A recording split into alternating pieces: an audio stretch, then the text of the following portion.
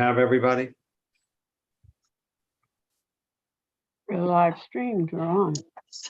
Okay, I hereby call this meeting to order. Please do not speak unless you are addressed by the chair. Thank you very much for coming to Queens Community Board 2 full board meeting of October the 6th, 2022. We are now being live streamed. Please, I ask everyone, including board members and visitors and public officials, to mute yourself until you are called upon. It'll help prevent backfeed or feedback rather, or any other issues.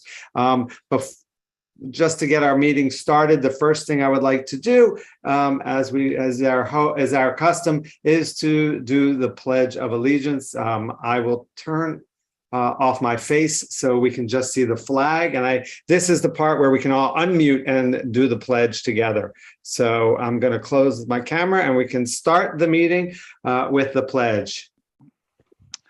I pledge allegiance to the flag of the United States of America and to the republic for which it stands, one nation, under God, indivisible, with liberty and justice for all.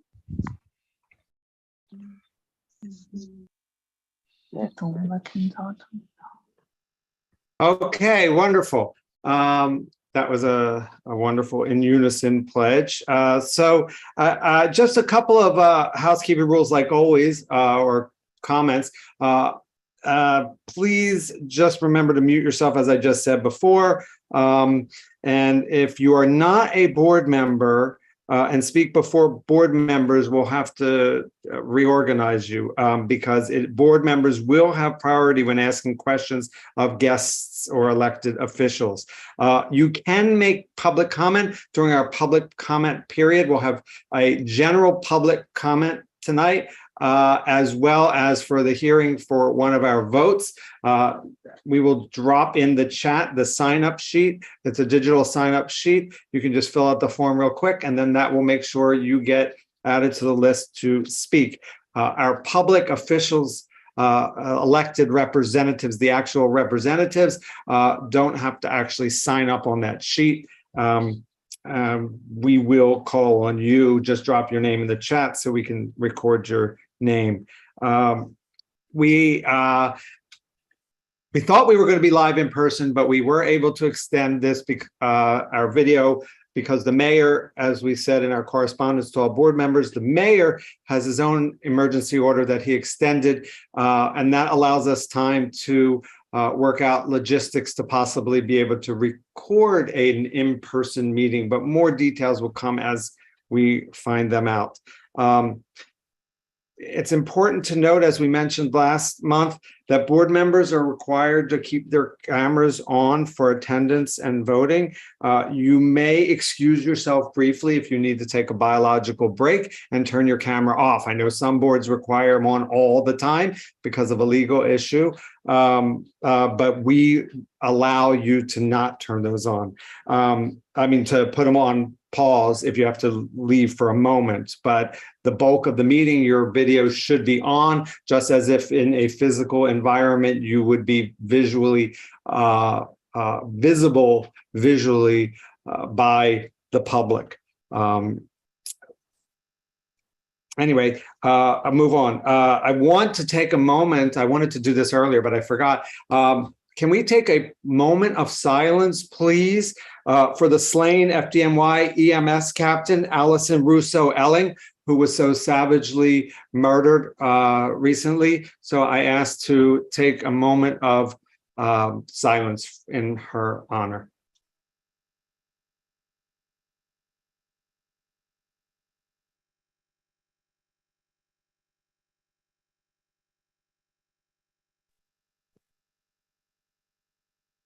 Okay, thank you. And our thoughts go out to her family and loved ones and friends.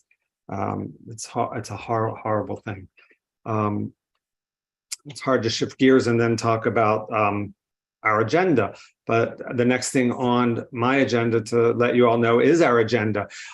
Some of you may have noticed that the new agenda for this month has a little bit of changes to it. We're making a few changes to try to streamline and be more efficient in anticipation of soon being in person, because we will likely have a hard stop at maybe 10 p.m. There are two main changes that we will have. One is for routine updates and notes from representatives of public officials who are coming. We ask them to submit written communications going forward to the board office that then we will also make some time at the end of the meeting for public officials, representatives to make comments if there is something urgent or timely between the two meetings to address. But we're trying to streamline that. The other is that since we have, unlike a lot of boards, our committees have minutes, and the minutes can be accessed from the website and read very easily. Instead of taking that time at the end of the meeting where we have committee reports where we often rehash what's already in the minutes, we're going to try to shrink that time down, and we're going to test this out today and ask all of our committee chairs who are giving reports to not rehash everything in the that happened in the meeting, and focus on if there's any pertinent event that's happening between this meeting and our next meeting, or if there's something really important that needs to be shared, and maybe we can do those committee reports in just 30 seconds or 40 seconds, or if there's nothing to update, we don't need to. And we also have now added to the agenda at the bottom where the committee reports are the date of the next meeting. That way, when you have that date of that next meeting, we don't need to say it out loud and rehash it. Also, going forward, we're going to put a link in those reports that will link to the most recent minutes or the page on the website where all the committee reports are. So we're just going to try to be a little bit more efficient and mindful of time for everyone. Now, that being said, I do want to move on to start the meeting with our elected representatives. We will still do that here. I am very pleased to see that Representative Ocasio-Cortez is here and is ready to speak to us. Thank you so much, Representative, and we look forward to hearing from you. The floor is yours. Of course. Thank you so much. And I appreciate the chairperson's wonderful emceeing of this event. Thank you all so much for having me. And I'm just excited to be here. I'm heartbroken that I'm going to be losing Community Board 2 after redistricting. So it really does tear me up to lose neighborhoods like Woodside from the district. It's really tough, but I know that you all are going to be in very, very excellent hands with Representative Velasquez. She is excellent, and she's always really landing on the right side of all these issues. And I really think that she's just very connected to community, and you'll have her support. So I'm very, pleased. If there's anyone that would have to be taking over this community board, I know that she's going to be a great new representative for you all. I also think that just in general, anything that you all need. That being said, I still am your representative until December. So if there are any needs or anything like that, please don't hesitate to let us know. And I'm just very, very proud of how far this community board has come in general. To see the things that you all are doing is so incredibly inspiring, from your work around bike lanes to folks supporting shelters and individuals. It's just really brave and really exciting and really inspiring. And as a representative that, I'm popping into a lot of different community boards across the district, across different boroughs, including the Bronx and different parts of Queens. It's just really awesome to see what you all are doing here. And I think it's really inspiring. And I think it has potential to be contagious to many other community boards around the city. So I just want to recognize that incredible work that you all are doing. I just, in terms of an overall context and update, the House recessed at the end of last week. So all your members of Congress, we are not in DC for the entirety of October. So we'll be around. And not just on Saturdays and Sundays when they normally break for votes, but we'll be around throughout the week. We'll be better able to do more rapid response as well, because we won't be in Washington, but we'll be here at home. So something to keep in mind as we move forward through the week. That being said, next week is going to be a very busy week with us. So I wanted to let the community board know some upcoming events that we have next week, and overall some things that we've got for families and folks in the community.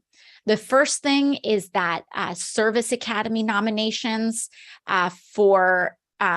Service Academy nominations are open right now. So if you have a child or know a young person that's in high school that is starting to consider their college options, our service academies like West Point, Arlington, etc., are now open in their applications.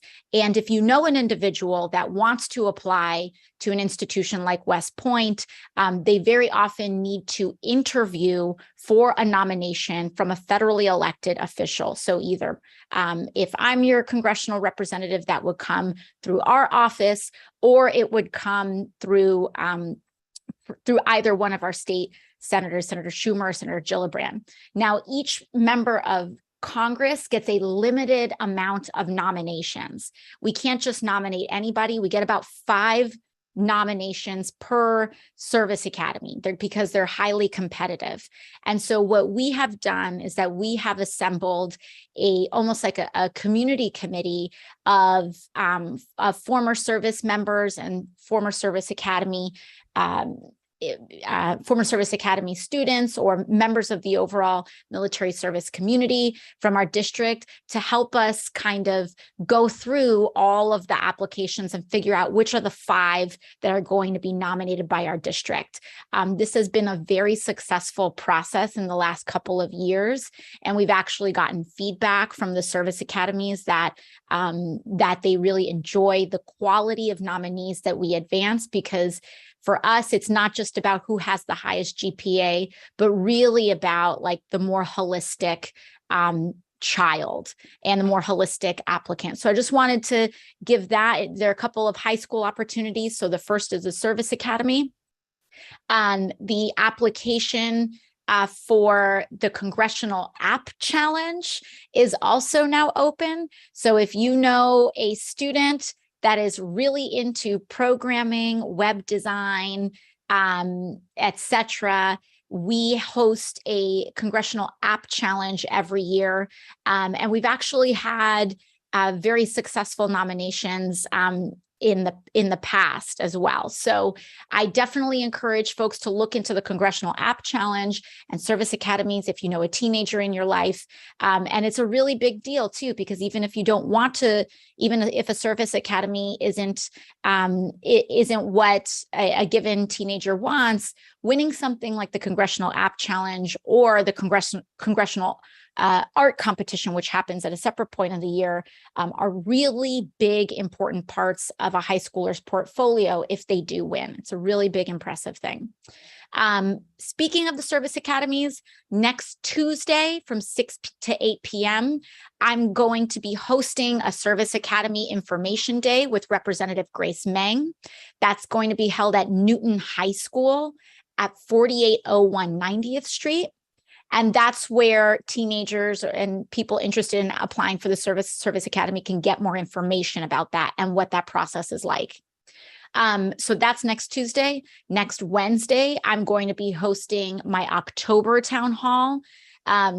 We go back and forth between boroughs. So this month is the Bronx's turn for it. So we're that town hall will be held at Bronxdale High School at 925 Astor Ave in the Bronx. And then November we'll be back in Queens. And then finally, I wanted to remind everybody that our internship application is always open, and we're going to be starting with our hiring process for the winter session next month in November. So if you know anybody that's interested in internships with our office, make sure that they get their applications in, because we're going to be reviewing all of them next month. And our intern program has been really great. It's been really wonderful to see folks in the community use our internship program as a really great launching point for the rest of the things that they'd like to pursue in life. So that's kind of what we've got going on next week.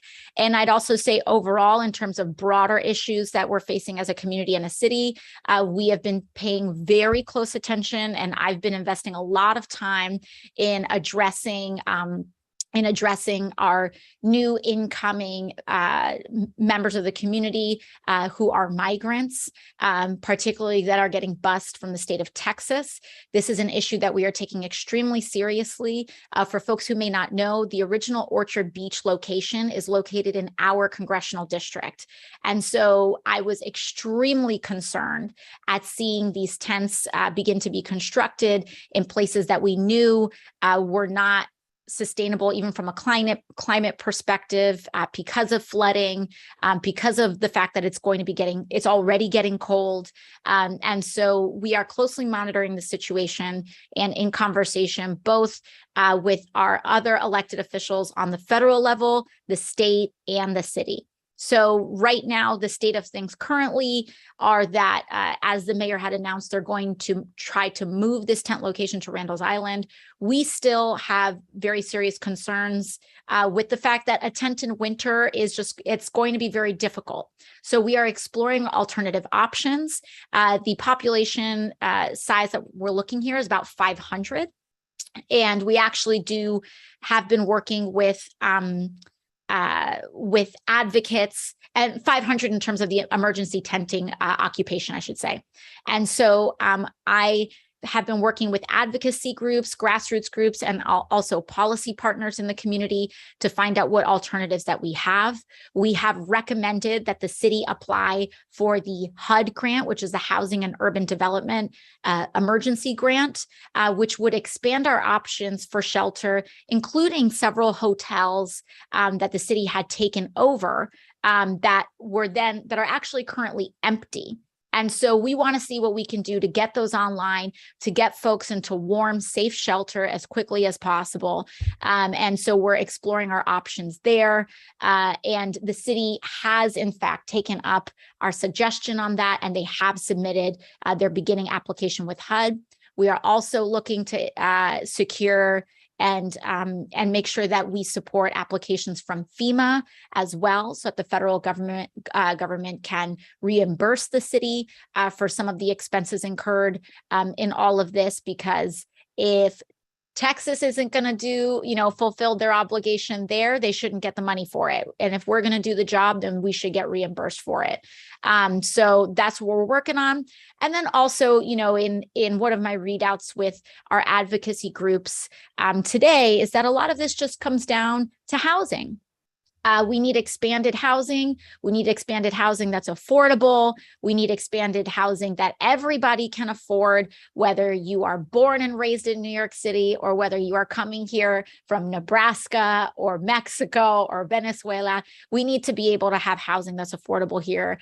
And how we use this as an opportunity to drive investment to that is going to be really important, and making sure that this is housing that's not built for speculators or investors or gamblers or short-term renters, but people who really are part of this community and are invested in this community.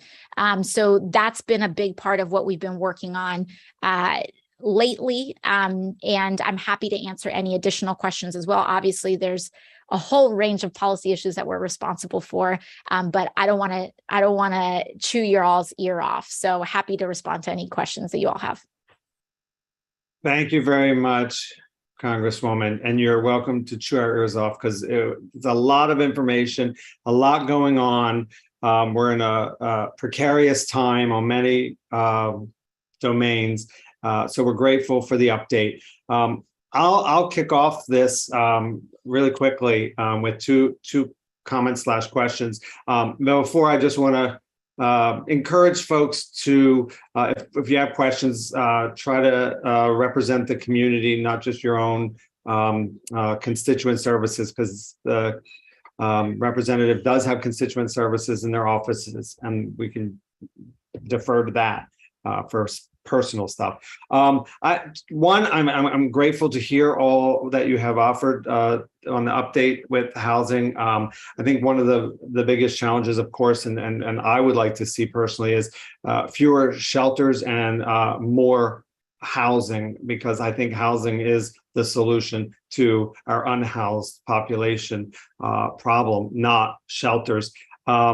I would like to, figure out ways, obviously, to get more affordable housing. Like you said, we had a contentious vote here recently for a piece of property that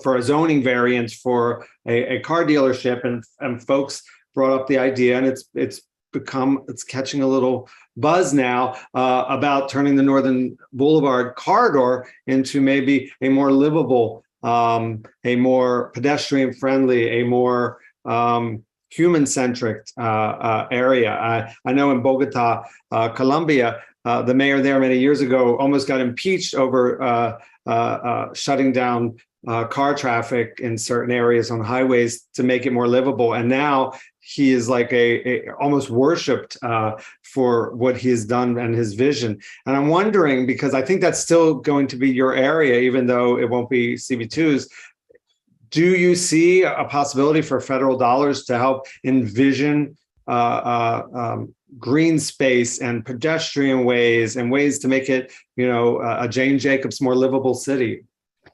Yeah, I mean, it's an amazing question. And I know that these contentious moments do happen. That's part of leadership, right? Whether it's, being part of the community board or a member of Congress, a lot of leadership is about navigating decisions. And decisions are really, about conflicting options.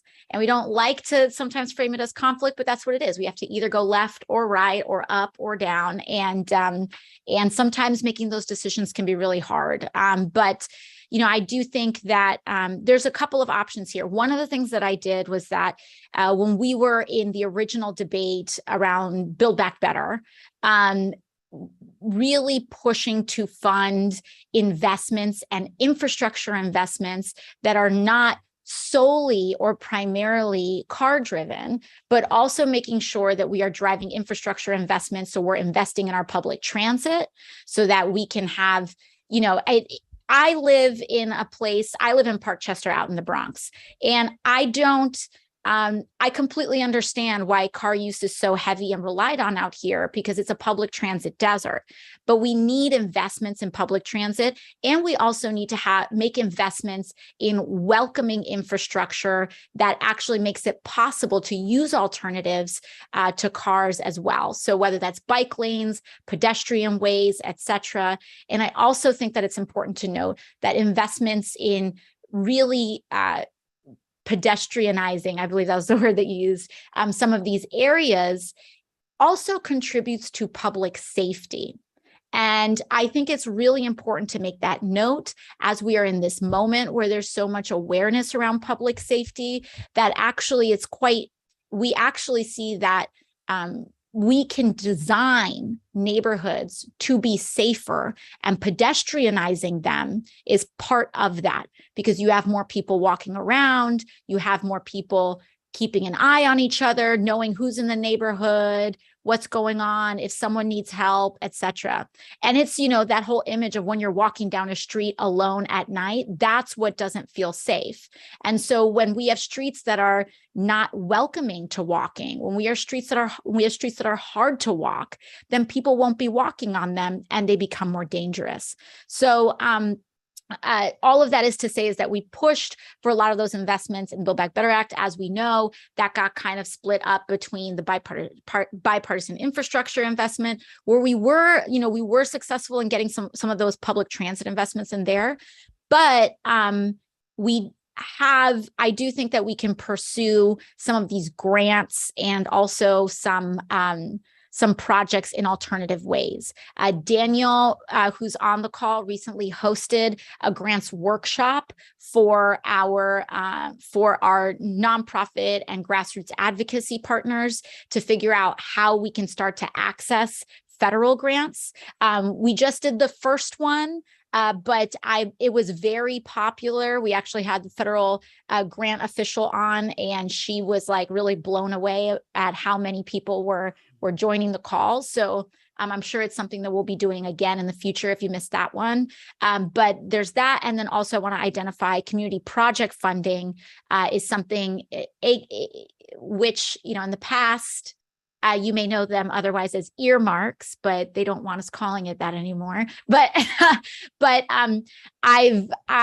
this year I have secured several multi-million-dollar investments. One in Queens, in Astoria, to help investments in some of our crosswalks and central paths there, so that we can make those areas safer, rebuild them. Also, just we've driven these roads, they need a lot of work. So making sure that we're getting dollars there. And we also have investments in Westchester Square in the Bronx as well, to try to also help contribute to that. So, a lot of what I'm trying to do here is making sure that we get the resources. So it's up to you all. You all are in charge of what gets pedestrianized or what gets zoned in what ways. And I just want to do my job in supporting you all with the decisions that you make in trying to get the resources to make that direction possible.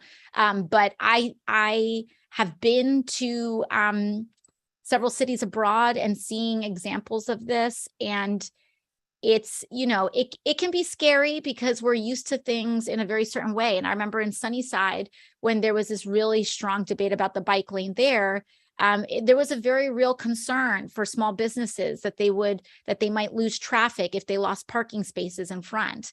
But ultimately, and it was very contentious, but ultimately what we've seen in the data in retrospect is that a lot of those small businesses have actually seen their sales increase, and that a lot of these mom and pops are actually doing better than they were before because of the increased traffic through bicycles. So, I always want to make sure that we're being empathetic to those concerns, but the more data that we're starting to get after these projects, the better. And I'm very proud of Sunnyside for making that decision, because it was a really hard one to make, because there was less information then than there even is now. But I'm glad that it also turned out for the best for everyone in the community. Thank you so much. I'm going to save my second question for after, so we can get some of my colleagues in. Sheila, Danielle, Anatole, then Laura. Yes, thank you, Congresswoman. Thanks for being here. Really appreciate that, and your team. I as much as it's great to see you, I will say I'll miss Daniel a lot. Yeah. So a couple of questions which don't have to do with what you were just talking about. And I'm not just going to stand here and blow smoke up at how great you are, because we can all jump on and do that. One is, what's happening, anything with the affordability and poverty index that you were working on for a long time? I have a couple, so let me throw them all out. Then you can answer what you can, because I'm afraid I'll lose you and somebody else will jump in. Another is in support of Councilmember Wan has a bill now about the fact that if you're over a certain age and living on Social Security disability or a very low income, you should be getting free Wi-Fi. And so I'm very supportive of what the council member is doing to make that just like standard. You get the information if you're a senior, but I'm actually really curious about making it, once you get Social Security disability and you're under a certain income, that you automatically get certain things. Because I went through this with my mother for a long time, and what we had to go through to apply for every single different thing. So now I have a lot of people who cannot do this all on their own, who are not necessarily getting their Medicare, who are not getting the extra coverage for medicine. They're not getting free Wi-Fi. She never did. That would have saved a lot of money every year. You know, the electricity discounts. There are so many things that in the way that we have like small business startup offices, why can't we have something for people where they have one-stop shopping for all of these different services? Then I was curious about if your interns are paid, and the migrant support, you know, where the chocolate factory is my theater that I run, right across the street is a hotel that did house during the pandemic 200 very high needs men. And I say that because many of it, you know, we did what we can working with DHS, but so many of these locations have no support services. And so some of the larger hotels, if they're looking at, they at least have infrastructure that could house support services. At least they have ballrooms, or they have conference centers that are large enough to bring in some in-house services, where the smaller hotels don't even have the space for that. So just kind of wanted to put that out, trying to figure out ways to better support our unhoused individuals as well as the migrants. So it's another thing I learned from a council member is, you know, I didn't think about is like we were helping with clothing, but they're protected. So their locations have to remain kind of secret. So I just threw a whole bunch of stuff at you. Lightning round. All right. Okay, so I'll start from the top. I was taking notes as you were asking. So the first thing with the affordability index, this is something, so this is, and are you talking about like the AMI or the poverty? Okay, so with the AMI. Well, they're intertwined. I mean, Yes. The poverty index hasn't been updated in a long time. I know you were working on that for a long time, and that impacts the affordability calculators. Yes. So both, and so yes, and. Yes. So, so in terms of the income and poverty line work, I hold that bill, and I believe Yvette Clark had been leading on some of the AMI efforts, and we've been trying to support her in that. Now, where we've been stalling out, as has everybody, is Manchin and this debacle in the Senate. So, what I've been working on and what we try to work on is building support in the House for the moment that the Senate is ready. And so we've been growing co-sponsors on that, but frankly, a lot of bills aren't getting votes on the House floor unless we feel like there's a path to the Senate. So that because there's just a lot of prioritizing there. Secondly, on free Wi-Fi, I think that's what you bring up there is an excellent point, because there's actually BIF money for broadband in underserved communities. And I think you're just bringing up really good points in terms of how we can connect some of these dots, because there's so much work to be done. So I'm interested if that bipartisan infrastructure money is just eligible for actual installation of broadband and physical build out of broadband, or if there's potential there for supportive services for that. So that's something that we can look into. I have a hunch that it might just be physical, because Manchin was so insistent on infrastructure being defined that way. But even then, there are plenty of areas in the city that could still use that broadband infrastructure investment. So that's something. Yeah, I'm talking about something a little bit more expanded, and not to, again, try to take up too much time. No I'm also talking about the agencies themselves and how, I mean, something in certain ways, like in New York City, in prior administrations, I don't remember, I think it went back to the Bloomberg administration. I'm not going to comment on the different mayors or anything, but how they consolidated when you're starting up a business, like there. And so there's one office that helps you coordinate. You're going to come through me, and I'm going to help you with SB. I'm going to help you with DCA, and I'm going to help you with this, instead of having to go to every separate agency. And so I'm thinking about senior citizens and the disabled who would go to to the Do you agency. mean like, Sheila, do you mean like a consolidated combined application where there's like checkboxes for all the different? I see. Yes. And Okay. so, because think about it nationwide, how many people, they don't get their food stamps. They're not getting, there's so many things they're not getting, and they're totally eligible for them. So that's where I'm kind of going is there some way, and that would save the government money too. Yes. Okay. So I think that this is also an excellent piece for us to go to. And actually, I do think that there might be a legislative path there because, and I mean this in the most complimentary way possible, this is quote unquote boring. And like the easiest thing for us to pass is boring stuff that doesn't attract a lot of attention. And so like small rules changes, bureaucratic fixes. I'm actually working on something similar right now. My boring bill that I'm very excited about right now is a technical fix with the VA. So the VA technically doesn't have express permission from Congress to recruit doctors and medical students at HBCUs and minority serving institutions. They need to, but they want to. We need more doctors, and we need a more diverse pool of medical providers to our veterans communities, and even our city VAs. We just saved one of the city VAs because they were trying to close down one of the boroughs VAs, saying, for whatever reason. So I'm working on currently what's known as a suspension bill. Suspension bills are the boring bills because they call them that because they suspend the rules for debate and all of these other things because everyone's in general agreement. I'll geek out with you. Bring it on. Yeah. So I think what we would have to do is go almost one by one with the integrative services. So I'd be happy to maybe have Daniel follow up with our legislative team to figure it out. Some of those I think will be easier than others because some of them require state integration or a state approval. And that's when things get really hairy, as we saw with COVID and unemployment and all of that. So the ones that it seems like there might be other federal programs, those are really easy ones that we can pick up right away, and we can see if we can tie those together. And then we might just have to go one by one, but I mean, that's something that we'd be fine to do. Like if I go one by one and do all of this, but it's so that it automates it for all of our seniors in the community, then it's worth it.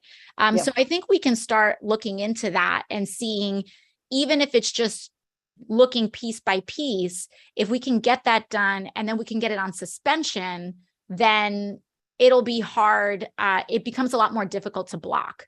And so that's definitely a great idea that we can look into. Thank you for that. My interns. Oh, sorry, go ahead. No, I said, of course. Okay. Helping you help us. Proud to say that my interns are paid. They've been paid from day one of my office. I started off paying a $15 minimum wage. We are now in the process of giving everybody a raise and looking into that as well. So no worries, no unpaid intern, not a single unpaid intern is going without in New York's 14th congressional district. And in terms of support services for these larger shelters, absolutely. In fact, one of the hotels that has been identified is a large capacity one that also has that space to be able to provide supportive services. And the HUD grant that I mentioned earlier also funds support services around housing and people who need that support as well. Okay. Thank you very much. No worries. Thank you so much. Danielle? Hi, Congresswoman. So for the asylum seekers, the people who are here, what can Community Board 2 do? Like, we could write a resolution, we could volunteer, but like, what's the best place to put our energy to help? Thank you. Yeah, I think there's a couple of places. I think even resolution is helpful because sometimes what I will say, one of the things that I have heard from the administration is that the tents are necessary because name the community that even supports shelters. That was literally one of the things that I heard. Name a community that even supports shelters. And so even like action. Yeah, exactly. So even actions like resolutions and things like that are important because it gives me the receipt to say, actually, there are some communities that support these. So, even if it's a resolution and also just in general, there are a lot of mutual aid organizations that have been filling in some of these gaps. So if anybody's really interested in doing a drive, things like that, even today I was connecting with some folks, and, there are children with these families, and they're enrolling in New York City public schools, which, by the way, I want to say is such a blessing for us, because the New York City public school system has been experiencing some declines in populations of children, which is what is being used to justify these unjustifiable education cuts. And so the fact that these children are now enrolling in New York City public schools is actually a great blessing, because it helps us better make the case to defend and keep the jobs and invest in the salaries of our teachers, school administrators, and beyond. So I just wanted to put that out there. But these kids are coming off of a bus and they're enrolling in school, and they need crayons, and they need backpacks, and they need winter coats. And so a lot of mutual aid organizations have been helping out with that. My office has been helping out with that. We've been handing out hundreds, if not thousands, of backpacks to every family that needs it in our community. But if there's anyone here that is interested in plugging into that or doing a drive, anything and everything is welcome. And we're happy to connect you with some of the folks doing that work as well. Thank you. Thanks so much. Anatole? Thanks, Mayor. Thank you, Congresswoman, for coming. Hopefully it's an easy one. Student loan forgiveness. I know there's a lot up in the air, but what do you anticipate? How do you anticipate that affecting our districts once it all is more clear? Yes. Let me make sure I'm getting the website right, because I think it's studentaid.gov. Yes. So my first and foremost recommendation to anybody that wants to make sure that they are tracking and are getting the latest updates on student loan forgiveness is to subscribe at studentaid.gov, because that is where you're going to get any updates around applications, around rule changes, around eligibility, instructions. You're going to get it first if you subscribe at studentaid.gov. So my number one recommendation to anybody and everybody is to sign up for that, because you're going to get instructions direct from the administration on the day that it comes out. I think there's a couple of other things here. Let me think. If you are in any way questioning if you're eligible or not, studentaid.gov also, they can also help people determine eligibility. There was a recent rule change around student loan forgiveness, which is really unfortunate. But it was around private student loans, which were originally eligible, but because Republican governors were mounting a lawsuit against the administration, those lawsuits actually threatened tanking the entire executive order. So as a protective measure, the Biden administration made the decision to exclude certain private loan recipients from forgiveness, which is a terrible development, but it was one that was in response to a Republican legal opposition, and I believe that the decision was made because the administration was concerned that it could endanger that forgiveness for everyone. So first things first is sign up for the website, determine your eligibility, and also not only are loans your current loan balance eligible for forgiveness if you meet certain criteria, $10,000, or $20,000 if you got a Pell Grant. Also, if you don't remember if you got a Pell Grant or not, that's also, you can also verify that. But if you made payments, please shout this from the rooftops. I want everybody to get their money. If you made payments during the COVID suspension, when they first started making the moratorium on student loan payments, if you made any payments on your student loans or paid down your student loans and you're eligible for forgiveness, you can get a refund on your payments. So it's not just about the outstanding balance that you have. So like, let's say, for example, okay, I'm not eligible for student loan forgiveness, but I have about $15,000 or $17,000 in student loans, full disclosure.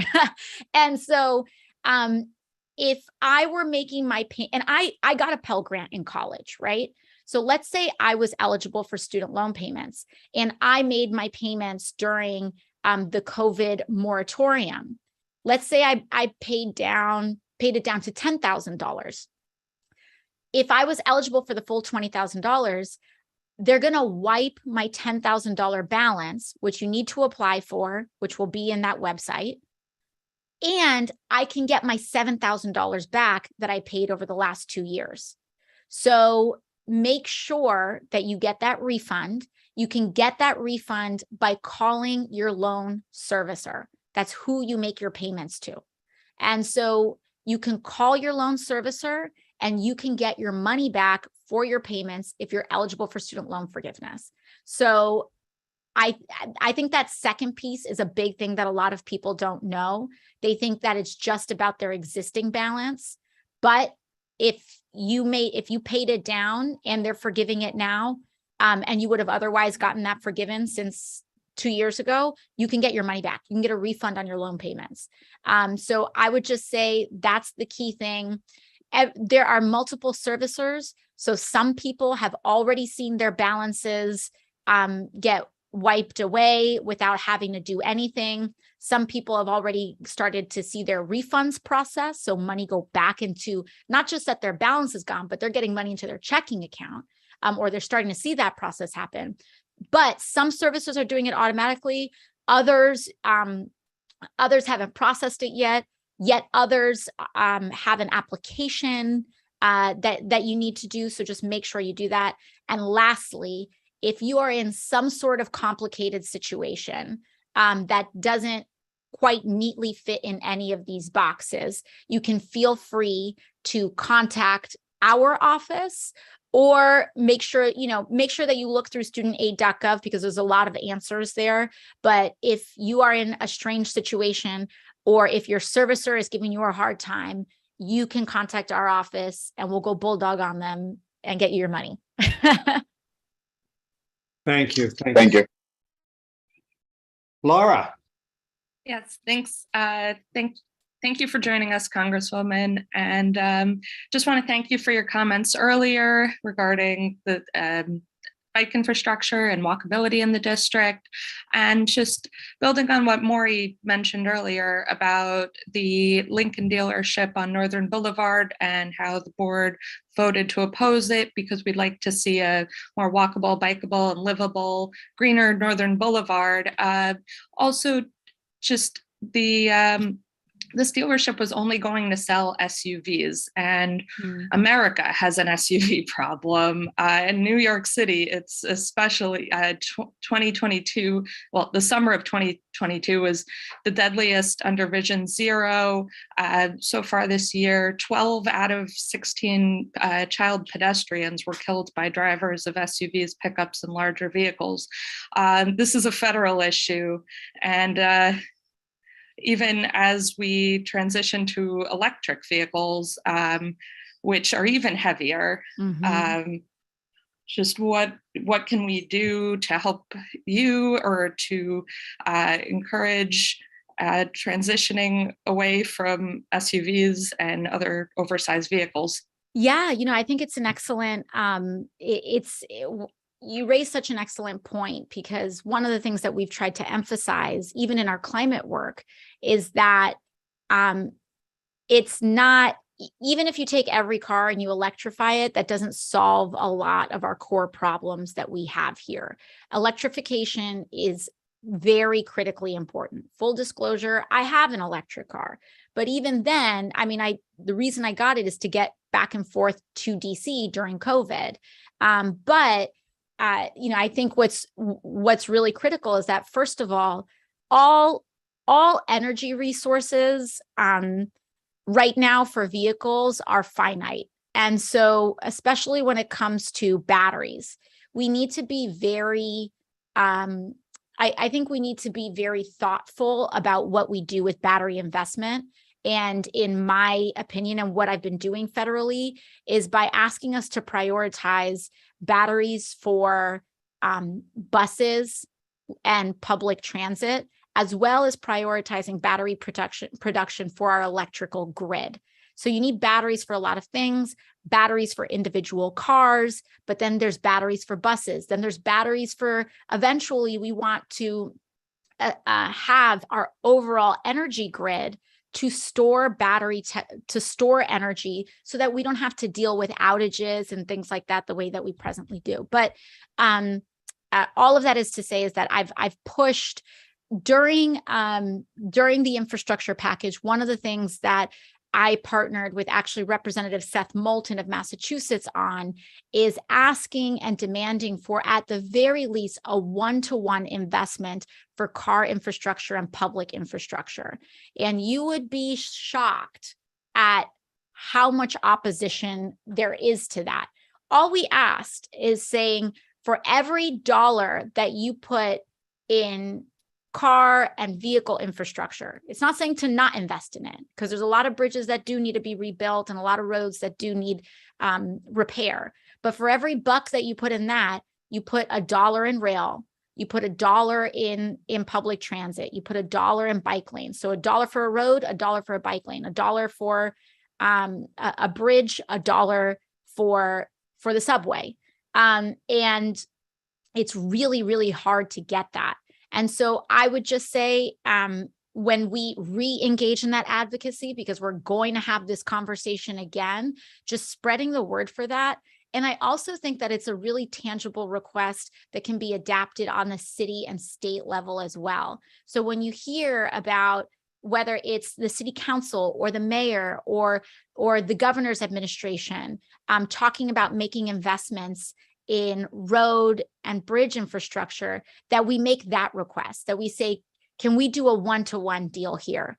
And so that way, I actually think that it helps avoid some of the contentiousness where it feels either or, right? So that if people understand that if they want, their drive to be a little bit easier, that also means that we can do that, and we're going to get expanded access to whether it's making our roads more safe for pedestrians, bike lanes, better subways, et cetera. And so I actually think that tying the investment is more successful in terms of getting the dollars than trying to make it either or, where it's like either bike or car. I think if we say, if you're going to give $1 to cars, then we need to have $1 for pedestrians. So that's something that I think would be very helpful. And it helps me because when we adopt these things on the local level, then I can take it to the federal level and say, see, it works. We've done it in New York. We can do it in other places. I would just quickly follow up. Laura, I'm going to stop just because we have tight time. I want to keep everybody. You can type it. I'll try to type a response. Yeah, please type. I saw. Yeah, thank you. So just in the interest of time, we have 2 more folks to ask questions. And if you can make those questions quick and pointed, and then we can get answers. And I've got a town hall next week. So if your question doesn't get answered, right, exactly. Come to the town hall. Thank you. Kelly? I'll be in and out, Lauren. So I'm actually the PTA president of my son's school. I'm also a District 30 CEC council member. My son's school is one of the schools that has the migrant children that have come to.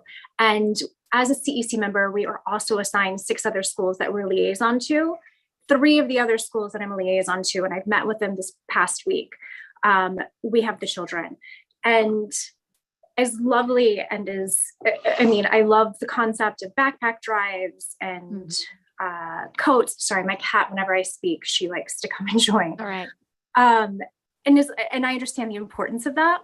But what's really happening is no one's really looking into what it's like, the children now finding themselves in a new country, in a new city, living in temporary, unstable housing. For instance, my son's school is not Title I.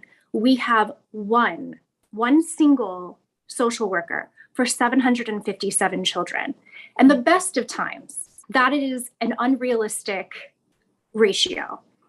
We have children that have gone through a traumatic experience coming to this country, some living in being moved around.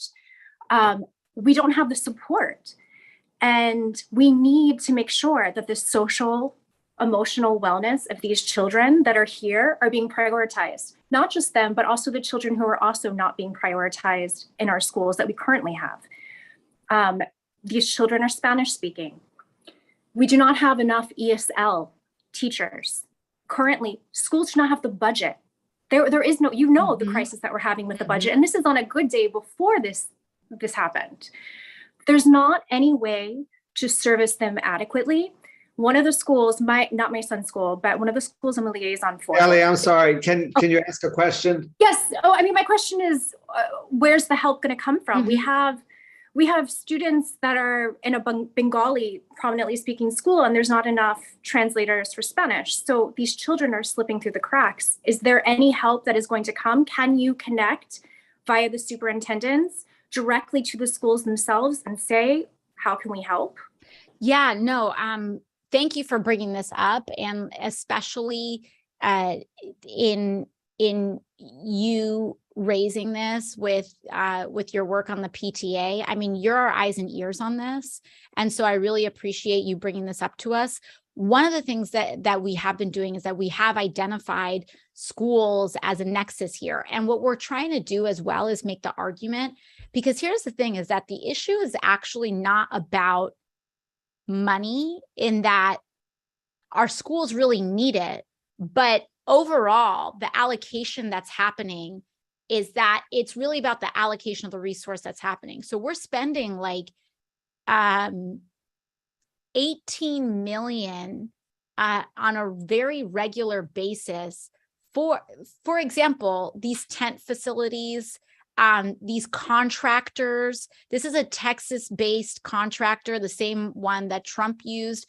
These folks very much like inflate and drive up costs, and we can use those resources instead. And instead of shifting them out of, and I say DHS, but there's the New York DHS, Department of Homelessness Services, and then there's the US DHS, which is Department of Homeland Security. And we can take some of those resources, and if we shift that nexus of response from federal DHS to education, and make schools the hub and center of response, then I think we're going to be able to meet people's needs and not necessarily have to explode the resources, the overall resources that are allocated. But what I think we can do is that my office has already started doing work on this, and I actually owe Representative Bowman a call, because he's a former school principal, as you all know, and so he can help us provide a lot of insight into the nuts and bolts of how we can actually connect these funds together and make this thing work. But I completely agree with you. And I think that one of the things that we could maybe benefit from, I'm sorry, Daniel, you probably have so many to-dos from this call, but one thing that we can also do is connect our legislative team, which actually started engaging this conversation today, about how we can get into schools, because we actually did this on the Bronx side in a different issue with public safety, was that we asked just for a small amount of funds, and we said, just give us like this small bit and just this small amount of space, and let us experiment with transitioning the public safety response out of the jail into the precinct and into Jacoby Hospital. And what they did was that instead of like in the immediate aftermath of a violent event, have that nexus of response be coordinated by the precinct, they actually had the hospital coordinate it so that they could bring in social services, violence interruption, etc. And what we actually found was that reoccurrence of violence reduced by up to 50% when we moved that nexus of response to the hospital. So it was actually more effective than any intervention, including any policing intervention that we had at reducing reoccurrence of violence. And so I think that there's a similar opportunity here when it comes to shifting our migrant response out of DHS and into schools and other places of support. So I think what we can do is we've identified resources for HUD, for housing and emergency assistance, but I'm wondering if there are ways that because there's a lot of red tape around each of these dollars to qualify, but I really do wonder, and I do know that we're working on a bill and we're currently exploring things to work on a bill to cut some of that red tape. So if maybe you can maybe Daniel can connect you to our legislative team so that we can figure out, it's important for us to dig into the specific challenges here so that we can figure out what pieces of red tape need to be cut to get you all what you need. I'll drop my email into the chat, but I also have a list because being on CEC it's all of Queens of where the children are located. That would be really helpful. Like what the schools, because I connect with the principals, what they need for actual boots on the ground help. I'll drop my email in, but Kelly, I would say don't drop your, since we're live streamed, you might not want to do that. Oh, you know what? I will direct message. I'll send it to Daniel. Yeah, I'll direct message Daniel. Perfect. Awesome. All right. Thank you. Bajan. Yeah. Hi, Congresswoman. How are you? Nice to see you again. Good to see you. I'm good. Good to see you. I won't take too much of your time. Couple of quick questions. So I know there was a previous message about. I have to ask you just to do one question. Sorry, or two max. The student loan forgiveness. How about parents? A Parent Plus loan is a big issue right now, because a lot of parents did pay and they don't qualify for it because we've been trying, we have like a community who's been trying, and we've been trying to see because they haven't paid the 120 days, whatever payments. So that's a big issue because some parents didn't have jobs during COVID time and did maintain the payments. And I see there's nothing in that situation. So that's one question. Maury, just one question, just one more, I'll sneak it in there. For housing, how about housing that we have, like there's big housing that's still empty in New York City. Why can't we at least put children and parents in there instead of, because I live across the street from a homeless shelter and we have kids. Why can't we, or the federal government, take into that consideration? Let's put kids and family into a home that they need instead of a hotel and a 1-bedroom. So that's it. Sorry, Maury, I didn't mean to. No, I appreciate it. I want to dig into this Parent Plus loan issue. I'm going to dig into this and I'm going to find an answer for you because I want to make sure that we've got the forgiveness eligibility right, and I want to make sure that we can do that. And if not, maybe we can make a case for it. So I just want to. I don't have an answer right off the top of my head on Parent Plus loan eligibility, but I just want you to know that we're not going to drop that. I'm going to try to get an answer for you within 24 hours on that. So I will make sure that our policy team gets like a really precise answer because there's so many different segmented loans. So I just want to make sure we get that one right. But at the same time, the moratorium, I don't want to say anything out of hand, but you're right. Something sounds off there if we had the payment moratorium, and I do feel like there should be some eligibility there. So we'll figure that out. And on housing, I think the issue that we have with vacant housing, and this, in my view, is a big part of our overall housing issue in terms of scarcity, is that there's a lot of vacant housing, but it is owned. because there are a lot of people using apartments as bank accounts to launder money. I'm just going to say it, like, in order to evade taxes, in order to do this, that, or the other. There's so much housing stock that is used by very, very wealthy people that they're essentially apartments that are being used as bank accounts to park money. And so where that creates an issue for us is that from a physical perspective, that is space that is not being used, that has a better utilization. However, because it is privately owned, someone owns that place, we can't necessarily just shift people in there. And there was actually some conversation about this during the Russian sanctions, because there were some of those folks that held some of that inventory and we're saying, well, like, can the city take it? And then we repurpose it. And there were, I think, I don't know where the city had like where that conversation had led, but also ultimately that actual amount of qualifying stock is very small. But I do think that it points to a larger issue, because there's so much of the city's housing stock that is owned but not used. And you just look over at Manhattan and you see how many of those lights are off at night, and it gives you a glimpse as to like the actual utilization of this space. And because there's so much space that is owned but not used, it is pushing everybody out and displacing everybody out in subsequent places. And my concern is that whole idea of purchasing an apartment to park wealth, to not use, I'm concerned that that's going to extend out beyond Manhattan and then extending into Queens, Brooklyn, the Bronx, etc. And so I do think personally that there are certain city and state questions that we have here, whether it's with regard to taxation, pied-à-terre taxes, things like that. But I think that we do need to get to a place where we're saying, listen, if this is your second, third home and you're like not here and you're occupying, and like there needs to be a tax on that.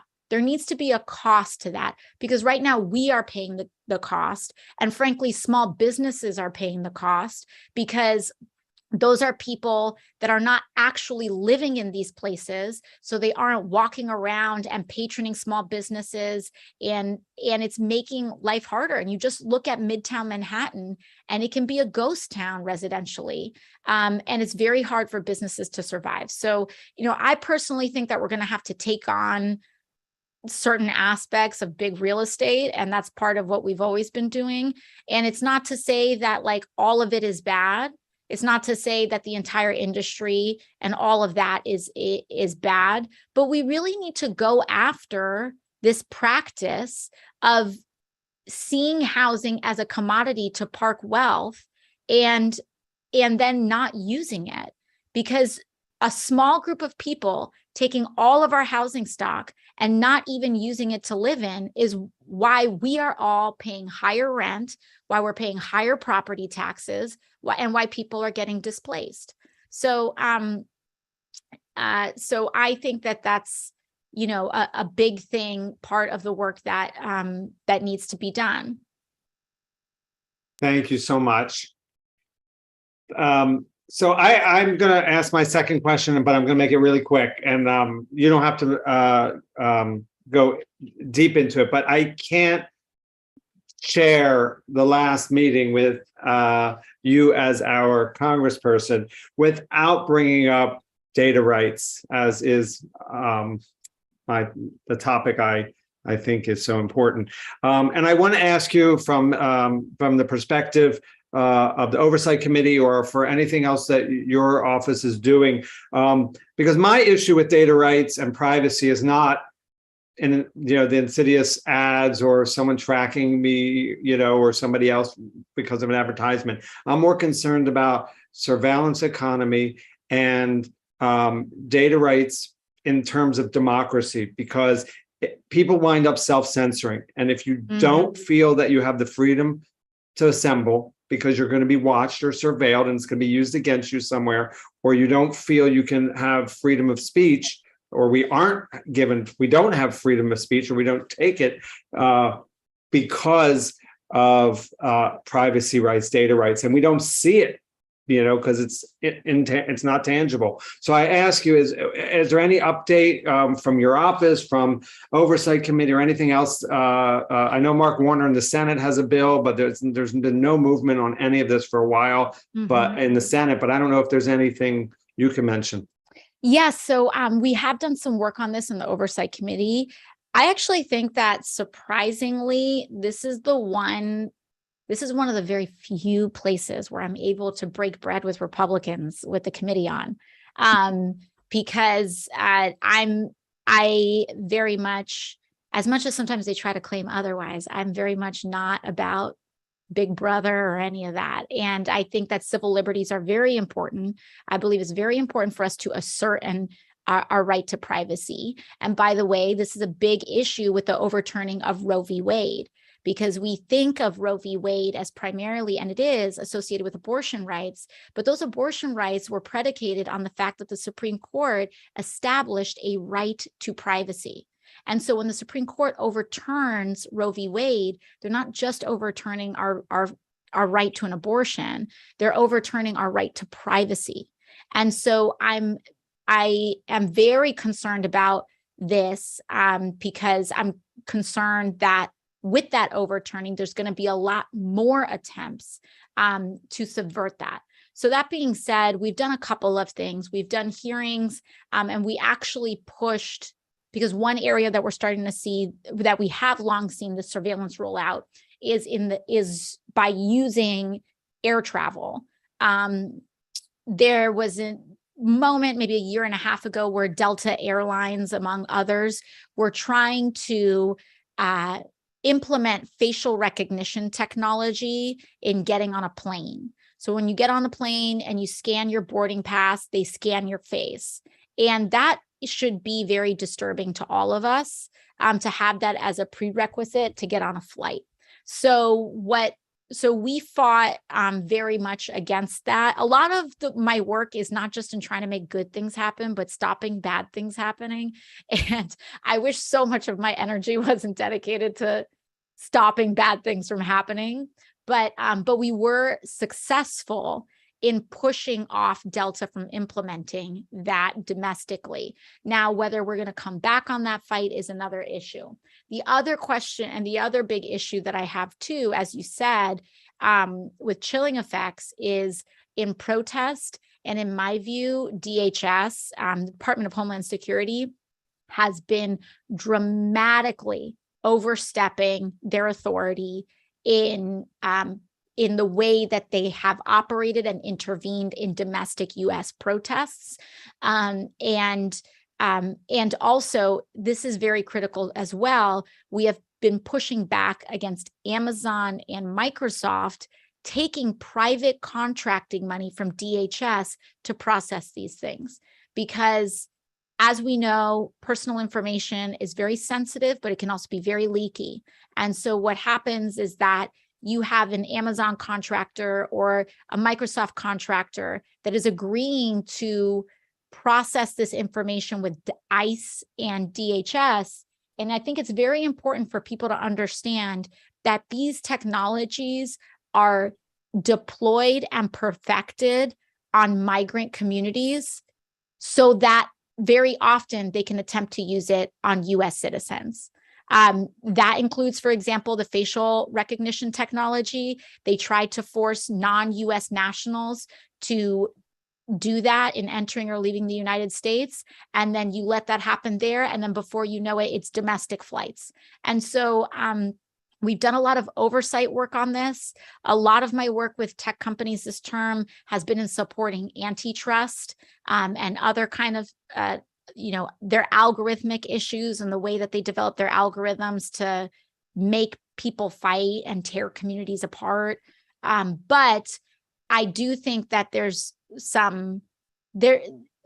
a path here with some Republicans on it, but where we run into a logjam is from certain members from both parties who are very supportive of the Silicon Valley industry and lobbying.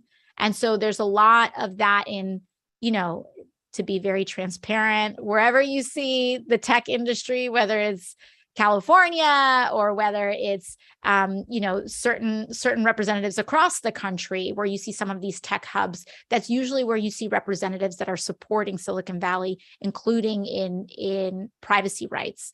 And so I actually don't see this as a strictly partisan issue. I actually think that there's kind of like odd bedfellows of members of both parties not really doing enough to protect privacy rights, but then also members of both parties who want to work to protect privacy rights. So but I am on the Civil Rights and Civil Liberties Subcommittee of the Oversight Committee, which is currently chaired by Representative Jamie Raskin. And he and I work very closely together, and we're happy to follow up and see if there's an additional hearing or something that we can schedule in the next term.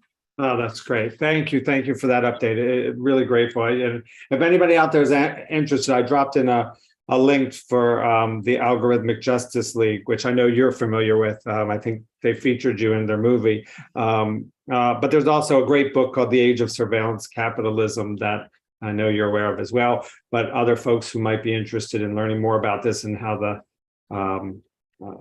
this is affecting all of us. I thank you so much for all the work you're doing on behalf of your constituents. Thank you for coming here tonight. We're going to miss you. We're grateful for all the work you do. And thank you so much for your whole team, really. Yeah, no, absolutely. And thank you, Daniel, so much for all of your work that you've done. And we're going to miss you all right back, but we will see you around. We will see you around. We're just right next door. Daniel, will you post the link again to the town hall so people can register for that? All right. Thank you so much. Thank you, everybody. Bye-bye. Bye. Okay. So moving right along, I know that was a long intro part, but we had a different guest speaker today than we expected. So moving right along, I want to move to our council member and former board member of Community Board 2, Councilmember Julie Won. Good evening, everybody. You know, that was great. I got to eat dinner. I got to go to the bathroom and nobody noticed. So perfect. It's good to see you all again. I hope you're having a good week. I have a lot of updates. It's been an exciting summer. I hope you enjoyed your summer. This past summer, my team focused on making sure that every single one of our NYCHA residents are getting registered for free Wi-Fi through the Federal Affordable Connectivity Program. So we had partnered with nonprofit organizations. So if you believe that you qualify, which is based on your income, so if you are 200% or less than the federal poverty guideline, or you participate in a government assistance program like SNAP benefits, Medicaid, SSI, or if you have a student in your home that receives reduced or free lunch through the National School Lunch Program, or if you're a NYCHA resident, then you qualify. And you could call my office, or you could call Sunnyside Community Services or resettlement houses to help you get registered. In addition to that, we have good news. We have 2 programs now for Wi-Fi. In addition to the federal program, I worked with the CTO's office and the mayor's office on a program called Big Apple Connect. And this program is just for NYCHA residents, and it provides not only free Wi-Fi, but also free cable TV, because we heard from many of the seniors in the NYCHA houses that they wanted to have cable TV so that they could watch the news, and it wasn't affordable for them. Whereas for them with lower digital literacy, it was harder for them to navigate the internet even when they received free internet. So now we have the Affordable Connectivity Program, which is by poverty line, and you could apply for it even if you don't live in the NYCHA. But we also have a city program for the next 3 years called the Big Apple Connect, where you'll get both free Wi-Fi and you'll get free cable TV. And now what we're able to do, if you're a NYCHA resident, is that you get both cable TV, free Wi-Fi, and then you could also get Big Apple Connect to get $30 off your cell phone bill. So these are great subsidies and programs that we are pushing to make sure that everyone is taking advantage of. In addition to that, we were able to make sure that in September, during hurricane season, that we were able to have a hurricane preparedness town hall in partnership with CB2, as well as Congresswoman AOC's office, where we gave out more than 200 rain barrels. And this past week, we also gave out more than 200 inflatable rain barriers, and we still have a few left. So if you have a home that is consistently flooding and you would like some, please come by to our office and pick some up. We also, in addition to talking about the asylum seekers and refugees that we are seeing throughout the city, we've provided over 1,700 backpacks and school supplies to our local school children. And we are currently having a donation drive accepting all of the necessities, especially for young children and babies. We are seeing a high influx of pregnant mothers as well as new infants in these shelters. So yesterday, we donated 5,000 diapers, but we are going to continue to need more diapers as well as baby wipes, children's clothes, shoes, winter clothes, and some of the shelters are looking for duvets and blankets as well to keep them warm. So we have multiple locations that is currently on our social media. And if you're not currently in our newsletter, if you go to our website, you can register as well to keep being in the loop. If you can donate any of the items that we are looking for, we will have them distributed. And we would also love to partner with you to have volunteers to help us distribute, because we are so lucky to be in a community where we are welcoming of all people, and we are seeing a high influx of donations, which is great for us. But we are consistently doing drop-offs, and we would love your help to do drop-offs and pickups, because we're also getting donations from local businesses as well. In addition to that, not so good news. Yesterday, we had to have another emergency press conference at Woodside Houses because the heat and hot water is still out, which is terrible. Because a year ago, I actually stood with Congresswoman Alexandra Ocasio-Cortez calling them to fix the heating plant that is in the basement that was broken, and they promised us that it'll be fixed by April. Lo and behold, it is now October, and I even held an oversight hearing with Public Housing and Contracts, since I'm the chair of contracts, to figure out what the problem is. They lied under oath, promising that it was all fixed and that DOB just has to have an inspection and it'll be back online. Yet we're not seeing that. So I will be continuing to follow through to make sure that we're seeing the heat and hot water back on. It is currently back on right now, but that is through the 3 mobile boilers that we have, because the heating plant in the basement is still not in order. In addition to that, we have some really big news for our district when it comes to budget. You're going to see our hard copy newsletters come in your mail very soon. And this year so far, again, it's good to remember that the budget is an ongoing cycle process throughout the fiscal year. So we have the November transparency resolutions coming as well. And you'll see additions and modifications throughout the year for the fiscal year. But so far for this year, we have secured $46,730,747, of which is $36,396 million for capital and $10,334,747 for expense.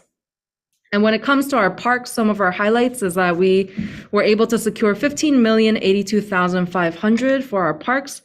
So Windmuller Playground, or Virgilo Playground in Sunnyside/Woodside will be getting $7,100,000 for repairs and renovations. Murray Playground and Dog Run receive $5,300,000. Big Bush Athletic Field is getting a facelift as well, because we've had a lot of issues there, for $1,300,000. And NYCHA Woodside Houses Park is also getting $1,200,000. And we also had $9,051,000 go to our schools as well. So if you want to have a bigger breakdown of all of our budget allocations that have come through this year, please feel free to call my office, and you can speak to Nancy Corona, my budget director. And as the fiscal cycle continues, fiscal year 24 will also start very soon. So if you have projects for the community that you would love to see come to fruition, please call 311, because we are a very data-driven office and we make our capital allocations based on the issues that we see in 311 reports in partnership with the agencies.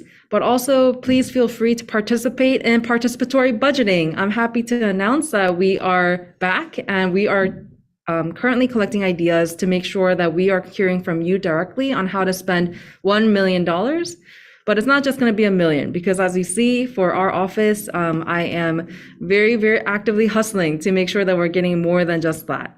So even if your ideas don't end up winning or getting the most votes, those are still great ideas for me and my office to keep in mind as we're making capital requests to the mayor, the speaker, as well as the council at large, and when we make our office capital allocations. I believe that's it for now. So my two big asks for you are volunteering or donating for the asylum seekers and refugee donation drive, as well as participating in our participatory budget. And you can volunteer. And if you can't volunteer, it's okay. At least share the link so that we can collect as many ideas as possible. So we want you to think big, whether it's a renovation for a park or new lockers for your children's school. And anyone over the age of 13 can participate and vote. And you do not have to be a citizen to vote either in participatory budgeting. So we would love to see you participate, and the link is in the chat. Thank you so much, everybody. We look forward to continue to stay connected. Oh, and we're gonna have turkey donations going out throughout the NYCHAs as well, and other low-income areas of the district coming very soon. Oh, and then we have big Halloween events coming up as well. So you'll see those going out in our newsletter and on our social media. We'll make sure to share with Debbie at CB2 so that you all know the safe areas where we have gotten street permits to close down the streets to make it safe for children to trick or treat and enjoy Halloween. Thank you so much. Thank you, Councilmember Juan. Quick question before I turn it over to my colleagues is just to piggyback on what Sheila was asking our Congress member. I don't know if you were here for that question about a consolidated form of benefits. And I'm wondering if that is something that even the city could do, which for city resources, whether it's SCREE or free Wi-Fi or whatever, is there any way that can be looked at?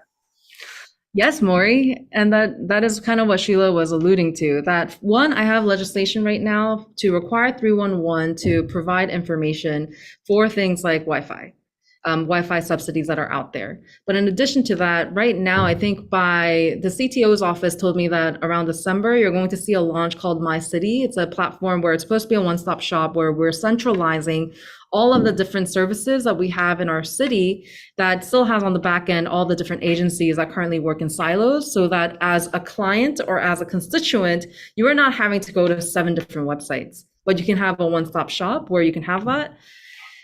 So hopefully you'll see that rolling out from Office of Innovation pretty soon. Oop, I'm on mute. All right, thank you so much. I see Sheila clapping. I think that's great. I just imagine a form or a digital form where you just click all the things you need. I know, it's like a college application where you do, yeah. Yeah, exactly. All right, so turning it over to the board for questions to the council member. If you can just leave it to one question. I posted the order in the chat, but it's already gone. Carisha, Roz, Caroline, and Riley. Hi, thank you. Hi, council member. Nice to see you. Thank you for allocating the funding for renovating the parks. We on the Arts and Cultural Committee was thinking of trying to relocate the bulletin board that is currently in Memorial Plaza and Woodside and move it to Windmuller Park. But I'm wondering if maybe that could be something that's included in the renovation budget, or do you suggest that's more of a participatory budget item? So it could be both, but either way, for every single park allocation that we have made, there's going to be a community input process for all the capital funding. So you will be able to, parks will be coming to CB2 to have hearings where you will be able to give them feedback saying, hey, I really want a bulletin board. And they should hear you. But I'll make sure that I keep that in mind as well. Thank you, Carisha. Thank you. Thanks, Carisha. Dr. Roz. Hi there, council member.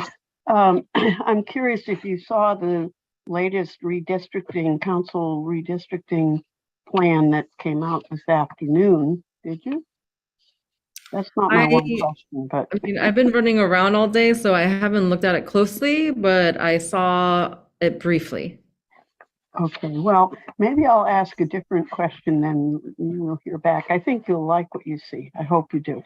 But my question then is relating to the Innovation Queens thing, and I see that you really came out strongly for 50% affordable housing. They came back with 40 and so on. Is that still, are you still trying to make up your mind whether to, I hope you really stick to your position. Of course, like the Congresswoman was saying, affordability is my top priority. Right now, Gotham Point North in Hunters Point, the 2-bedroom at market rate is $8,000. And that was what was supposed to be a huge affordability win for our district. And for the 40% that they have come out with, the reason why I'm not publicly making comments right now is because we're having ongoing negotiations. It is not wise for me to disclose publicly where I'm at while I'm negotiating to disclose all of my cards on the table for the developers. But what I will say is that the 40% that they're saying is all smoke and mirrors. It is 25% affordability at MIH option 1 that they are willing to pay for. So nothing is different from when they first came to us at CB1, where CB1 voted it down because they're not moving on the 25%. The reason why it's at 40% now is because they're calling the city to subsidize 15%, as in use our city public funding, the public funding that could be used for our public land, like the Western Queens Land Trust building, or even the Ravenswood Land Trust in Ravenswood houses that we have been told again and again to wait 2 to 3 years. But instead they want us to use our public funding for private development. So it's not 40% affordability, it's actually 25%. But, you know, negotiations will continue to happen, and I will be fighting for 55% affordable. I understand. Please stay strong. Yes, thank you. Caroline. Hi, council member. Just a quick question, because you're so involved with technology and everything.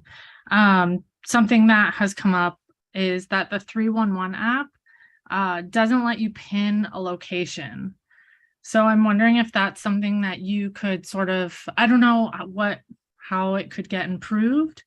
But for example, I wanted to report dead rats in the middle of the sidewalk on Laurel Hill Boulevard behind the cemetery.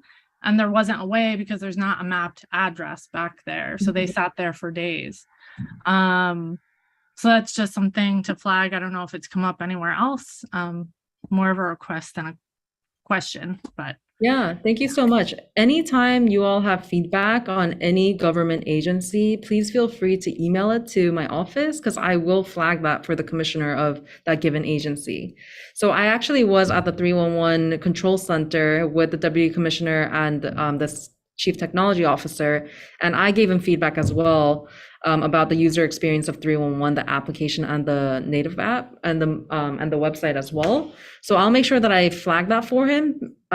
And in addition to that, I might be premature for me to share, but very soon you're going to also see a WhatsApp version where you can basically text directly with a 311 agent, so that it's easier, especially those who are bilingual or who have Spanish as their primary language, because the pilot program will have English and Spanish, so that you'll be able to WhatsApp with 311. But I'll definitely take that back. Awesome, thank you. Thanks so much. Riley. Hello, hi, council member. Thanks for being here. I have a quick question about Lieutenant Michael Davidson Park, the Phipps Playground. A really good plan was presented to the board last year, but I haven't seen any progress on it. And you know, our district really lacks green space and play space, which is really necessary during a pandemic. So I wonder if you know of any movement on that. Yeah, I'm going to send Maury the capital project website, because there's actually a website, especially for parks, where you can follow where it is in the process, like a pizza tracker. I believe when I followed up with them as well, because I was wondering when we would see some movement, I think they were in the procurement process. Unfortunately, the government is very slow. Even after allocation, it will take years for you to see it in fruition, unfortunately. But we are working on that in the procurement process, as well as overall contracting and the agencies, especially parks, because on average, a park, you will not see the park come to fruition, even with all that funding, for 6 to 8 years on average. It is ridiculous. I know. But last time I checked, I'm pretty sure it was in procurement, because it went through the planning session already. but I will double check and I will send out the link so that way anyone in the district who's curious about a certain park can see where it is in the planning and construction process. Thank you. Okay, thank you. Thank you so much, council member, for being here. We're grateful. We appreciate it, and look forward to seeing you in the district. Thank you. Farah, my district manager, is on. She dropped the capital projects link for parks in the chat. Great. Yeah, and I saw Farah dropped a lot of stuff in during the question period, so that's great too. Appreciate that. And it'll be archived on YouTube if anyone wants to go back to it. Thank you. Okay. Moving right along, as I said at the beginning of the meeting, we're doing some shifts to the agenda. So we're having attending elected officials speak at the beginning, and then we're going to have representatives of public officials speak a little later in the meeting. So if you want to take a little break, if you need to do something, you can come back in a little while. We're going to move into our public hearing point now. So first, we're going to do, I think we only have people signed up right now for general public comment. Is that right, Anatol? Yeah. Yep. Okay.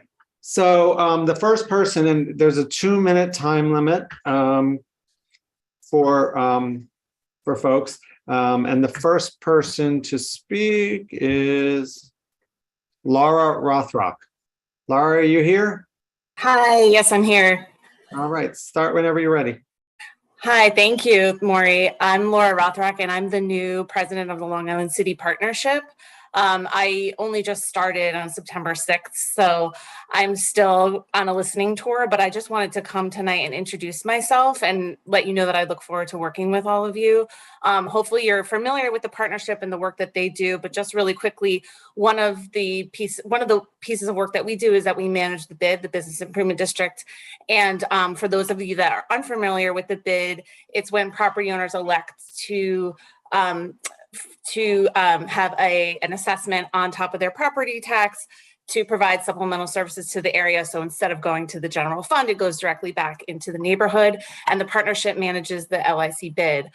We are looking at a BID expansion, and there is a planning, outreach, and legislative phase to that process. We just finished the planning phase, so we'll be sending out information about the outreach phase where there will be public meetings, and then it will go into the legislative phase. So look out for that, and I can share more information with Maury and Debbie as well. And we've had, some preliminary conversations, and we'll be presenting more formally to the board later on in the process. But again, I just look forward to working with all of you. I know I've met some of you already, but feel free to reach out to me, and I'm happy to be here. Thank you. Thank you so much, and welcome to the new position. We look forward to working with you in your new position, in your new role with the partnership. And Lisa, I know you have a question, but I'm thinking we should save questions for when they formally present to the board. I just wanted to say to Laura that the community board has a role in voting on this, and so we would appreciate it if you would come to the community board sooner than later. Right. Okay. Thank you. Yeah, no, that's great. Thank you for bringing that up, Lisa. Appreciate that. All right. Thank you, Laura. Thank you. And we can communicate between the office directly, scheduling a time sooner rather than later, as Lisa said, to make sure that the board has a chance to hear the arguments in the presentation for expanding the bid, and has a chance to give feedback and vote. Thanks. Great.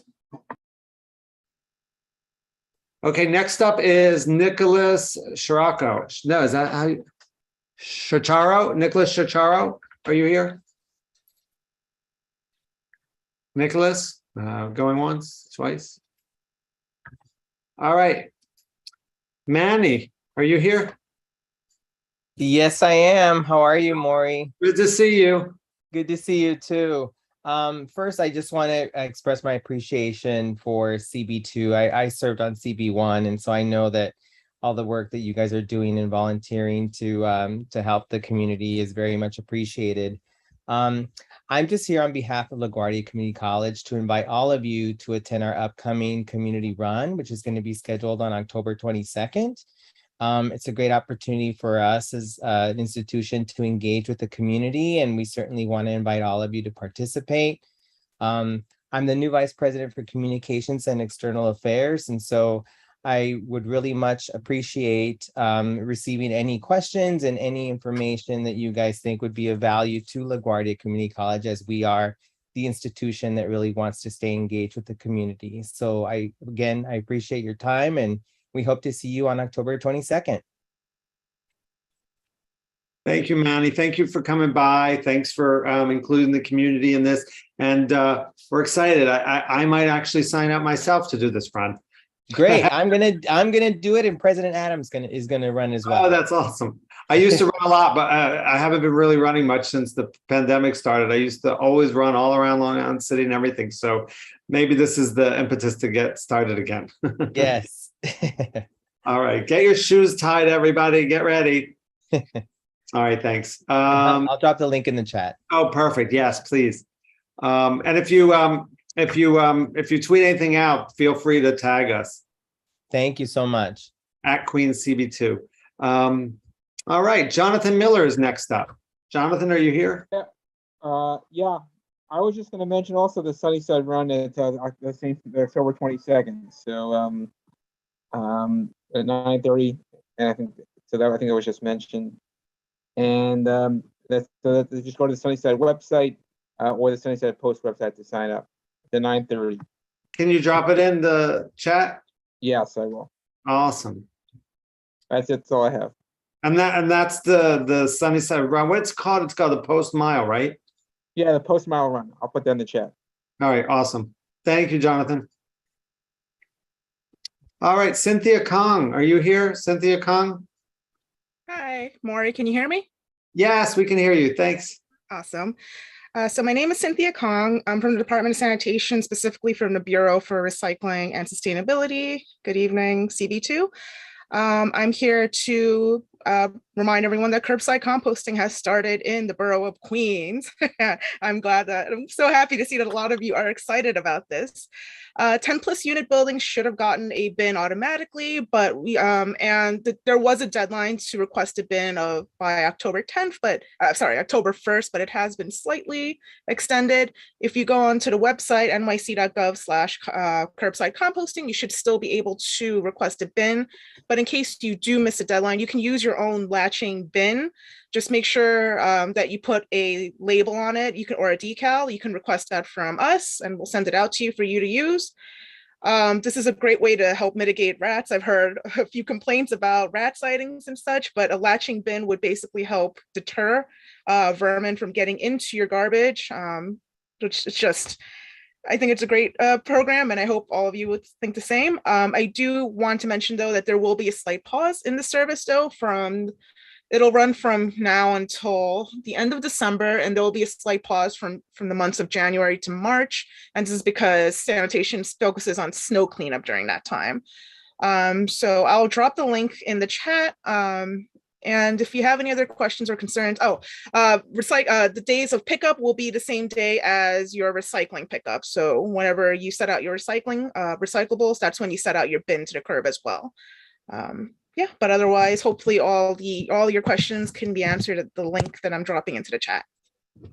Great. Thank you so much, Cynthia. I do have one quick question, which is, I live in a rental building, and I've seen neither hide nor hair of a composting, and there's definitely like 4 times the required 10 apartments. So what do we do? People like us. For people like you, unfortunately, you're not alone in this. I definitely know of a few people that live in 10 plus unit buildings where the bin, it might have gotten delivered to you, but then it magically disappeared. In that case, if you have some kind of coalition with your neighbors, I would definitely talk to all of them. perhaps you can organize like putting a bin together. We can send you a decal, or really finding out from your super or landlord whatever happened to that bin. We really want people to participate, but we realize that this is a big barrier. Like maybe the super probably was not made aware of this, even though we sent instructions and whatnot. I do realize that this was also a very rushed kind of project, but if you ever need like specific like wording on how to approach your building management, definitely reach out to us and we'll try to at least help out there. You're going to drop something for us to contact, because I will definitely reach out. Within that link, or I believe I have the general email address for CV2. We'll reach out with our outreach team and we'll hopefully get more information for you that way. Yeah, because I'd like to get the word out to other folks in other buildings, because I know there are, like you said, other folks that have the same problem, and it's not going to be effective if the building managers aren't abiding by it. Great. I think we have two quick questions, Sheila and then Tom. Yes, thank you. Hi, Cynthia. Sheila Lewandowski, and two things I wanted to bring up to kind of reinforce what you're saying is nonprofits can participate in this. From what I understand, correct? We have regular sanitation pickup, including recycling. And so just wanted to check and see if we can also participate if you run a local nonprofit, since we get regular sanitation pickup. If you get regular sanitation pickup and it's not through a private contractor, then yes, you should be able to participate as well. Great. And also for events, we partnered with Big Reuse to make sure at our gala that we filled bins with compost. So just kind of put that out there for folks. And to Councilmember Wan's office, let's make it mandatory for any new construction to have mandatory composting. Great. Thank you, Tom, and then Carisha. Tom, you're on mute. Tom, I think you're on mute. We'll go to Carisha and come back to you. Carisha? Hi, thanks, Cynthia, for being here. We brought this up at last month's meeting. Just requesting if we could also roll out composting with the restaurants. We think that, or I thought that system might be a little bit easier since so many of our large rental buildings are going missed. I know that I saw my bin arrive because I ordered it to my building and then it disappeared, and I have a feeling that my management company just simply does not want to deal with it. So now it's up to individuals like myself to just try and make it happen with like a building 2 doors down, or I ordered a bunch of extra decals if anybody needs a decal to make their own composting, but that still is an issue as to where it should go, because we don't have a proper place in our building of where we can place these bins without them just disappearing. So just wanted to put that idea out there that I think rolling out composting for restaurants could be a little bit of an easier thing to standardize and regulate. And they also have a lot of stuff that they throw out. Thanks, Carisha. Just to quickly touch upon that, unfortunately, sanitation basically deals with the residents of New York City. Restaurants would be private sector. They go through private contractors, and we kind of don't have the capacity to oversee that. They are in their own entity. We'll definitely bring that up because that does come along a lot. Restaurants are definitely the ones that produce a lot more food waste than residents do. But yeah, there's only so much that sanitation can do at that point. Thank you for that info. I did not learn that last month, so thank you. Okay. Thanks. Tom, are you ready? I think so. Cynthia, are you able to hear me? Yes. Hi, Tom. Thank you. Hello. So first off, thank you very much to the DSMY. Unfortunately, in the Blissville section of Long Island City along the cemetery, there is a constant battle with illegal dumping across by the cemetery and next to our homes. Okay. Sanitation has always quickly responded. My inquiry is, over the last 2 weeks, we've seen a rash of people dumping their personal garbage, not separated, in the places where the homes on 37th Street put their garbage. And we have received tickets. So how do we defend against this? How do we defend against our neighbors around the corner bringing their garbage separated and preventing it from, affecting us? Who do I talk to? That's, I guess, what I'm asking. Thank you. I appreciate it, Tom. To answer your question, I believe that if you ever spot illegal dumping anywhere, but especially by private residents or even contractors, you're not supposed to be doing that. That's why it's legal. You're supposed to call 311, file a complaint, and that's when we will respond. Yes, and you do that very well. Thank you. Yes. So keep But doing like, I'm that. talking household garbage. Should I call 311 when Yes. the people around the corner dump their household garbage and we're getting tickets for it because it's not separated? If you're getting ticketed for it and it's household garbage, you should still call 311. Okay, Especially thank if you. you're able to record it as well. That Excellent. definitely gives us more of a lead. So is there like sanitation police or something? Because right now what I'm trying to do is I'm sorting through the garbage, trying to identify which of my bad neighbors is doing this. No, Is DSNY able to help us? We don't want you to do that. We do have a separate environmental police unit at sanitation. We can definitely get more information out for you. I don't know all the particulars off the top of my head, but Yeah, if you could have someone contact me through the board, I'd appreciate it, because really over the last 2 weeks, it's been horrendous. Okay. Thank you. Lisa? Yeah, could you elaborate a little bit on the camera program? I saw on the New York One the other day for known dumping sites that DSNY is installing cameras. Could you talk about that a little bit? Just like Tom was mentioning, if there's an area where it's kind of notorious, like it's kind of like an empty street where people have historically have done a lot of illegal dumping, they've started installing cameras.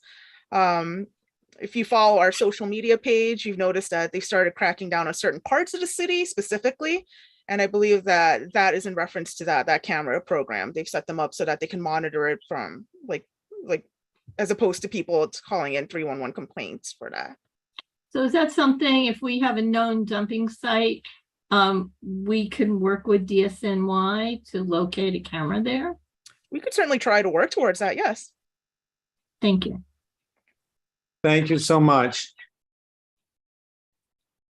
All right. Okay. Thank you, everybody. So now we're going to move on to our public hearing. We have a presentation of the ULURP application for the LIC ramps project, as it's known. Are our guests here? Yes, we are. Great. Welcome. Who's going to be presenting? At first, me, Dan Eggers. Okay. Hi. So can I just add, Maury, it's really 27-01 and 2632 Jackson Avenue. So it's not the ramp project is really the park. Oh, okay. Why did I see something that said the ramps project? I'm not sure. I don't know. Sorry. Correct. All right. It's okay. Thank you for correcting it. Can we give access to Mr. Eggers for his presentation? Let me see. Mr. Eggers has. Oh, you have it now? Hi, Debbie. It looks, yep, I think I have screen share capability. Thanks, Debbie. You're welcome. There we go. Can you see my screen? Yep. All right, excellent. Thank you so much. And good to see you all again virtually. We had thought that we'd be in person with you all, but this is next best. Same.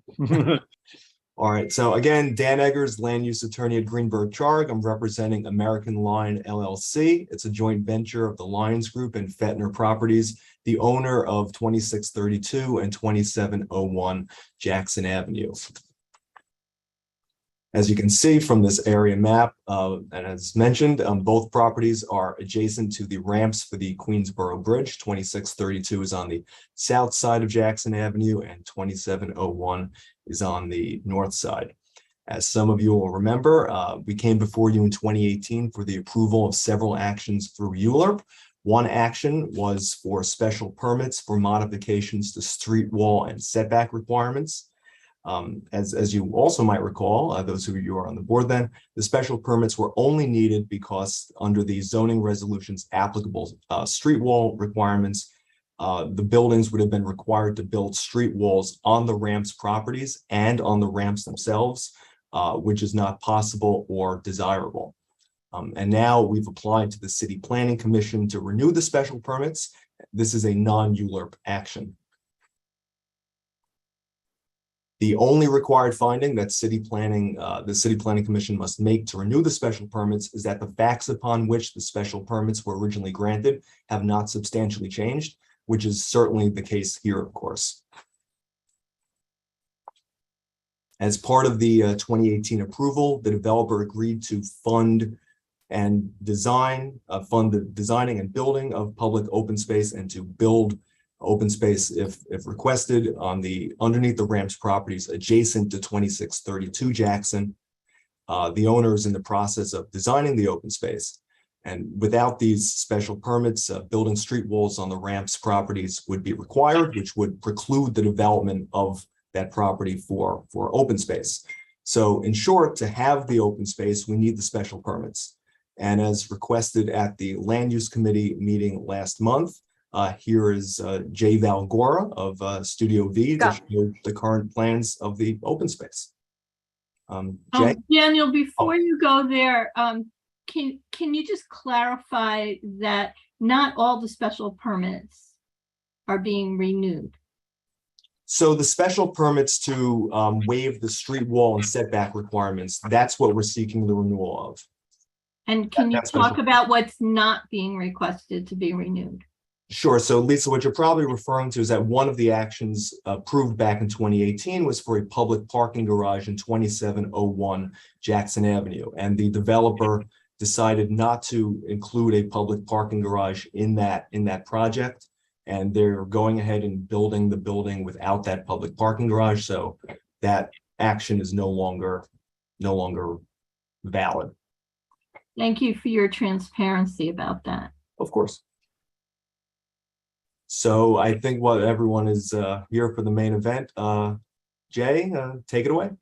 Sure. So I'm Jay Valgora, and I'm the founder of Studio V Architecture. I'm an architect and a planner, but I've had the privilege and honor of working in this community for over 2 decades. So I'm especially excited that, we were asked to help design this public space, which I think is so important in this community, which is seriously lacking in open space. Now, we have had a whole series of public meetings, but I know as someone who works in the community, there's no such thing as too many public meetings. So I'm going to be showing you designs that have been shown in other venues, but it's really important to always, show everyone where we're at. So I'm going to have Wo Wu, one of our designers, actually share it. And I'm going to take you through it pretty quickly just so I can answer any questions. So Wo, if we can share. Would anyone allow me to share a screen? Yeah, Debbie, can you give Wo privileges? It's Wo Wu. Yes, thank you. Sorry, Wo Wu. So while you're doing that, can I just make the distinction that this presentation tonight was a request that we made at the Land Use Committee, because we have found that although there were a number of community meetings about the design of the Ramps Park, Community Board 2 has not been updated in a while. So, but the request here tonight really has nothing specifically to do with the ramps project particularly. It's about the renewal of the special permits. That's what we're voting on tonight. So I just kind of want to make that distinction as to the request by the developer. Debbie, Lisa, do you think it's useful to explain what the special permit is now or later when we're voting? I think Daniel just explained it. Do you want to explain what they needed a special permit to do the building construction for the Lions Group project, which is located at 27-01 and 2632 Jackson Avenue. So they needed a special permit from the Department of City Planning to construct the building. And in return as part of that project, they agreed to develop a park under the ramps to the Queensboro Bridge. And I'm happy to show that to you today. And even I appreciate, the lawyers explained it, but to put it kind of in lay terms, the street is up in the air. And so absurdly, the, law would have required that they build, walls on the ramps elevated up in the air. And of course, that wouldn't make sense and it wouldn't benefit the community. And if anything, it would actually help prevent this public space that we want to build. And so the permit, that's why everyone feels it's a pretty straightforward renewal of a permit. And it just runs out after a period of time. So they're not even asking for something new, it just expires, which is a normal thing. And so they're just looking to renew that permit, which is not to do the absurd action of building walls on ramps up in the air. And in fact, we want to go forward and build this public space, which I'm going to show you tonight, which is what it's all about. So if I could just jump in real quick. So do we need to, I know we haven't been updated in a long time. I just, in the interest of time and stuff, we're voting on the wall part, not on we're not voting on anything to do with the design of the ramps, the park under the so even though we're looking at it, that's really not part of their request. That's right. No, and I'll try to make it really quick because I don't want to take too much of your time and I'll let you go to your vote, but I appreciate the opportunity to show, as always, the public and the board where we are and what we're doing, because we always want to share that information and help make this a wonderful space. So I can do it pretty quickly in order to allow you to get to your vote, which is on the separate but related matter, but not the subject of your vote tonight. Yeah, that's my main point. I want to make sure that folks, it's clear to the community as well as the board members what exactly we're voting on. And also, we've had votes, but it's been a while since we voted on a special permit. I think it was even before I was chair. So I think it was back when Lisa was chair, there was a special permit. So there are new members, and also it's good to revisit that. Thank you. Great. So I'll jump in then, if that's okay, just so I don't hold you guys up longer too, because it's been such an interesting evening. Okay, so let's take it in, and I'll do it quickly. So overall, yep, go ahead. So we've been doing a whole series of meetings, and I'm not going to go through this whole list, but we've been meeting with the community and reaching out and working with city agencies and getting assistance from the local council people and getting assistance from this board along the way and doing a whole series of things. So it's very important to us that there's a lot of outreach, and tonight is really part of that. So thank you for letting me speak tonight. Next. And so this continues where we're working going forward, even to today. So we're on the second page of meetings, but our goal is to actually start construction of this, and I'll come to that at the end, because the money is already allocated. We've had great input from the public, and we want to make this a reality. Next. So here's the existing site, and we'll just go through it quickly to familiarize everybody. So of course, we're underneath the highway ramps, as Daniel explained. Keep going, Wo. I can do this pretty succinctly for everyone's sake. And you guys know your community well. That's Dutch Kill Street on the left.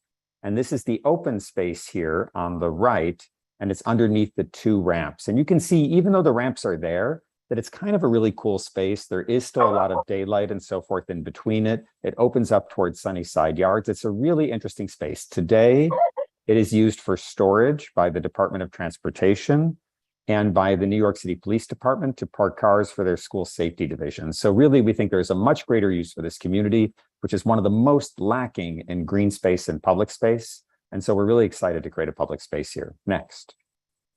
So here's a concept diagram showing the overall site. And you can see Dutch Kill Street on the right, Sunnyside Yards is to the bottom, a series of buildings that kind of back up to it, kind of rear lot lines is on the left, including some residential buildings and including the sculpture center. And then Jackson Avenue is all the way at the top of this sheet. And you can see that the ramps one goes over Dutch Kill Street, which is a mapped public street. And that's outside of our area, but we're still going to offer some ideas for that because it's a public street and even the community board's interested in that. And second is that ramp that kind of cuts across those parking lots and storage areas, which is that kind of diagonal one to the left. And we showed some of the surrounding areas because we want to engage, and we've reached out to the community where if there are spaces, they're going to be developed as restaurants or cafes, or there are cultural institutions like the Sculpture Center. We want to show how they could relate to the new public space. Next.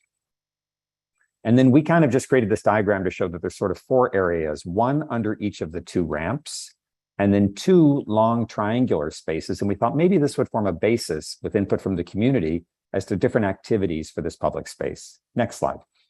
And so the first one is under Dutch Kill Street. Again, I want to remind you that's officially outside the area, but already this community board has stepped up. And I think you guys have considered the possibility of funding some improvements here because this is outside the area required. It's a public street, but we're thinking that this would be a wonderful place for a farmer's market, for planting street trees, for doing furniture, for some of the outdoor dining programs to support local businesses.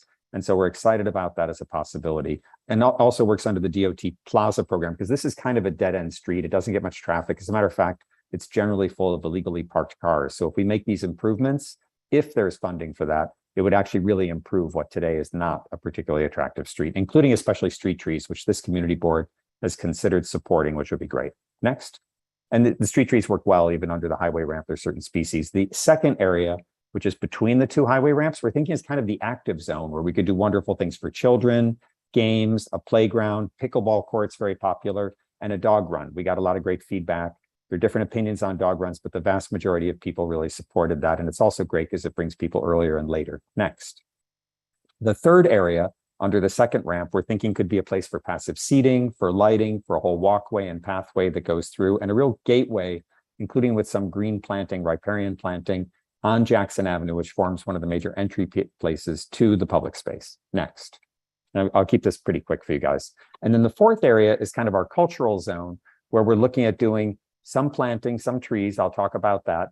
The back walls of some of the buildings, maybe we could do artworks incorporating lighting. And maybe we have this idea that we could open up to the Sculpture Center and invite all cultural institutions in the neighborhood, but create kind of a space for arts and culture. And it'd be helpful that maybe the Sculptural Center is interested in helping kind of coordinate that space and help us with it, because it kind of backs up to their space. But we think having an arts and cultural space, which is so important to the LIC community, would be great here. It could be a sculpture garden, but it could also be a place for other events, because there are other fantastic groups, and they've reached out to us too, where there's dance groups and other cultural groups, film groups.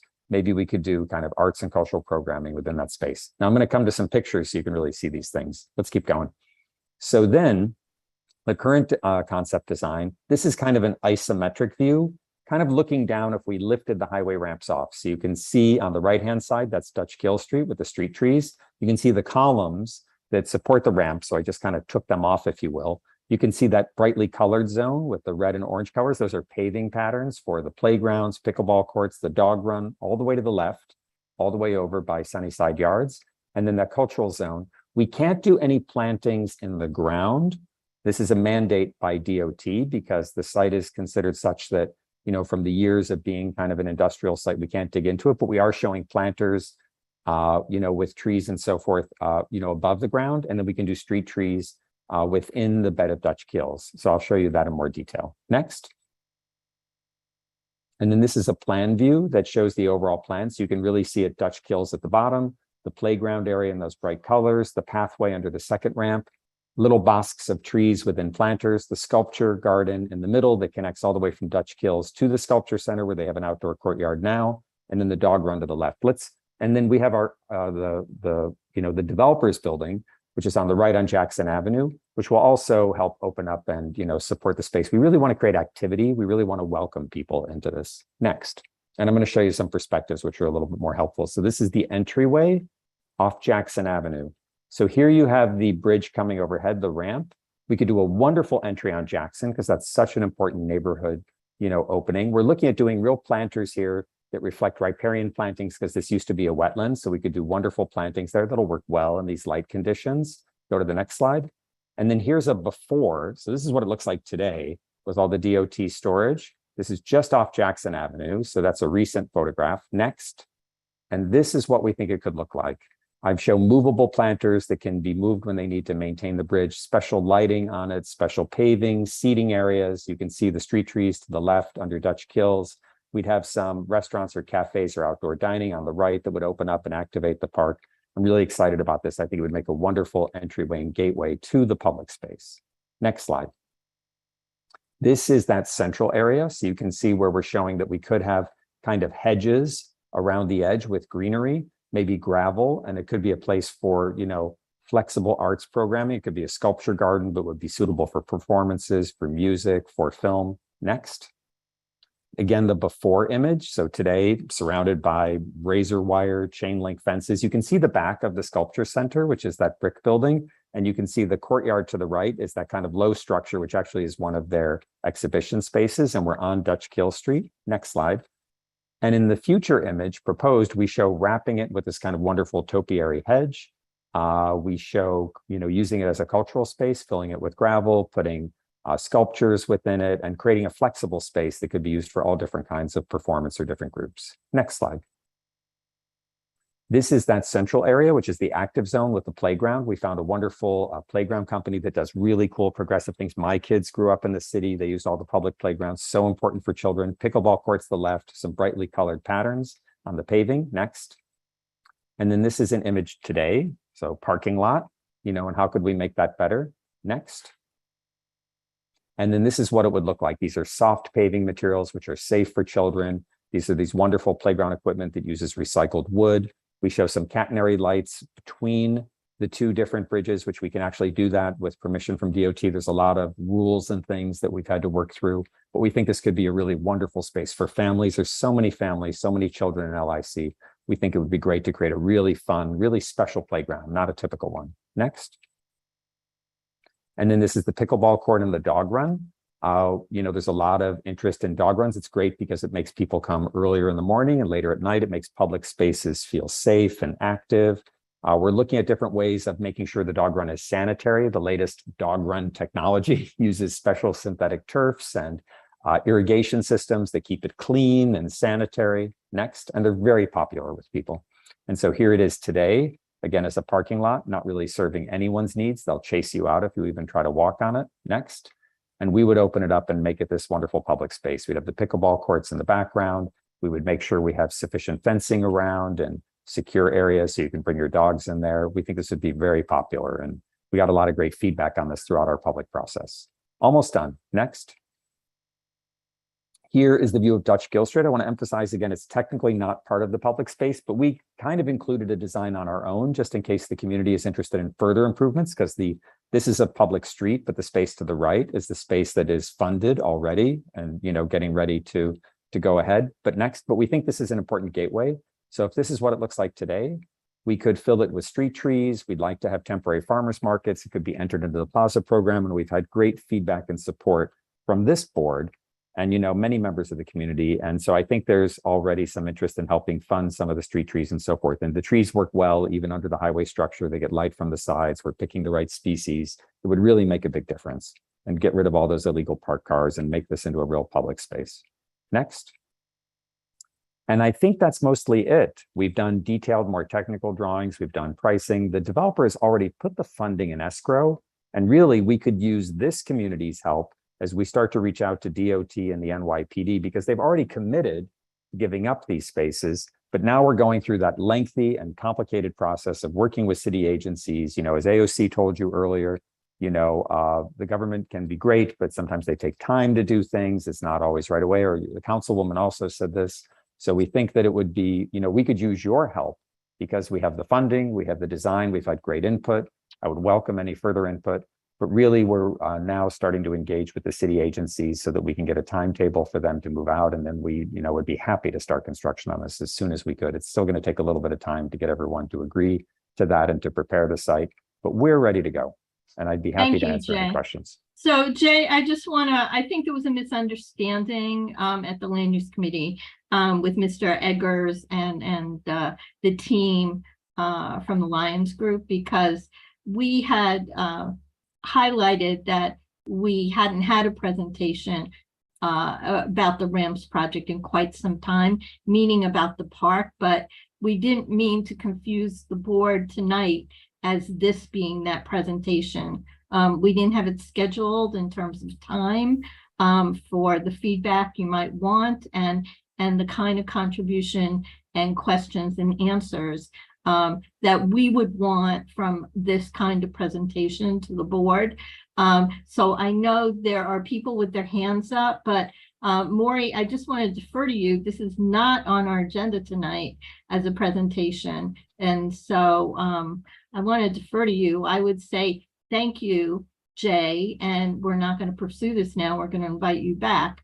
But Maury, I leave that up to you. No, I absolutely agree, because I think we'll wind up getting discussion about this part of this project that is not what we're supposed to be reviewing. So I think you bring up a very good point, and we should have them come back so that we can have the discussion, have the proper questions, and then be able to deliberate and have the vote and discuss among everyone and not get diverted by a different presentation. We're so happy to do that. Not a So problem for if, us. if So folks, whenever so the board Jay, would we like. would invite you back later, but thank you very much for being here tonight. And so we're only going to take questions on the special permits. Thank you very much. So, They thank take you. on that's confusing to look at even, so. Yeah. So and just to kind of put a little parameters on it. So we're only going to be talking about the special permit. And I ask, number one, I ask everybody to limit your questions to be specifically about the permit, the special permit. And this is a chance to ask questions of the applicant, of the guest. It's not the opportunity to debate with them if we agree or disagree with them. We save that for our discussion when we do a vote. We debate with each other. We express our opinions. This is so that we can get more information from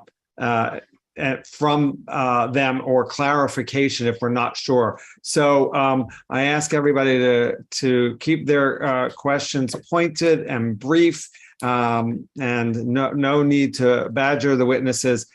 We just need to get the questions answered. And with that, Lisa, do you want me? Sure. No, I'll take care of it. I was hoping. Thanks. So Stephen, then Frank, and then Sheila. All right, Lisa, if I understand it, the only real issue before us is whether to renew the special permit. Is that correct? That's correct. Okay. And there were Changes? No, the special permit for the street wall is what they're seeking to renew, and they have excluded one of the special permits, which was for 90 The garage. spaces. Right. Correct. I seem to remember that we wanted the garage. Maybe I'm wrong. Anyway, getting to it, first of all, it's great seeing our presenter who last presented before us, I think 25 years ago, with the original Plaxall presentation. And I'm wondering, is Jay going to be involved in the building itself? Because to me, that may make a difference. No, just the gardens. Okay. So then I guess I don't really have any questions, because normally we'd have no problem renewing it other than to ask why the delay. So maybe that's my question. Why was there a delay that requires us to even review this again? Sure, and I'd be happy to answer that. So under the zoning resolution, a special permit lapses if what's called substantial construction is not completed within 4 years of the original approval. And believe it or not, time flies, but 4 years will be this October 31st, Halloween, actually. And the reason— Yeah, but time flies for us too. When we're looking and we're seeing developments, sometimes, again, I'll talk back to Jay with Plaxall 25 years ago, it was perhaps very appropriate, where 25 years later, it may not be appropriate. Now, you've delayed 4 years on this. I assume it wasn't because of COVID. So why was it delayed? Well, no, and in fact, this was planned as a phased project. There's 2 developments, and COVID most certainly delayed construction here. And as of now, construction is in progress on both sites. The buildings are in the process of getting built, so work is underway. It's just taken longer than I think we all would have liked. Okay. And are you Thank you. still anticipating construction to be complete by 2025? I believe that's what we had said at the land use committee. Yes, for one building, the fall of 2024, and then the other, the bigger building, the end of 2025. Yeah. Thank you, Frank. No, I was just going to say, no, I feel like the developer has been very engaged with the community. And I think anybody who's walked in that area of Court Square, right? I mean, it has become a more pedestrianized area. So I think not including the 98 parking spots does make a lot of sense, right? Especially since if you look at Rock Road, we're doing street dining now, and there's a little skinny area for Jackson Avenue. I guess my question is, besides this just kind of straightforward special permit approval, nothing else on the blueprint has changed, right? We have had some other developers that have altered floor plans, right? And different this and that, right? In terms of the makeup of the unit, and they've gone back for another special permit extension. I just want to set expectations. This is just an extension. Nothing has changed around the unit designs, the apartment units, the floor plans, right? Like you guys don't anticipate coming back again for another extension because of a change on the building. Because again, it has happened before within this community board district. So No, I understand that, Frank. This will be the last you'll be seeing of us in terms of the prior ULURP approvals. You'll be seeing Jay again with respect to the open space, though. Okay. Yeah. Thank you. Sheila. Okay, I have a couple of questions. When we last voted on this, we did vote on thinking about all of the what do you call it? These things together. And so I don't agree with you, Frank, that we don't need parking. I do think we do also to keep some of the cars off the street. I also think that a lot of buildings are not built with enough loading. And so if you're not going to have parking inside for even residents to be loading, unloading, I do feel like there are elements of this design that are changed. And so what is going into how many square feet was designated? I'm not just talking about usable square feet, but how many square feet total height and perimeter was dedicated to this parking spot. And I understand from the land use committee that there's supposed to be a commitment to community space.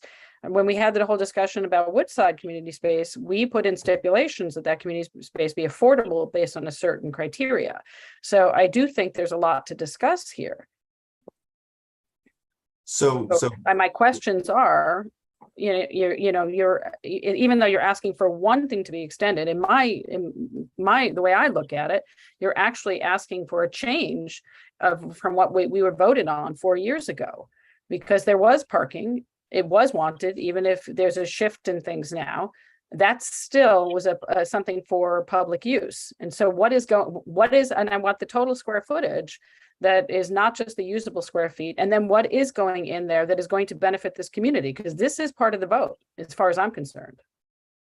Well, certainly, and of course, we do expect the community board to comment on other aspects, though. To be clear, that the action that is before city planning, a non-ULURP action, the action that's before city planning is the renewal of the street wall special permits. But to answer your question about the garage space, so what's been reallocated to what would have been garage space is commercial floor area. And I don't believe that the developer has identified a tenant or a user for that space yet, but it would be commercial floor area. So not a community space. I don't believe that they've identified a user yet. It could be community facility space. Well, I meant to say it would be non-residential. I'm really feel like there's a lot more to dig in, a little bit more to dig in here. I'm saying this to my fellow board members. We voted on this as a total package, and we had a pretty presentation, and this is not holding up the park, by the way. So let's be clear that even though that was shown to us, this vote that they're asking us to do is not what is going to hold up that park. Well, from a purely technical standpoint, without these special permits, technically that whole park would have to be surrounded by building walls. We'd have to build. I understand that, but I'm asking you the two things together because that is how it was presented to us 4 years ago. And so now you're asking us to decouple from our perspective these two things. So that's multiple things you're asking us, and it hasn't been presented that way tonight. It has been presented as we just need to not have to do these walls. But these two things, there were a number of things that were done together back then. And Frank asked you if there's any change in like what's inside. There is a change to what's inside. Well, the parking, which we had mentioned, yes. Right, but that's a big deal.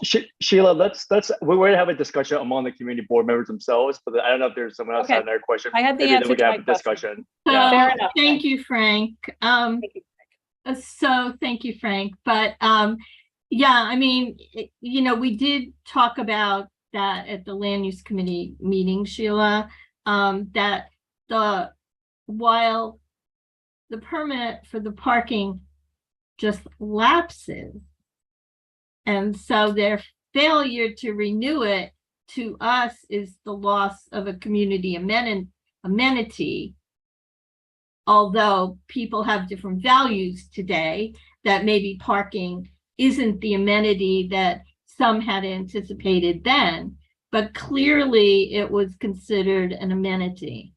And so the transition of a community amenity that the square footage would accommodate 90 parking spaces is a big loss to the community.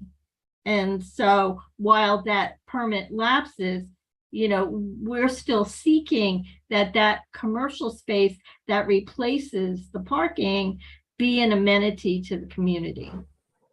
So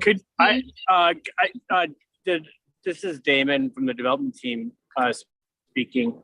The space that was the garage is largely below grade. So, and what really happened here is it became completely infeasible as we tried to design the parking. It was not going to accommodate 90 parking spaces because it was between the egress requirement to get in, including driving over the sidewalk, and the required, I forget the term, well area to basically hold the spots, and requiring a ramp to get down to the parking. It didn't work. There was literally, it might have accommodated 30 cars. So it was completely impractical, and we could not do it. But this notion that it was some area switch is not really true. We're talking about below grade. There was no added area. There is no community. There is no community space discussed here.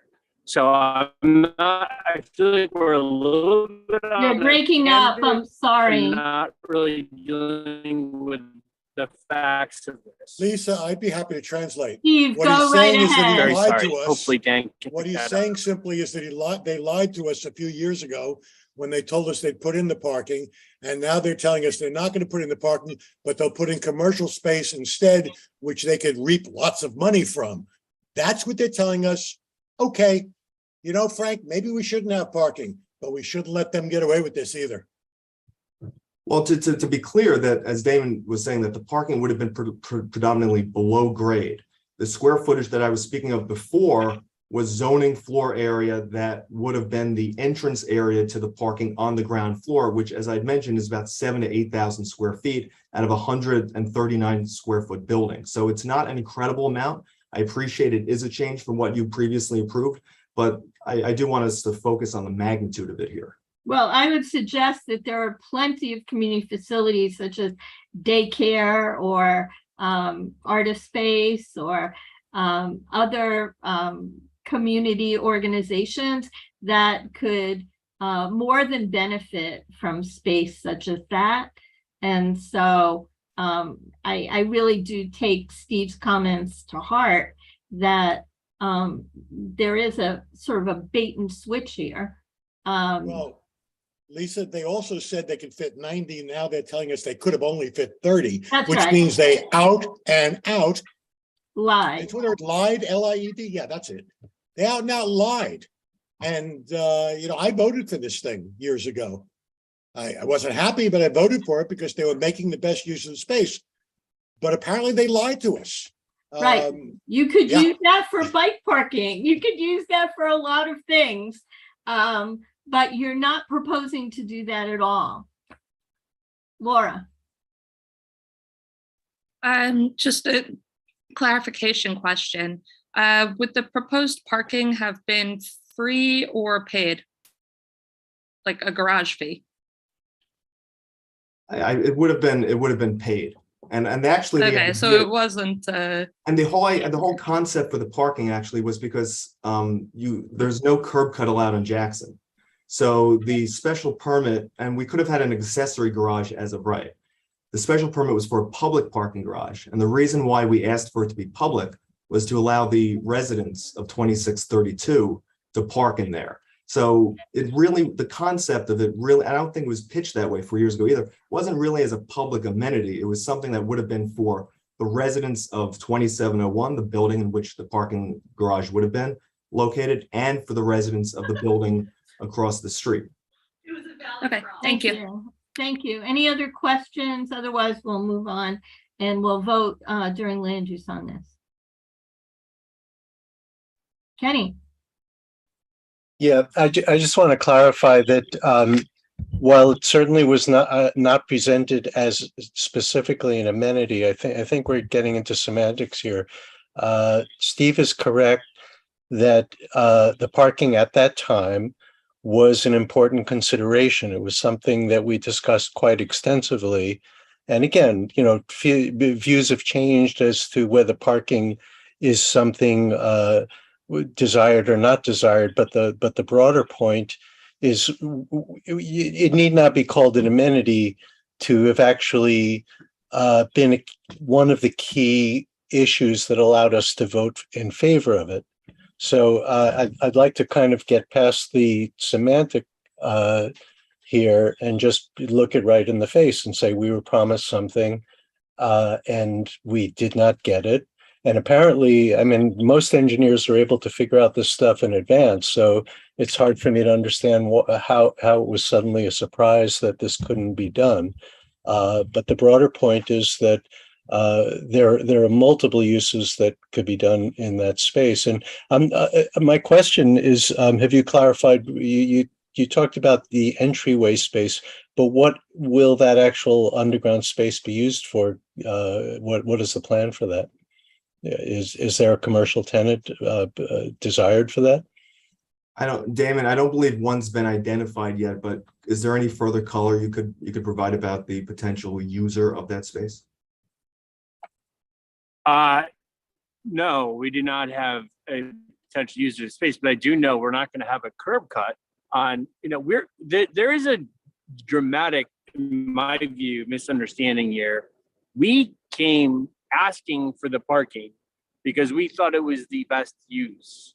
It was, to my knowledge, not at all ever written as a requirement or a condition of the approval. No, again, So excuse me, but pardon me, that's semantics. I was at that meeting. I was a part of that meeting, a part of that process. Okay, but so was I, and that is not our recollection.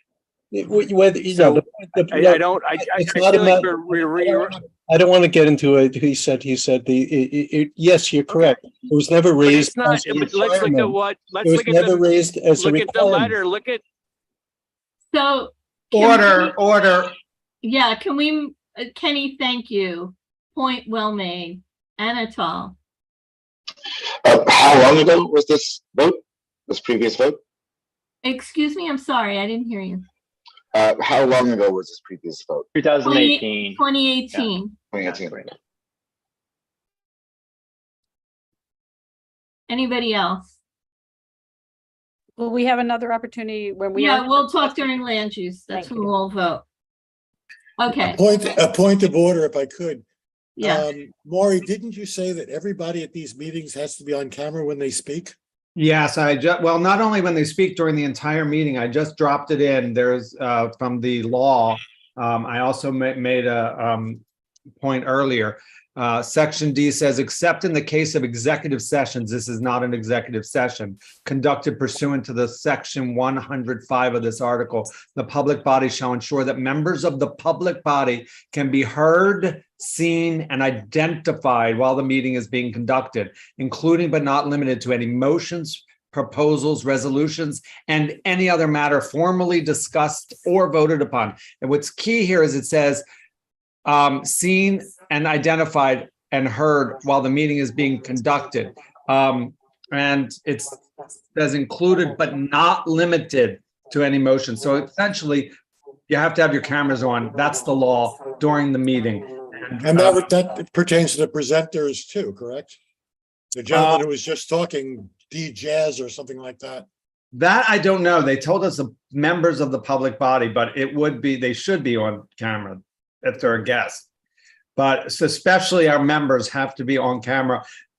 Technically, even if they get up and leave, just like if you're in a physical space and you got up and left and you weren't seen, you can still see the space. We should see your space, but we are allowed a little leeway on that. So I've told people if they have to take a biological break for a brief moment, then they can turn their camera off. When they come back, they can turn it on. But all members should have their cameras on. I was just wondering about the witnesses because this gentleman was arguing with Kenny and I, who were both at the meeting, and I would have liked to have seen his face, so I'd remember that he was there. I have turned my camera on. Thank you.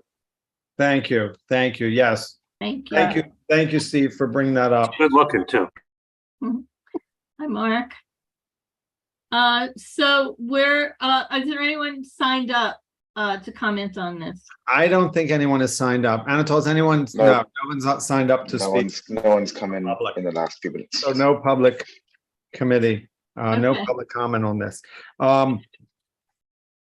Okay, so we're going to move along in the agenda. We'll do the vote. We'll discuss this later in the meeting during the Yeah. land use section, right? Okay, so we're moving right along again. So we're going to move into, just so everybody knows, as I mentioned earlier in the meeting, I've had some questions during the meeting. Public officials, public elected officials spoke at the beginning of the meeting. Staff of public officials will speak at the end of the meeting after we do our business. So hang in there, or if you need to step away and come back to that.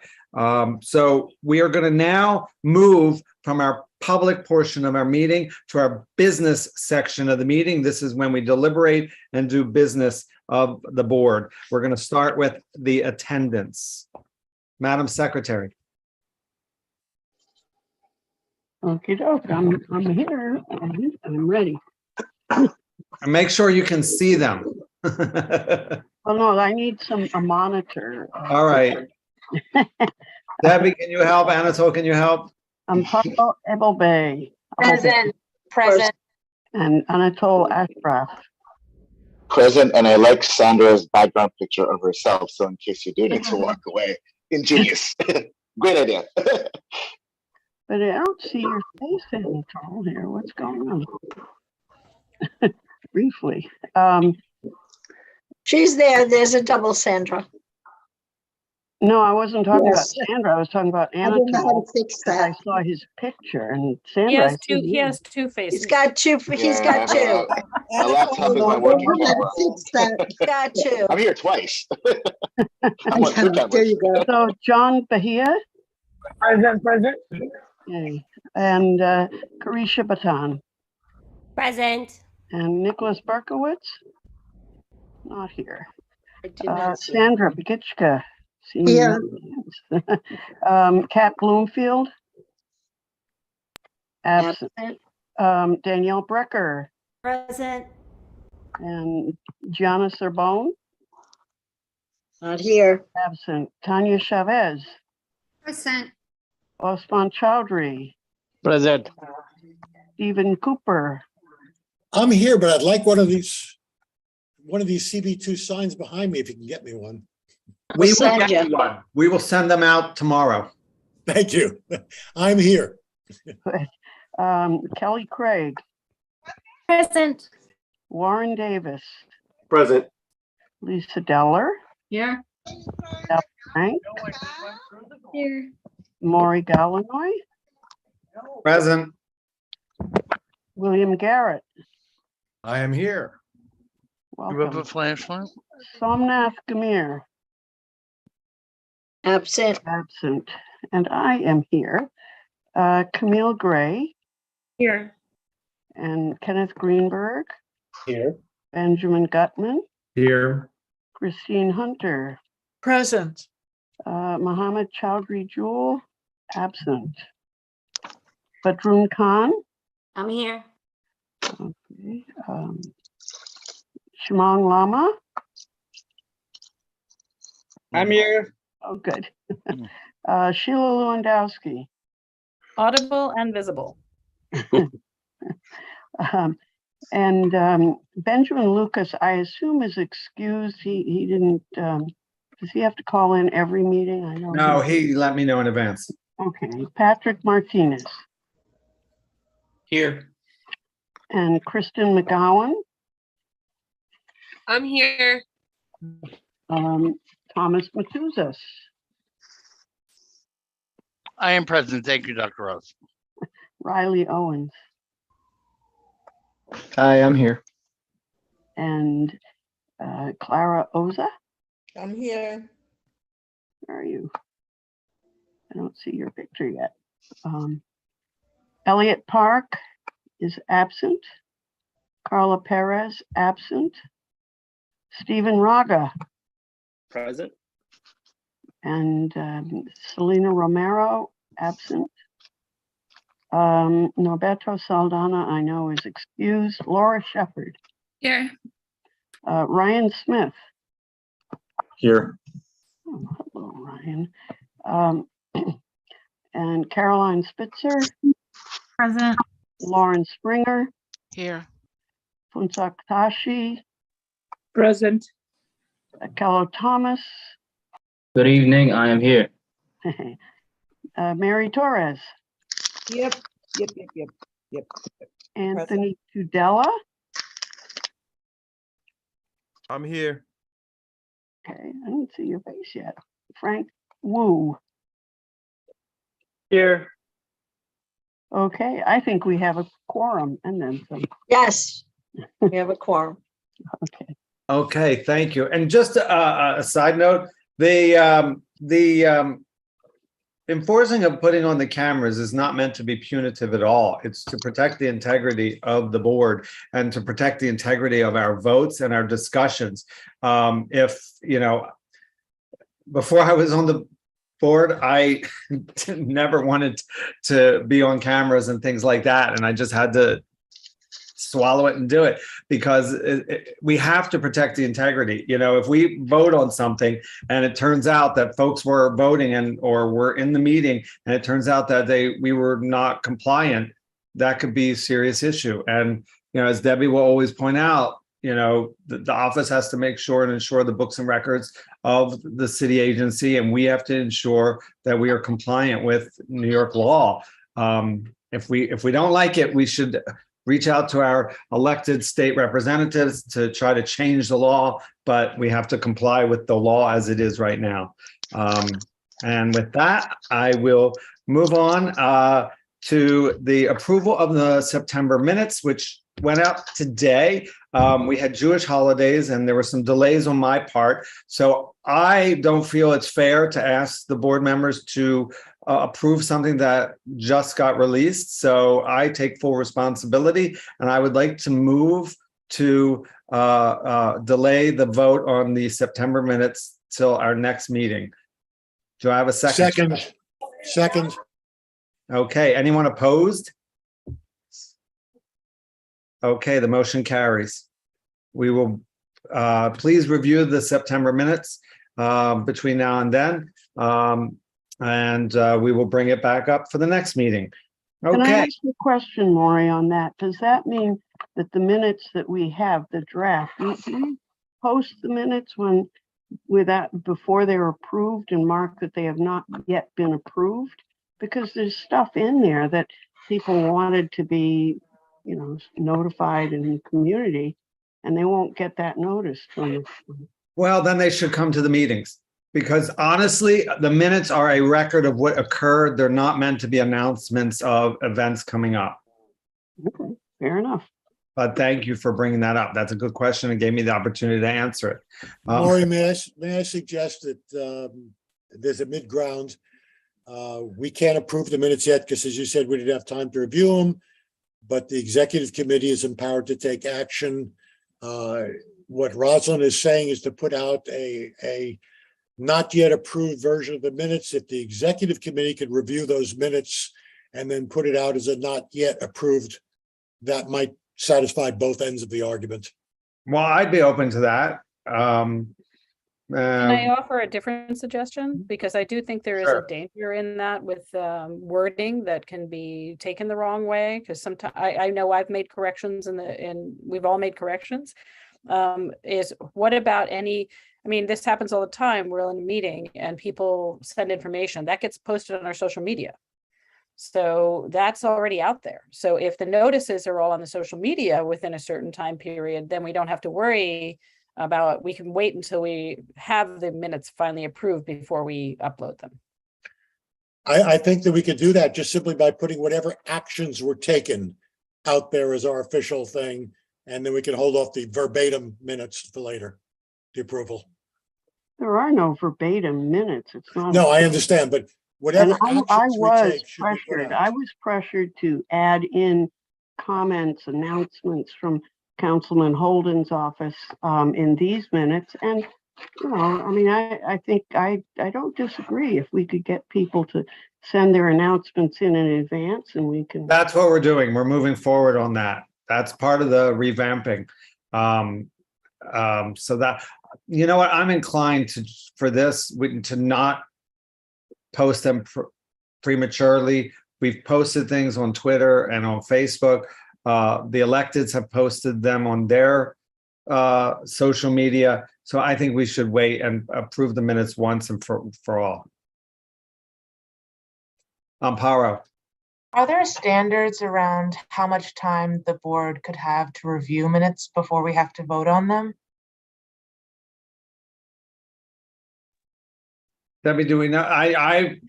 The only thing I've been told is that we can vote to postpone the approval of the minutes.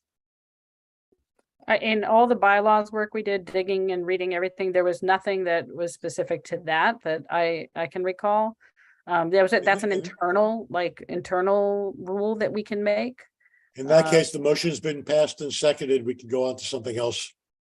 Yeah, I just want to say historically, from time to time, review and approval of the minutes are delayed and everybody makes best effort to get them out earlier. But there's no hard and fast rule about that. And like I said, I take responsibility for it and I apologize. We will give you time to review the minutes now. And it's also, that's enough. All right, so let's move on now that we've not had anybody opposed to that.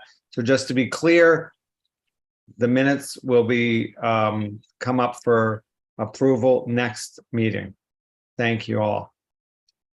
So I just, for my chair report, just a couple of things. I want to remind folks that October 15th is the deadline for our public member of a committee application. We so far have, it looks like, when I last checked, 14 digital applications for public member, which I'm very excited to see.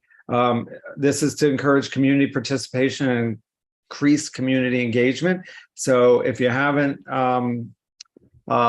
spread the word yet, I encourage folks to spread the word about our public committee. If we can drop in the link, we can spread the word there. There's also, I think the Sunnyside posted an article about it. It would be great to get more applicants so we can choose folks for the public committee. Let's see. I'm not going to go into all the details because I did that last month, and you can see it on the application. Just a quick reminder to any CB2 request needs to go through for an agency, or any correspondence should go through the CB2 office. All CB2 scheduling of events, presentations, and meetings must be coordinated with the office. We haven't talked about this in a while. Most of you have completed these, but I would like to move forward in the coming months to take our the mission statements and stakeholders list, primarily the mission statements, and condense them for each committee and post on the website with descriptions of what the committee is, as well as what their mission is. And I want to remind folks, for the most part, attendance to committee meetings is wonderful, but it could always be better. So remember to show up to your committee meetings that you're assigned to. If you don't like your committee, reach out to me and we can talk about it. If you have conflicts of schedule, let me know. But keep in mind that the Borough President's Office and the office have to look at attendance for committees as well as full board meetings.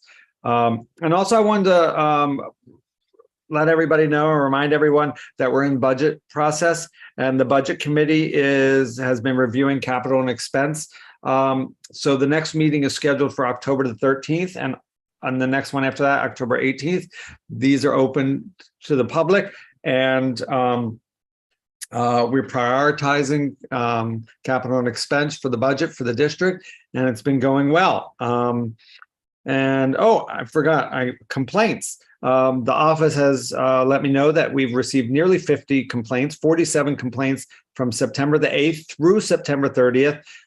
They're waiting on some updates, but the top complaints were DOT, potholes and road issues, as you might expect, DEP, catch basins and clogs and things like that, and sanitation, garbage issues.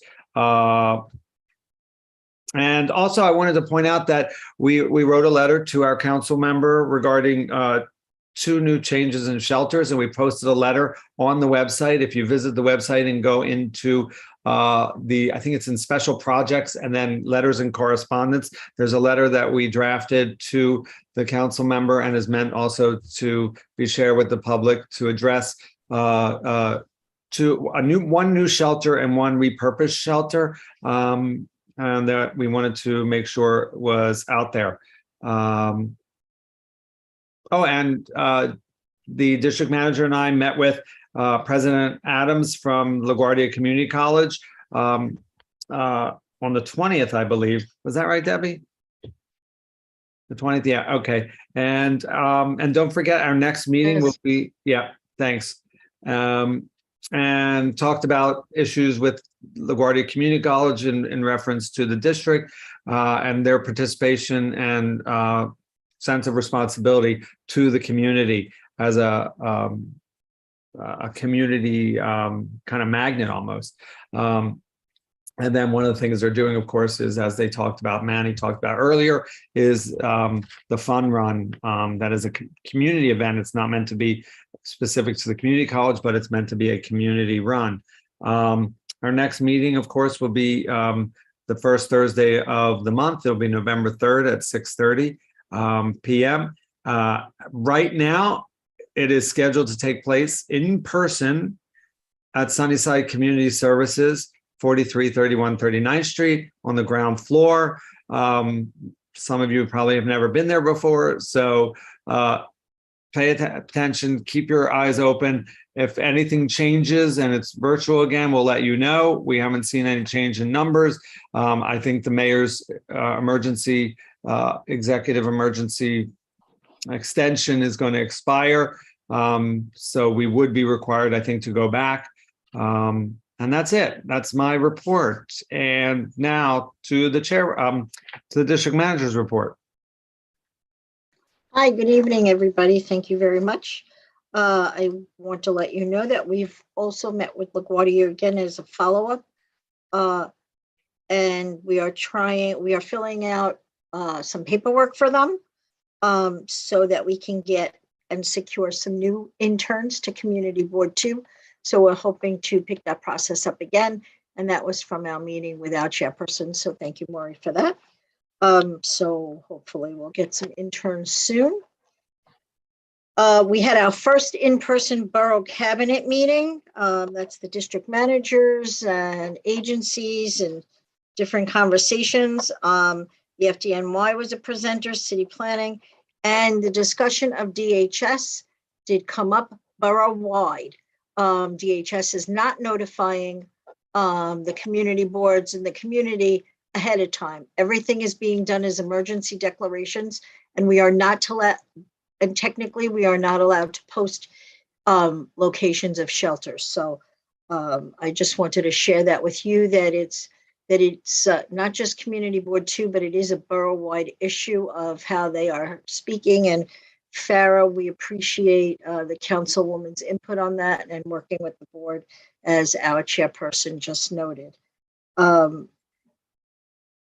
We are in the process of borough consultations with the agencies, our regular September and October event. And the agencies, again, are not, it was not as well attended as it has been in the past.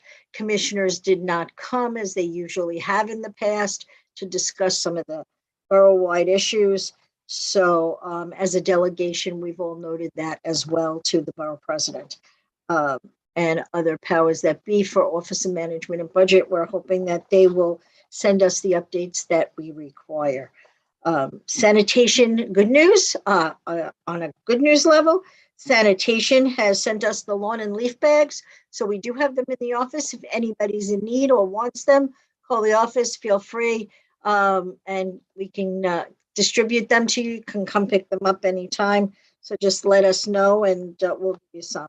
And again, we continue to post as much information as you give us and the community gives us, and we share that information as timely as we can. So thank you again. Thank you, Debbie. Thank you, District Manager. Lori, I have two quick questions for Debbie. Okay. One, what hours are the offices now open in case somebody actually wants to in-person visit? Steve, we've always been open through COVID. You can call, make an appointment. The city, we are the city of New York, so we've always been open 9 to 5, Monday through Friday. We now have staff in the office every day. Okay. And secondly, when you went to the district cabinet meeting, were masks required? No. They were. Okay. They were not required. Oh, okay. I would also add that at the borough board meeting, which I went to earlier this week, which is when all the chairs meet at it was the first one back in person, where we went to Borough Hall and met with the borough president. And usually there's an agency there and we do questions, et cetera. Because there was a public safety meeting right after, it was a shorter meeting than usual. Masks weren't required, but I think most people were wearing the masks in the room. A couple, and then our meeting was with the SCA. So we had a presentation that they are supposed to be sharing a presentation with us, all the different boards. So once we get that, we'll share that. I forgot to mention this in my report. And also the main questions that I asked with the help of Frank and Kelly, who know so much about the schools, was spoken with the SCA, was really one of the big questions, because actually one of the things I felt a little guilty asking a question and pushing the SCA was because as they went through the presentation, it was constantly District 26 and Community Board 2, a school, new school, new school. We had the most schools in Queens added over the last few years, which is great. But the sad thing is that, as we all know, the fastest growing area in the entire country is Long Island City, and has a big problem with schools. And I actually asked very specifically about why they abruptly canceled a meeting recently with the community and stakeholders, the SCA, and they're supposed to follow up with us. And also asked them, at what point are they going to stop trying to negotiate with the MTA for property and start looking for other property if they can't get the property they want for a school, because we need a school there. They said they're going to have to look into that now. So we'll have to keep the pressure on. Okay, sorry for circling back to my report again, but I'd forgotten, and that was important. Thanks for asking that question, Steve. It triggered me. So now we'll move on to the city planning report. Tio, are you here? Yes, I'm here. Hi, everyone. So to start out, I'll give an update on our most recent ULURP application, which is the 5802 Northern Boulevard auto boutique shop rezoning. This project was presented to the Queensborough president, and we haven't received the borough president's recommendation yet, but I'll try to update you on that when I can. The next step is that this project will go to a public hearing at the City Planning Commission. And at this point, we expect that to be on the 26th of October. The next project we expect to come to CB2 in ULURP is 2310 Queens Plaza South. And this is the 26-story all-commercial building located, just south of the Queensborough Bridge. We think this project will certify on the 24th of this month, but we are still in a bit of a race to that finish line. So it could certify this month. It might get pushed next month. And then lastly, I wanted to put a project located at 6110 Queens Boulevard on your radar. This project, it's a very, very small application and like simpler application than what we typically see because it's Planet Fitness wants to expand their footprint in the commercial building just in front of the big 6 towers. And this is building off of the health and fitness text amendment from last year, in which it's a difference between 10,000 square feet and 16,000 square feet that they could occupy. There would be no construction. It would just be a rezoning to allow more square footage. I wanted to bring this up because this application was recently filed for the land use application, and it could move pretty quickly through our review, but it shouldn't necessarily certify like right away. And I can talk offline with Lisa and Debbie about timing. This concludes my updates, but I'm happy to take any questions if you have them. We can have time for 1 or 2 questions. Okay. Hill, I just want to add that I did get a email from Penny about wanting to come to community board. Okay. So.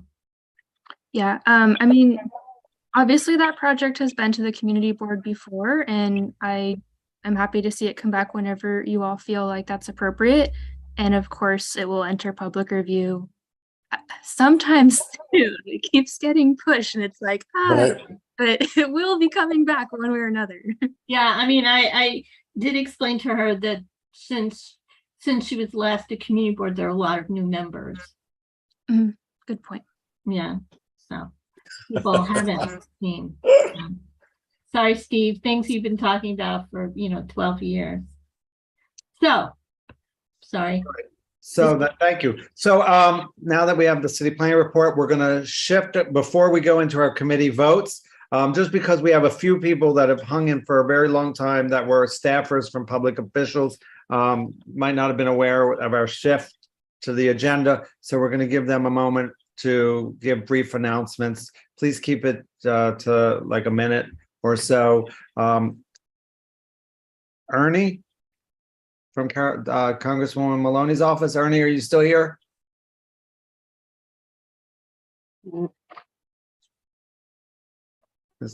All right. Malik from the Queensborough President's office. Are you here, Malik?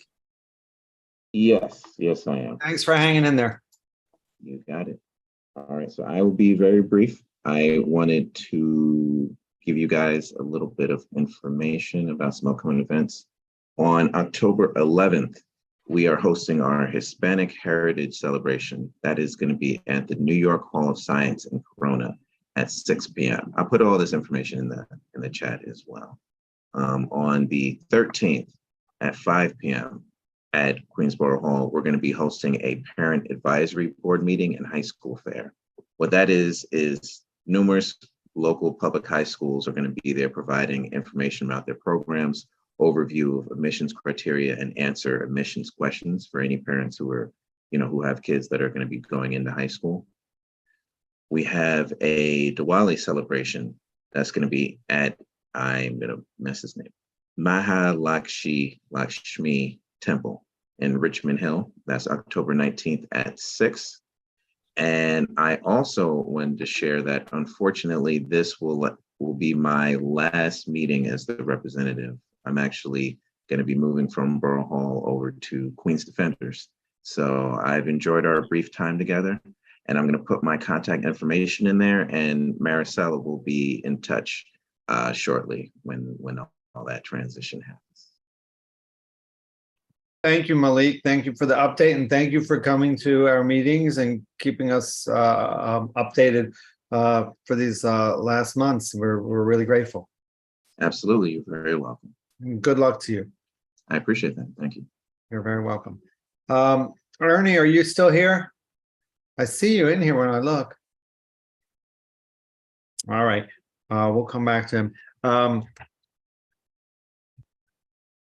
Let's see who else is on the list. Who said? Farah. Hi, everyone. Just the council members should provided all of the updates that I was planning on speaking on today. But I do want to just reiterate the fact that, and I'll share it in the chat a little bit later, If there are any specific constituent concerns, you can always reach out to us. We just need to ensure that there's a 311 number. And if you want to volunteer with us, we have the link in the chat. And if we're also looking for interns, so if you have any youth who are in college, who are interested in interning with us, we're looking for interns throughout the year. We primarily had piloted it over the summer and saw that the interns had a lot of fun working in our office over the summer, and we want to continue that for the rest of the year. And just plugging participatory budgeting back in. If you're interested in participatory budgeting, please sign up to volunteer. We already had 3-4 sessions. We had a virtual session, which we'll be posting online, and we'll share the link with you all so that way you have access to it. I'll share it with Maury once we post it online. It will also be on our social media. And then our next meetings, our budget director will reach out to provide the next steps on when, project selection and creating the neighborhood assemblies and doing the other fun stuff that comes with participatory budgeting. And that's it for tonight. Thank you. Sheila, do you have a question? Oh, I was going to ask, are the interns paid? And if so, I what? know, that's why I called on you. You didn't even raise your hand, but I knew. Yeah. So we've been working with different colleges to make sure that interns are paid, because unfortunately our budget doesn't allow for interns to be paid. So we've been working specifically with colleges that are sending interns to make sure that they're paid. So we have partnerships with a variety of different universities right now. All right, to confirm, is that the work study program you're referring to? It's not a work study program. It's a separate program just for internships. I get that, but so it's coming out of the school budget is what you're saying? Yeah, unfortunately, for each city council office gets different budgets, and we do not have that much of a high budget. And it seems like a lot of the schools do this, like a lot of the colleges, like LaGuardia Community College. It's against Title IV in the federal student aid program to get federal aid and to let your interns go out and not be paid. They will be against, I used to manage a financial aid office. So I know the regs pretty well. So that's why I was asking where the funds are coming, but as long as they're getting paid, that's what. Yeah, they might. I know that like some schools have special budgets that aren't related to federal funds, and they're related to their own budgets for things like this. I don't know how they, but yeah, no, it's a good question, Mary. Thanks for asking. Yeah, no, it's a great question. And I can find out more from the individual colleges that we work and partner with, and I can get back to you separately on that. Awesome. Thanks, Farah. Okay. Tara, are you still here from the DA's office? Yes, I'm still Thank here. you so much for waiting. Good evening, everyone. I'll be quick as possible. I just wanted to announce that last month we hosted a gun buyback program, and we were able to take off the streets 62 fully operational firearms. And these guns could have been, part of any devastating consequences. So we're proud of that. And then also I'd like to remind everyone that October is National Domestic Violence Awareness Month. And we have a lot of programs and resources for victims of domestic violence and victims of crimes in general. But as far as the domestic violence is concerned, Melinda Katz, she established a hotline number and a 24-hour hotline number. And when a victim calls, they'll have the opportunity to speak with either a prosecutor or a social service provider. And then also, just want to announce that on October 12th, we'll be having our Hispanic Heritage Month, and it will be held at the Lima Restaurant. And I will be sending the community board a flyer. And if you could just pass it around to everybody, email it to everyone individually. And you're all invited. It's a great event, but you have to RSVP because dinner is included. So we would like to, we need numbers for the, to make, proper arrangements. And that's all I have for tonight. Thank you so much for And I'll coming. put my information in the chat. Oh, thank you. And thank you so much for waiting for so long. I see that we have Sounds Ernie, like- do you have a question or are you raising your hand so you can speak? You're on mute. Just to, not a whole lot. Well, I do have some notes. Oh, hang on, because I think Steve has a question. Yeah, he does. Yeah, Maury, thank you. Tara, we all know about the criticisms of the bail law, et cetera, et cetera. I'd like to know whether you could furnish us today, or at least in the future, some kind of an indication as to what the backlog is now in Queens County on dealing with criminal matters.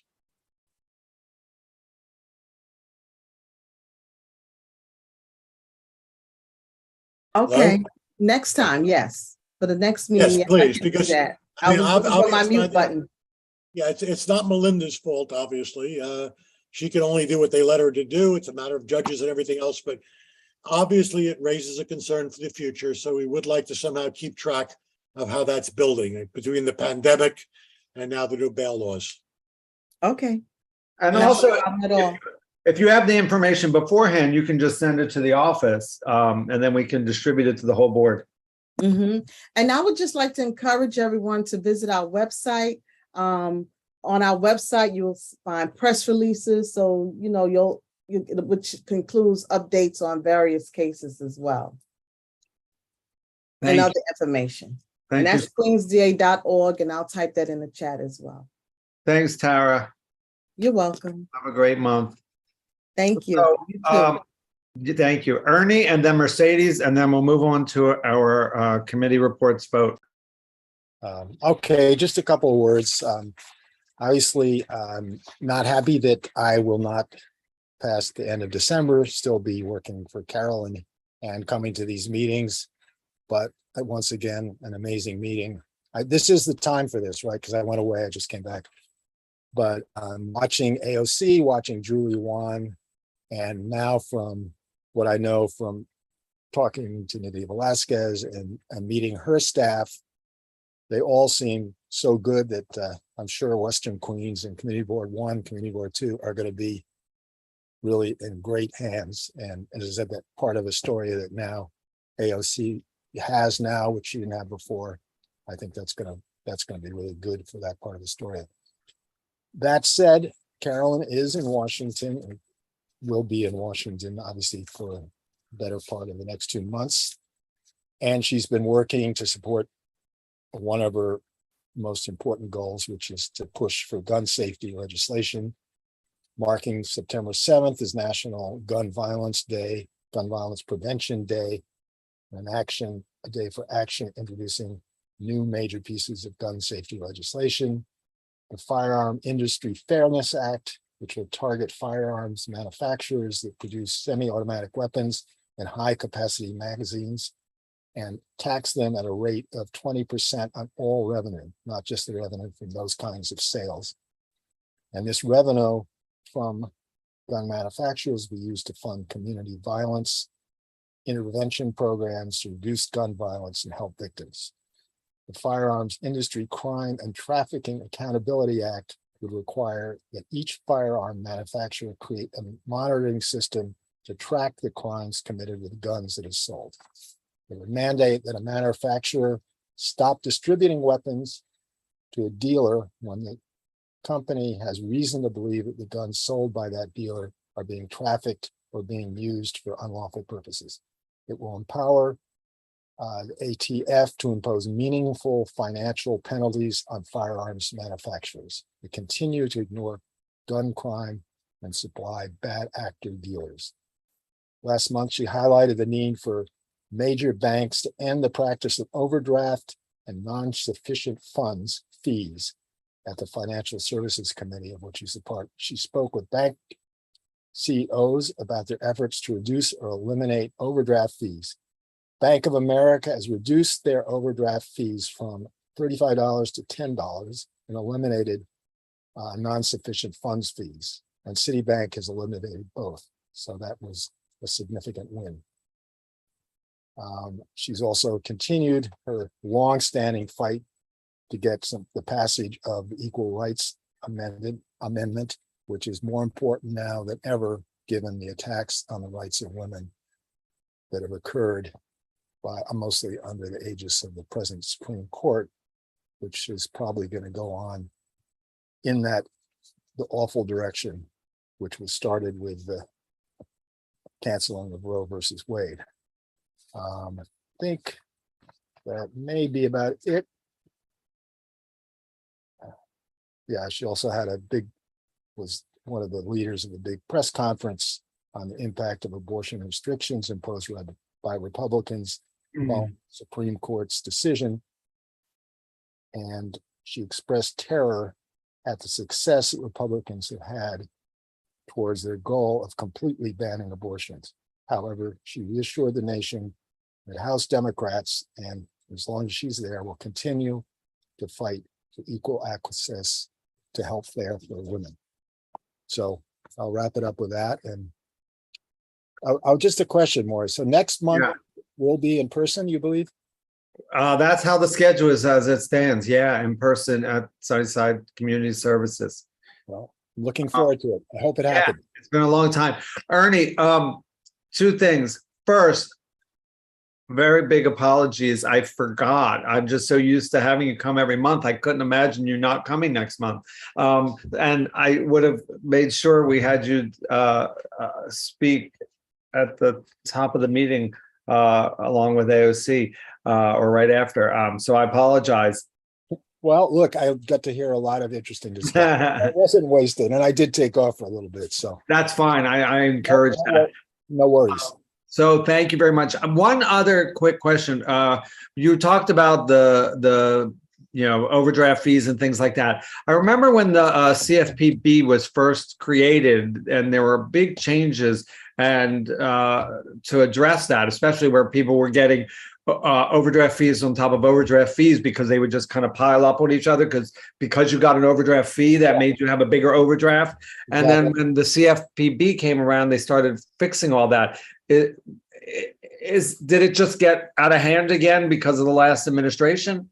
I think so. I think there was backsliding is probably what happened, but I can find out more and I'd be interested to know that. Okay. I can update that next month. Well, thank you. And I look forward to seeing you next month in person as it stands now as our community member and friend.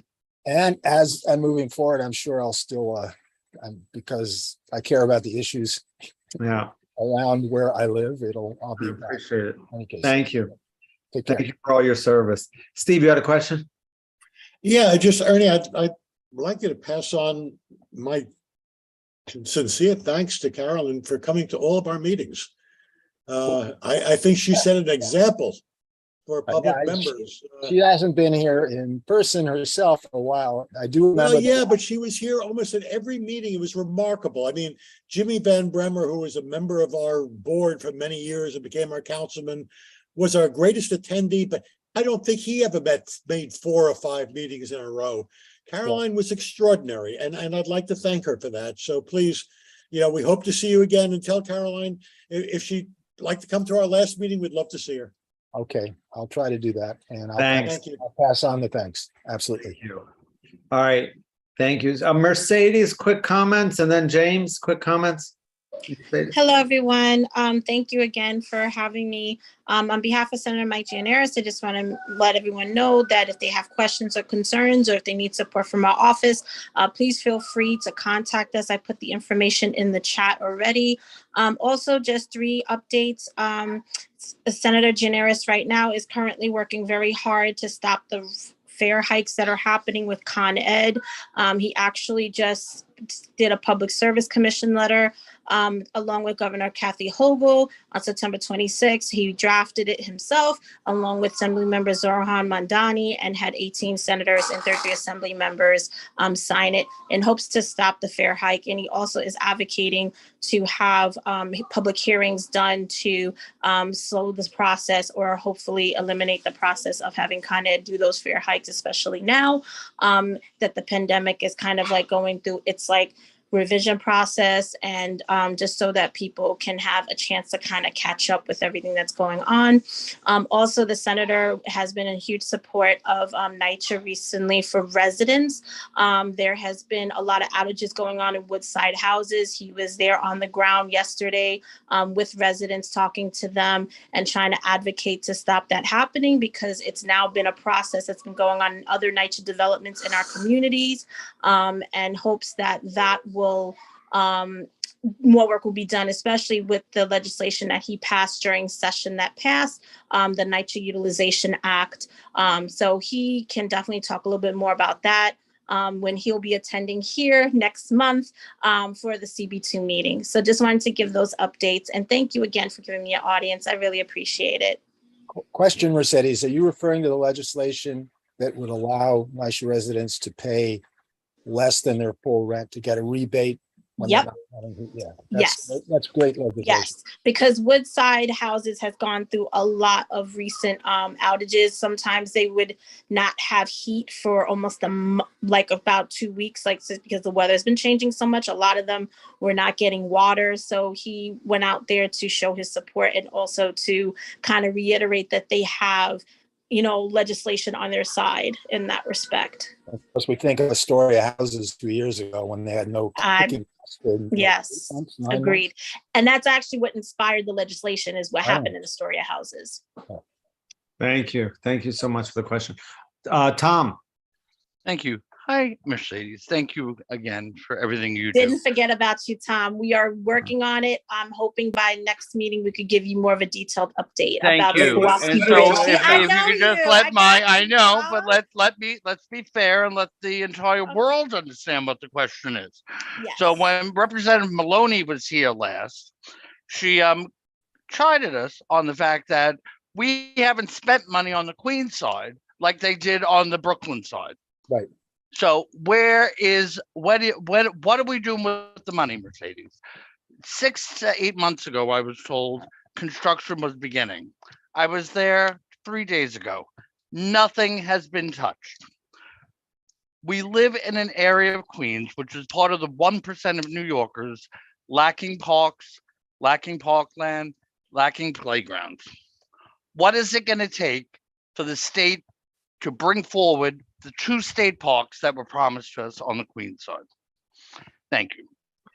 Yeah, I would just chime in, but to reiterate what Tom has said, I've been back over there a few times. I actually even went over there. Somebody from I forgot what publication a while back ago wanted to see it, and I took him on a tour. He was astounded that it was just, and we literally went over and looked at the Queens side. Then I walked him over the bridge, over the Kosciuszko, and went over to the Brooklyn side. And the guy used to be a skateboarder when he lived in California, where he grew up, and he saw the skate park, and he was just like, oh my God, this is amazing. And he wound up interviewing some of the skateboarders, and it's just like, why? The money's there. And you know what? I really, with all due respect, this is a failure of the state to hold the contractor to account. This is no other way. I mean, the fact that all these years have passed, and I don't care if people talk about, oh, the pandemic, it slowed things down. It didn't slow things down for the Brooklyn side. So why? And I'm not putting this on your footstep, and I'm not putting it on Senator Generis's footstep, but they are our elected leaders, our elected representatives. They are the ones that we need to hold to account so that they can hold this contractor to account. Is it the state that's messing up? Is it the contractor? We got to find this out. And there's obviously not enough will to do it, because I'm sure there are a lot of other things that people want to get done and they ask for and they hold to account. But this is not, we're not getting any. All that we've ever heard was the contractor says It will be done by 2024 or 2023, summer of 2023. But how? They have made no progress. It's still just a mound of dirt. And I'm fed up because, I live in an area that I love my neighborhood, but I have to go on a subway ride or ride a bicycle or take a 2-mile, 3-mile walk to get to a green space. And it's just not right. It's not right at all. And we need our elected leaders to hold the state and hold the contractors to account. Amen, Murray. Thank you, Maury. Thank you. Sorry, I'm just a little frustrated about this. But I know it's not on but if you can bring our message back, we're not going to and just so you know, you can tell the senator that we're not going to spend the whole meeting when he comes next month talking about that. But we need to deliver some kind of good news because or know what the holdup is really.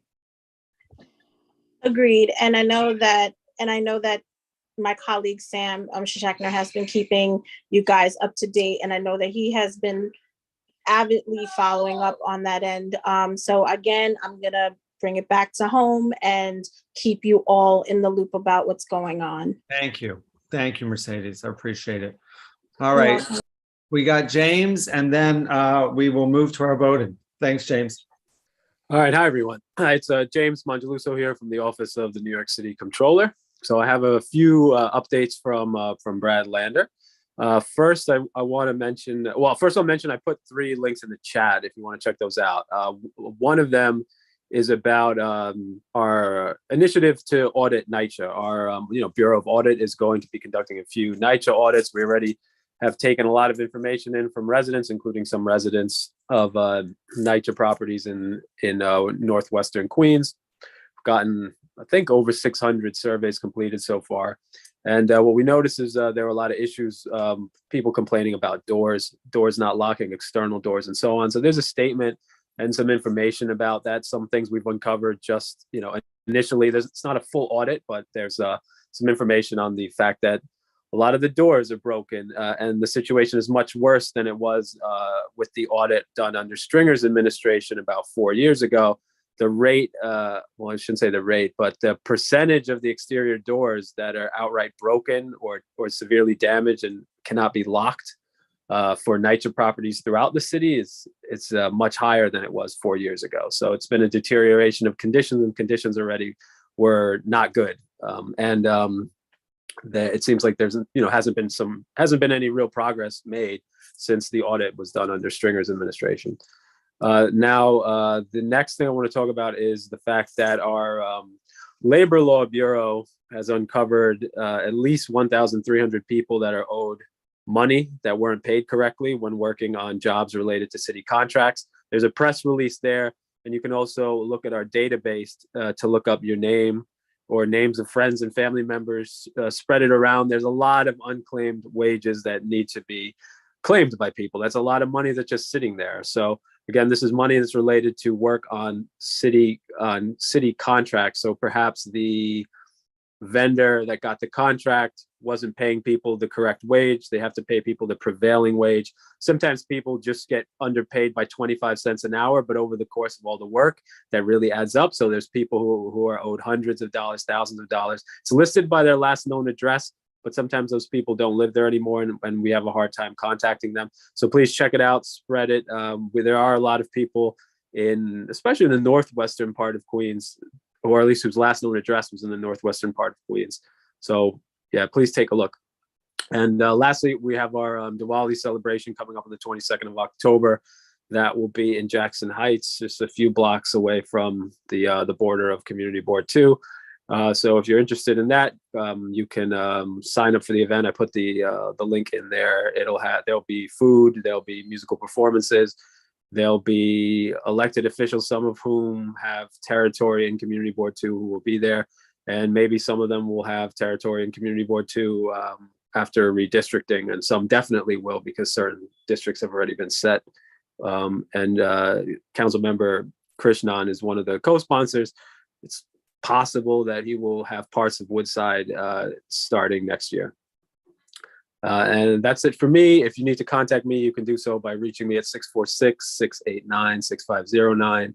I'll put that in the chat. Again, if you want to reach me and you're on the phone and you can't see the chat, you can reach me at 646-689-6509. So that's it from the controller's office. Thanks. Thank you, James. I want to keep moving because this was supposed to be our dry run for finishing the meeting by 10 o'clock so we could get out of Sunnyside Community Services. Maury, I have a quick question, if I may. Please, quick. Thank you. So several years ago, one of our providers at a shelter took a payroll protection loan in the amount of $25 million. I brought this to the attention of DHS, and they won't seem to answer me in one of our CAB meetings. They told me it was not an appropriate place to ask this question. So my understanding is that the providers are paid by the city of New York. So why would they need a payroll protection loan in the amount of $25 million? And secondly, no one's been able to answer me if they've paid it back or was the loan forgiven. How do we get this addressed? Thank you, James. All right, I don't know the answer offhand. I'd have to look into it more specifically. I'm going to put my email into the chat. If you can give me as much background as possible, I can look into it internally, and I can try to figure it out. Thank you. Or you can give me a call. Yeah. Thank you so much. I see we have somebody from Assembly Member Rojas Gonzalez. Gonzalez Rojas, sorry. Can you make a very quick comment if you need to?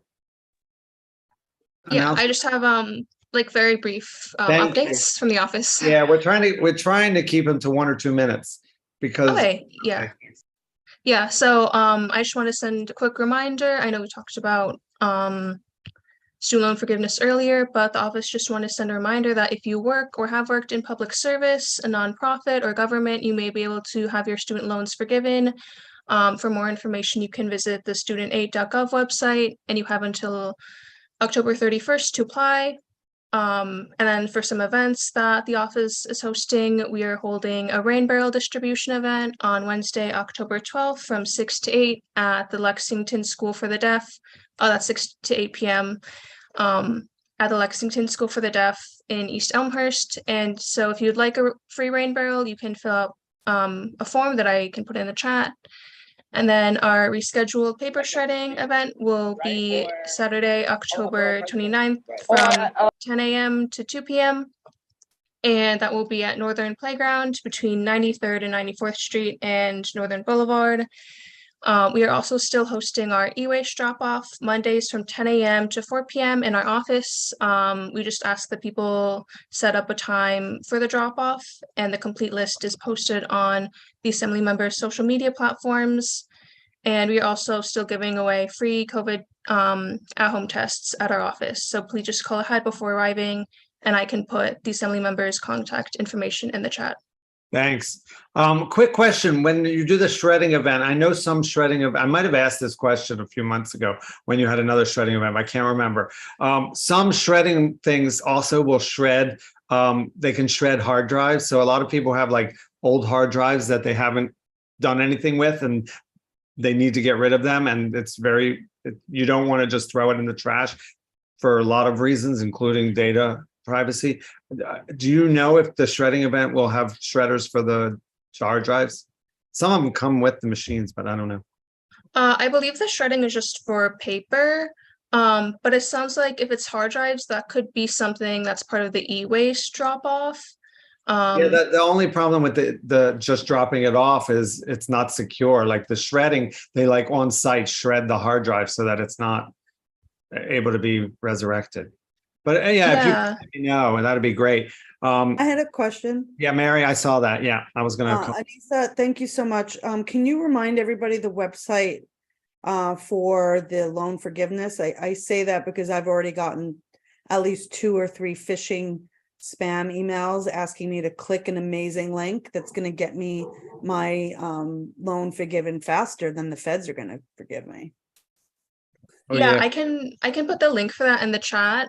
The link that I have is specifically for public service forgiveness, but it is on the studentaid.gov website. So if you're looking for student loan forgiveness not related to that, that you should be able to still navigate the website to find that. Okay, well, just be careful, people. Thanks. Yeah, thank you, Mary. That's a good point. Okay, so just a reminder to all of our representatives from elected officials, next month we'll do the same thing. We'll do it towards the end, but we ask that you submit in writing your updates as well, and then just take a minute or so or less to just give us really urgent, timely events. And we'll try to accommodate if we can, questions. Okay, so let's move on to the committee votes. We're going to start with our Land Use and Housing Committee. Okay, so I just want to give you a little background, and I uploaded into the chat both the community board's letter, 2018 letter in opposition to this project, and the borough president's opinion at that time. Can you post it again? Yeah. Let me see if I can. I see it. You can keep talking. You got it? Can you? Maury, for us dinosaurs, how do we view these things after the meeting is over? Because I saw that earlier. I didn't want to open it because I was attending a meeting. But later on, I'll want to go back to it. It won't be there. So is there a way? I know Anatoly said one time there was. Well, yeah, well, there's two things you can do. One is I don't know how you're viewing it, but if you look at and this is for everybody, if you look at the screen where you type, there should be a smiley face and then 3 dots. Do you see that, Steve? You're talking about in the chat room? Yeah, in the chat, there's like at the bottom where you type, there's like a smiley, and then if you click on the 3 dots, there's a button where it should say save chat.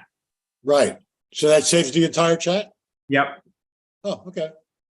Yeah, or we can like, anyway, we could probably upload these to this meeting on the CB2 website. Yeah, we can do that as well. So anyway, I just want to give people some background because 2018 is a long time ago. And this project goes back actually to 2014. So the city was seeking to develop under the ramps a park, and they initiated a process, an RFP process that was issued in 2014 to transfer land, to transfer air rights from under the ramps to adjacent projects to build a bigger building. And in return for doing that, they would have an obligation to develop the park under the ramps. And this was kind of, we couldn't believe that this was going on because it was giving a development bonus to a developer adjacent to this site of almost 300,000 developable square feet. So anyway, we heard it. In fact, at the land use meeting in 2018, they presented 3 special permits, 2 for the waiver for constructing the street wall, and the 3rd so they could construct a public parking garage. And we discussed the issue of the parking garage, and I asked at that time, would it be open to the public? And the developer said it would be attended parking and available to residents and the public. So that's not exactly what they said here today. But for full disclosure, we had that conversation and that was the answer at that time. So it went through community board, and then it went to the borough president, and went to the council, and it got approved. And, so what they got was, a 49-story building. What they gave was 361 affordable units, 361 units with 112 to be affordable at an average of 115% AMI. I don't have the final city council approval here. I just pulled up the borough president's approval at that time. But the trade-off was that they would, develop the park, and they would set aside funding to do that in this approval. So, you know, it's been a bizarre project since the beginning, because it was all around incentivizing the adjacent developers to build the park. So we are where we are now. It was 2014. They got a special permit. It lasted for another 4 years. We got more gray hair, and now they want to renew the special permits for the waiver to construct the street walls, and the project is already under development. So the question for us is, what do we do? Right? The land use committee voted, and we voted basically to condition our approval to a better level of engagement, quarterly meetings with Community Board 2 on the design and construction of the Rams Park site, and inclusion of community facility space in the Jackson Avenue project. I mean, you can see from our original letter, it was really always about a lack of community benefits and community space here. So that's the background. That's how the land use committee voted. And I, put it out to you for discussion.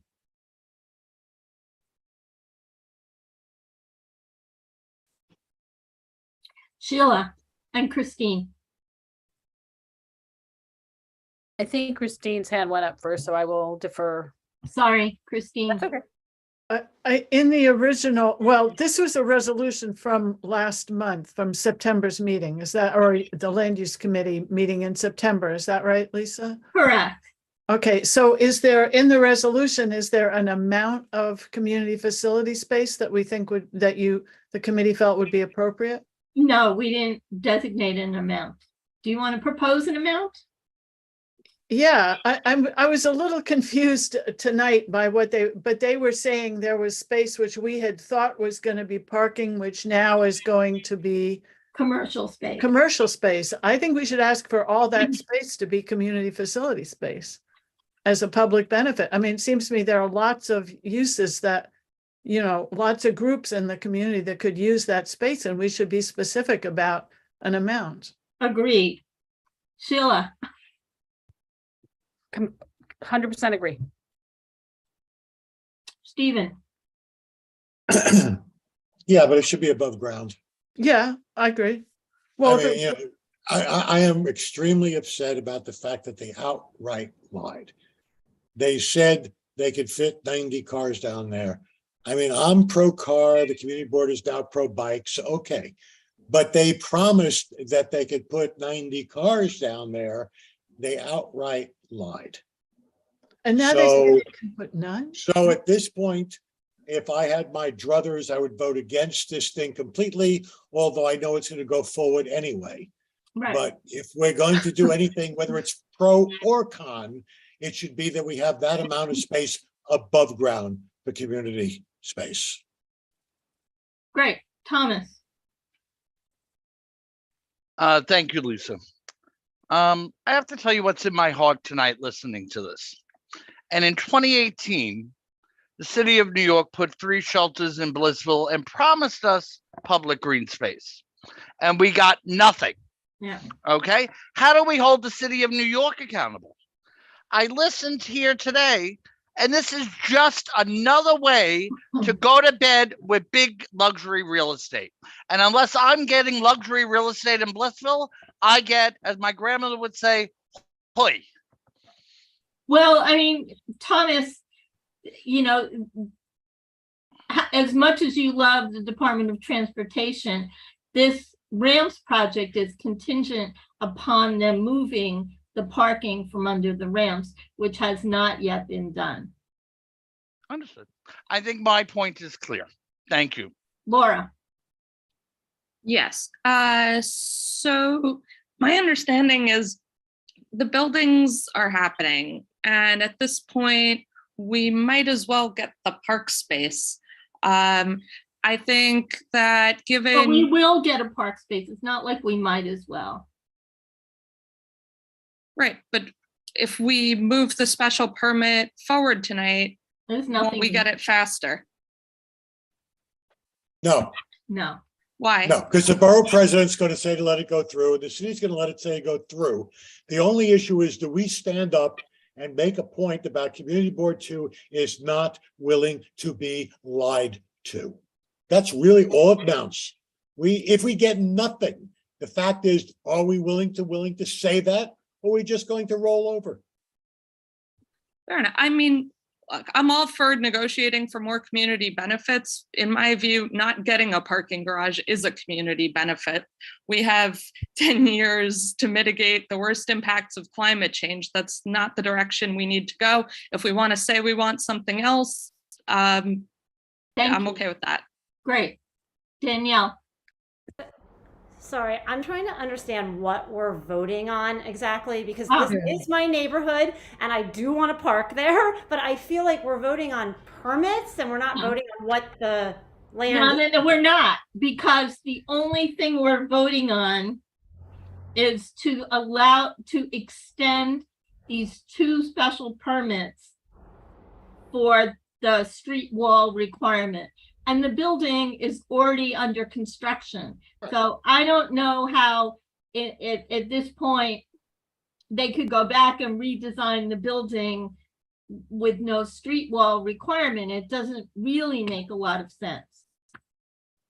Could we vote and say, stipulate something like with no parking or whatever we want to stipulate? I'm not saying that's necessarily it, but Well, it will have no parking because they're not seeking to renew that permit. Okay. Thank you. Now I get it. I'm clear. Thanks. Right? There is no parking in their request. Kenny. Yeah, people just shouldn't be swayed or confused by the issue with the park. The park is going to happen. In fact, that was the key issue here from the very beginning. That's basically that's done deal. That's not going away. And it was a bit of a distraction for them to do the presentation showing the park. Sound as if that somehow was up for grabs. The broader point, whether you want parking or not parking, and as I said, the desire has changed over time. The point is that there was something promised that, at least at that time, had some semblance of being a benefit to the community, and it was part of a package that we looked at. And now what's happening is it's becoming purely 100% benefit to the developer. And the developer's already gotten a huge benefit from the city in the variances that they have here, and the extra FAR that they got in the original deal. So I'm totally, I don't care whether it's parking or not parking or bike parking or community facility or whatever, but I don't think they should benefit by having this extra space that was not originally intended to be for their broad benefit. Anatol. So again, to make sure I understand correctly, is it walls or no walls that we're voting on? No. No. It's an extension. It's just extension of a permit for a design, a design configuration that is already in place. Like they designed the building to have this street wall setback. Otherwise, Okay. they'd be, they need this to build the building, and the building is under construction. Got it. And Can I just say, what this really is a prime case study in how a development can manipulate their proposal, and we wind up with less than we had envisioned. Lisa, I think the term is bait and switch. Thank you, Maury. But yeah, I mean, this is a great case study on how that happens. We didn't, nowhere in the city council resolution does it say they have to build the park first, or the DOT has to move first, or they're going to have this building and the DOT's not going to move their parking for who knows how long, right? And we're not going to have parking, which, you know, is debatable as your value system goes. And this is just how things, so they're going to have 300,000 more square feet of buildable square feet, which is not 100% affordable. It's, you know, most of it's market rate. Lisa, Tia has her hand up from city planning. I don't know if maybe she has comments. Go ahead, Teal. Yeah, I just wanted to offer myself for any points of clarification on this. I certainly hear the tension, and I was not here in 2014 to 2018. So I just wanted to say, like, when it comes to the special permits, these special permits are special bulk permits that are built into the special Long Island City mixed use district. Just to let you know where that's coming from, that's where the zoning is grounded for this project. The parking permit was a different special permit that you know that the applicant had chosen to pursue at that time and is now obviously not pursuing. And we, through zoning, it's, you know, we can't like make them do that or not do that. But my understanding too is that, yeah, as you're saying, you're voting on the special permit, which is really the street wall, because it is a very unique condition to have the ramps going through what appears like the rear of this property. And so the special permit, I believe, does really help the bulk of these buildings. And then, you know, however you want to write your vote and your resolution tonight, is definitely up to you, because I hear the tension around what you see as community benefits. And so that is it is something at this point that's very distinct from the zoning itself. That's the agreements, I believe, that were built more so into the RFP and all of the conversations that happened around like what this development should provide in exchange for these development rights. So I don't think I'm telling you guys anything that, you know, Lisa hasn't already clarified, but just want to let you know, like, feel free to ask me questions if you need to. Thanks, Jill. Thanks, Teal. Before we go on, can I just ask Lisa, I just want to interrupt. I just want to ask everybody, if anyone already asked their question, can you put down your hand? If you still want to ask a question, put it up, because I'm getting confused who's new and who's. Yeah, and given that Christine is the co-chair, Christine can ask all her questions. Well, I just want to be clear on something, which is from a construction point of view and a construction cost point of view, not building the parking, I would think, is a huge cost savings to the developer. Absolutely. And because they don't have to excavate, and that's not 90 cars is really a big parking garage. So there, by withdrawing that special permit, where they may have thought originally that it was going to benefit the building financially, to have those spaces to rent out, or that the community would look on it favorably, they're also saving themselves a lot of money, if I understand it correctly. Is that the case, Lisa? I don't know the cost savings involved. I would assume that they are saving money. I think they're still here. Do you want to ask the question of them? Yeah, I was just going to say, is Mr. Egger still here? Yes, I am. Hi, everyone.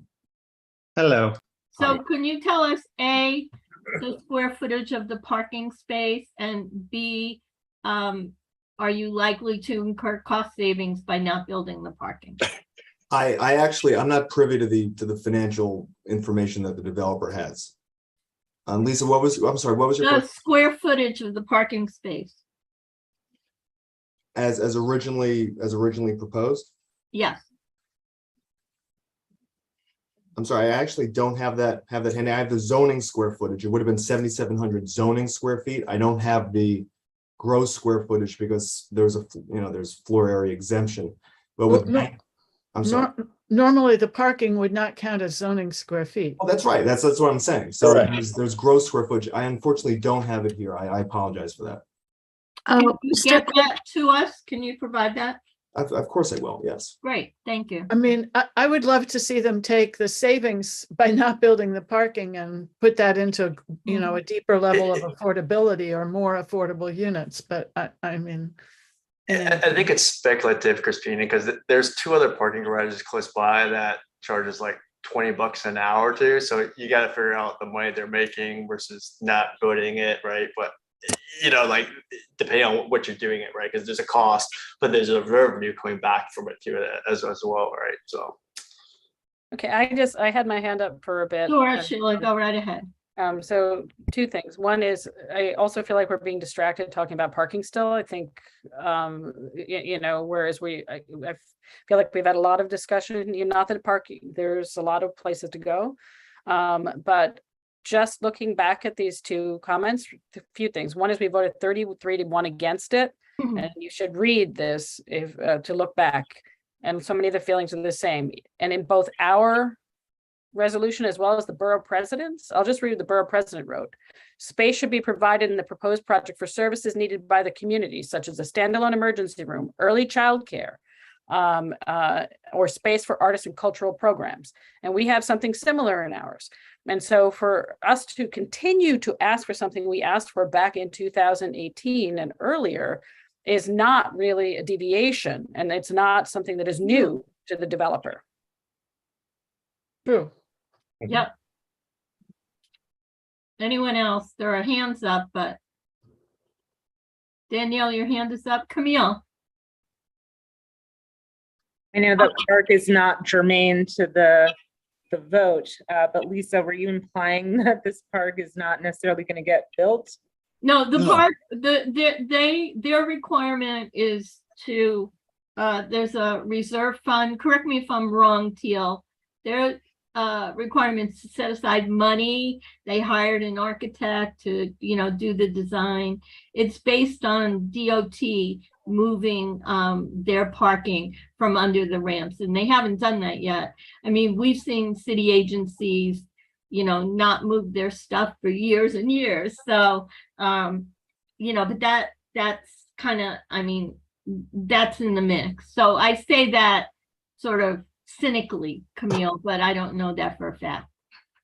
Thank you for clarifying. So the information that I've been provided is that the underneath the ramps area, at least I do think there's some parking, but it's also being used for materials that are being used for the Brooklyn Bridge. And so it depends on the status of that project, which I don't know off the top of my head, but we could always visit the DOT site to see. But just so you guys kind of have an idea of what you should be looking for things that need to get moved for this open space to move forward. Yeah. Anyone else? So I just want to make sure. So we could make a motion that will approve this, but put the stipulations that we clearly have had for years in that motion. Correct. Okay. Or we can vote to not. Or we can oppose it and still put the stipulations in. Or we can simply state our position. It's going to go forward. They may never build the park because that's another way they can save money and screw us. But the fact is they're going to be allowed to get this renewal, and they're going to be allowed to get this, extension, no matter what we do. So the question is, we're going to take some kind of a stand. We can say, yes, you could do it, but, or no, you can't do it. You lied to us.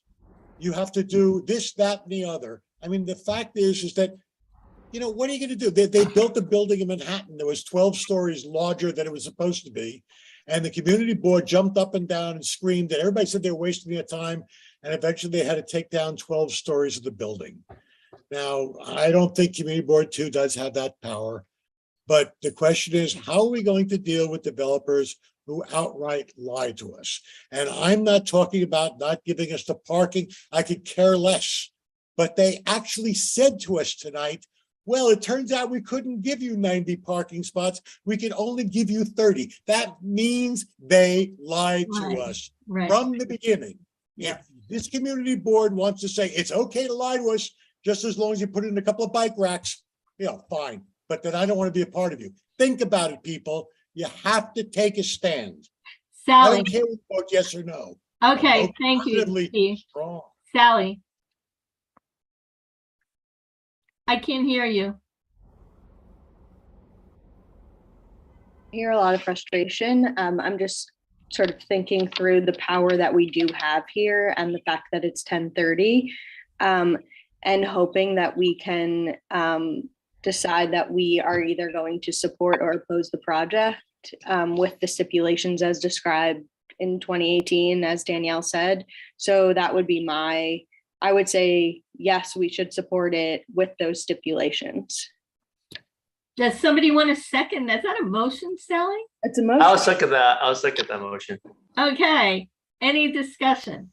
Can you read the can you list the stipulations again? Because I've sort of lost track. I mean, Is this a yes and? So it's a yes, only if. It's a yes and. So the way the community board voted, right, was to improve the level of engagement with quarterly meetings with Community Board 2 on the design and construction of the Rams project, and inclusion of community facility space in the Jackson Avenue project. Christine's point was that to utilize the square footage designated for the parking to be used at ground level for community facility space. right, well, yeah, I don't know that it's a trade-off of square footage, but I think if we're asking for community space, we should ask for at least, I don't know, 8,000 square feet of. Friendly amendment, Christine. That we ask Okay. for 20,000 square feet of community space at no charge. At ground level At no charge. and at ground level, I don't. At or above ground level, yes. Great, that I accept. Okay. All right, that's the motion. Any other discussion? Yes, Lisa, Yes. the motion is clear and I have no problem with the motion, but I think we definitely have to make a statement about the deceit. Sure. That's goes along with the motion. And it doesn't have to be voted on by the community board, but I think it has to be done.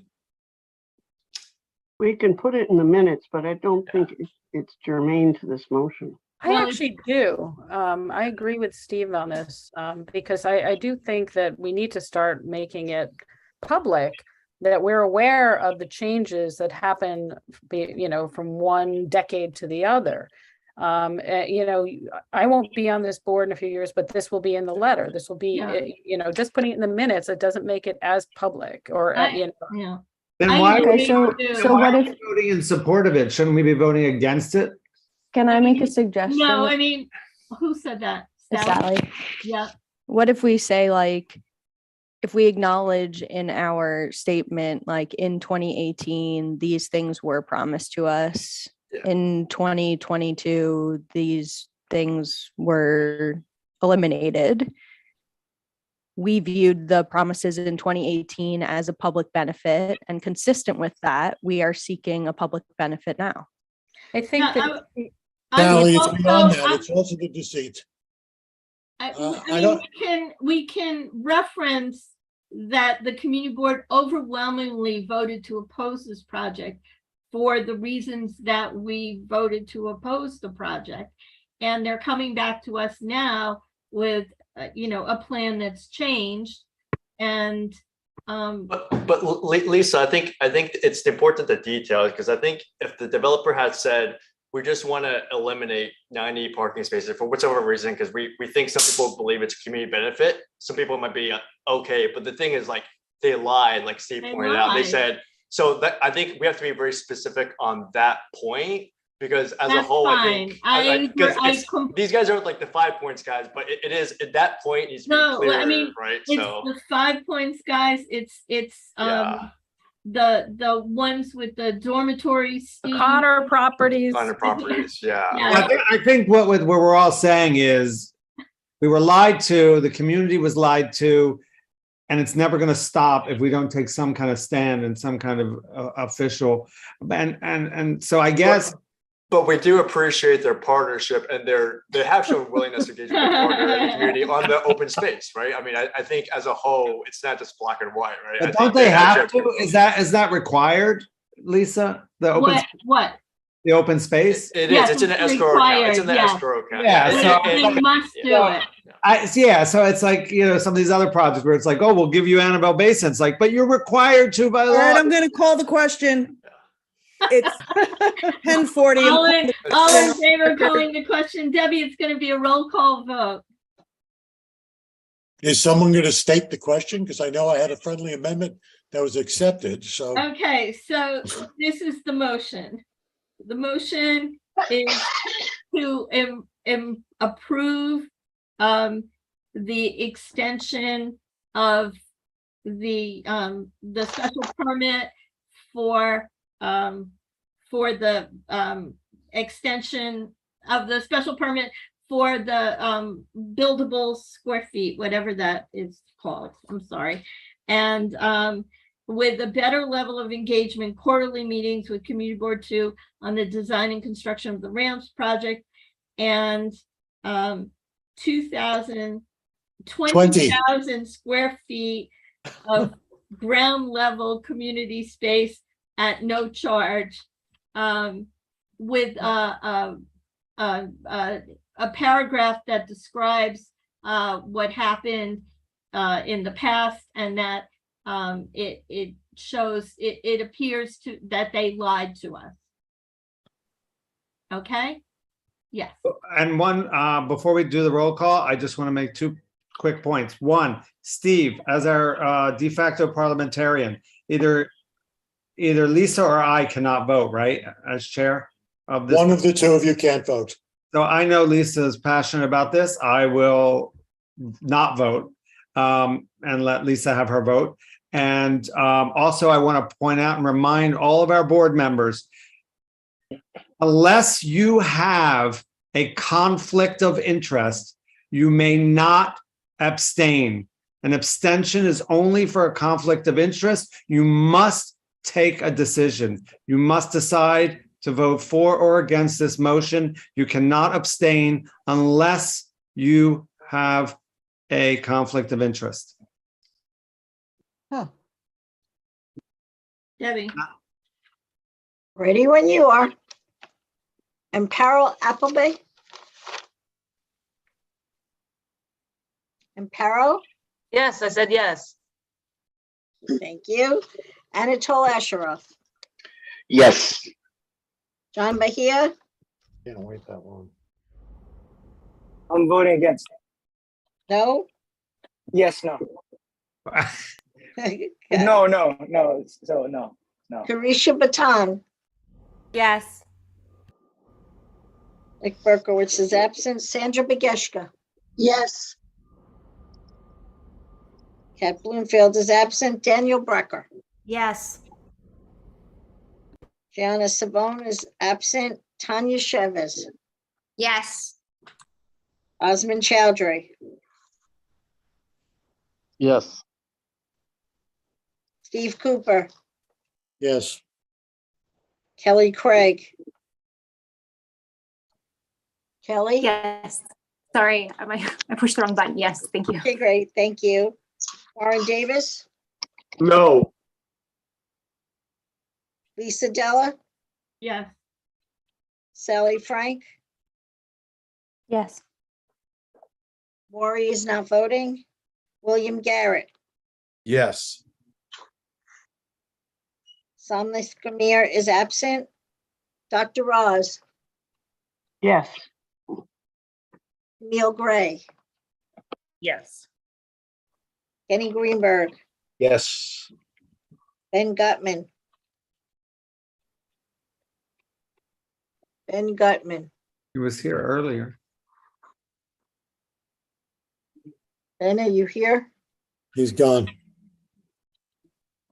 He's gone. Okay. So she left. Christine Hunter. Yes. Patroni Khan. Yes.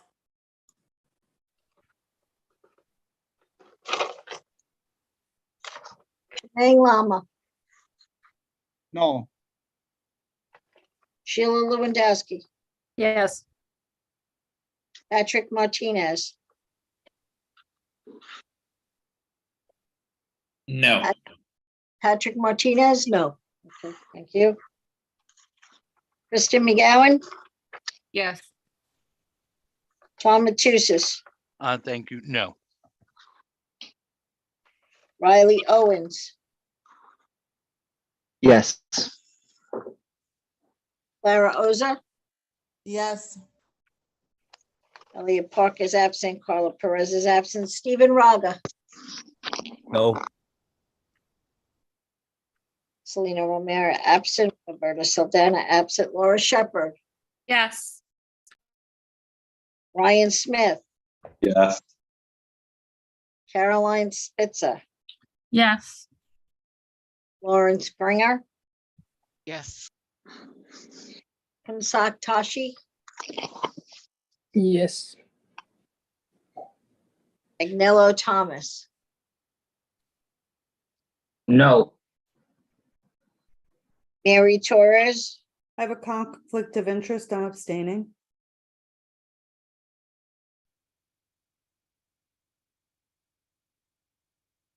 Anthony Chidella, Yes. Frank Wu. Yes. Motion carries. Thank you. Thank you.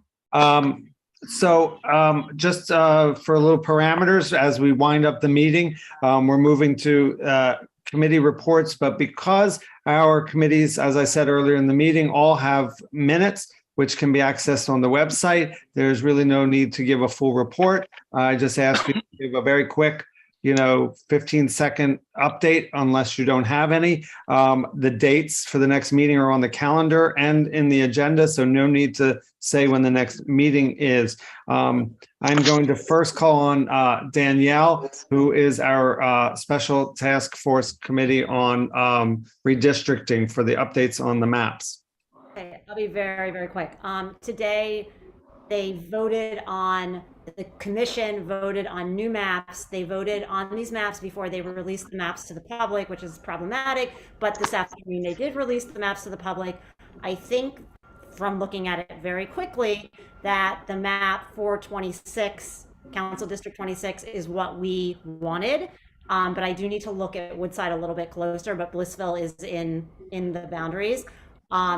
So the commission passed this map, and it was like a vote, like everyone but one person voted yes for it, and somebody abstained. So that means that it will now go to the council for discussion and probably a vote. We may need to reconvene the task force to push council to do what we want, or push the mayor to kind of not be so involved, because he's definitely has a point of view and he probably shouldn't. But right now, I think we're in a pretty good place. I think we managed to get, I think our resolution worked, and we just have to stay vigilant and keep watching. And I will put a link to the maps in the chat. Thank you, Danielle. Thank you for the leadership on the committee too. Transportation Committee. Thank you, Maria. Sheila, if I may, we did have one item come before the Transportation Committee that in the minutes indicated that we were going to bring it for a vote before the full board. So I'm going to read the item for everyone. Let me just get there. And so I think the motion will be self-explanatory. On behalf of our sheltered populations in Community Board 2 District, CB2 is requesting that the Office of the Mayor review the installation for secure bicycle and micro-mobility device parking locations and a means to safely store batteries for the electronic bicycle and micro-mobility devices. We request that both the storage units and battery storage units be adjacent to or within the immediate vicinity to temporary and permanent shelters throughout Community Board 2. Many of our shelters exist in what is known as a transportation desert. For many living in shelters, bicycles and micromobility devices are their only means of transportation. And for some, these devices are also their only means of income and are essential to their livelihood. We come before Community Board 2 asking for a vote, asking that we ask the mayor to supply these units and battery safety units either in the shelters, near the shelters, or close by. It first came to our attention during the Community Advisory Board meeting for the Homeless Shelter Task Force, where residents of shelters were having difficulties in that the providers were not permitting them to store their bicycles in the shelters or bring their lithium batteries into the shelter.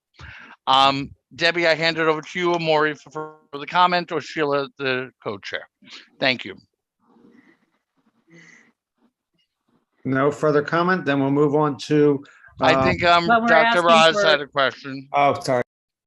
I'd like to make a motion. I'd like to make the motion that we approve and support the resolution and letter that Thomas just described. Second. Debbie, do we have to call a vote, or could we ask for anyone? Laura, that was you that seconded? Yes. Let's do this by a show of hands. Thank you. Does anyone oppose? Raise your hand. Anybody opposed? Roz, put your hand down. You made a motion. Use the little electronic hand if you're opposed. Yeah, that's what she. Not your physical hand. Because we can I look. do not see anyone opposed, so it unanimously passes. Thank you all very much. I pass on to the next. Thank you. Okay. Budget committee I already talked about earlier. City services, public safety. I really have nothing to report. We have a meeting next week. We've had a long summer. We're trying to catch up on approvals we've made that have been violated, conditional approvals and things like that. But soon I'm promised that we'll actually have more to do than relying on liquor licenses. So hopefully everybody will do it. And one private word, just to let you know, Culture Lab is having its first annual fundraising fest coming October 27th. You can find this stuff on email and on Facebook and so forth. That's a paid commercial, by the way, Murray. I owe you for that one. I owe you. I owe you too. Environment. Wait. Oh, Maury? sorry. Danielle, We I'm are sorry. at the meeting next week. We are having someone from the 108 come to speak. Oh, great. Okay. Questions. So Fantastic. that might be, if anyone's interested, you might want to join. It is All right, into- Danielle and I will get together in the next 48 hours because we have to prepare questions, because the one thing that Maury has insisted on and the community board needs is answers to questions rather than I'll get back to you. So we want to propose questions ahead of time. Okay?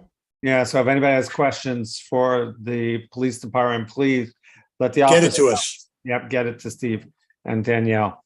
Or to Debbie, she'll get it to us. Yep. All right, environment. Thanks, Maury. For the environmental committee, we had Kara Napolitano from Sims Meadow present. So they're actually within our community board district by Newtown Creek. They actually sort all the plastic and aluminum for the entire state of New York, and they transport to a giant facility in Brooklyn, which is actually one of the largest facilities in the world.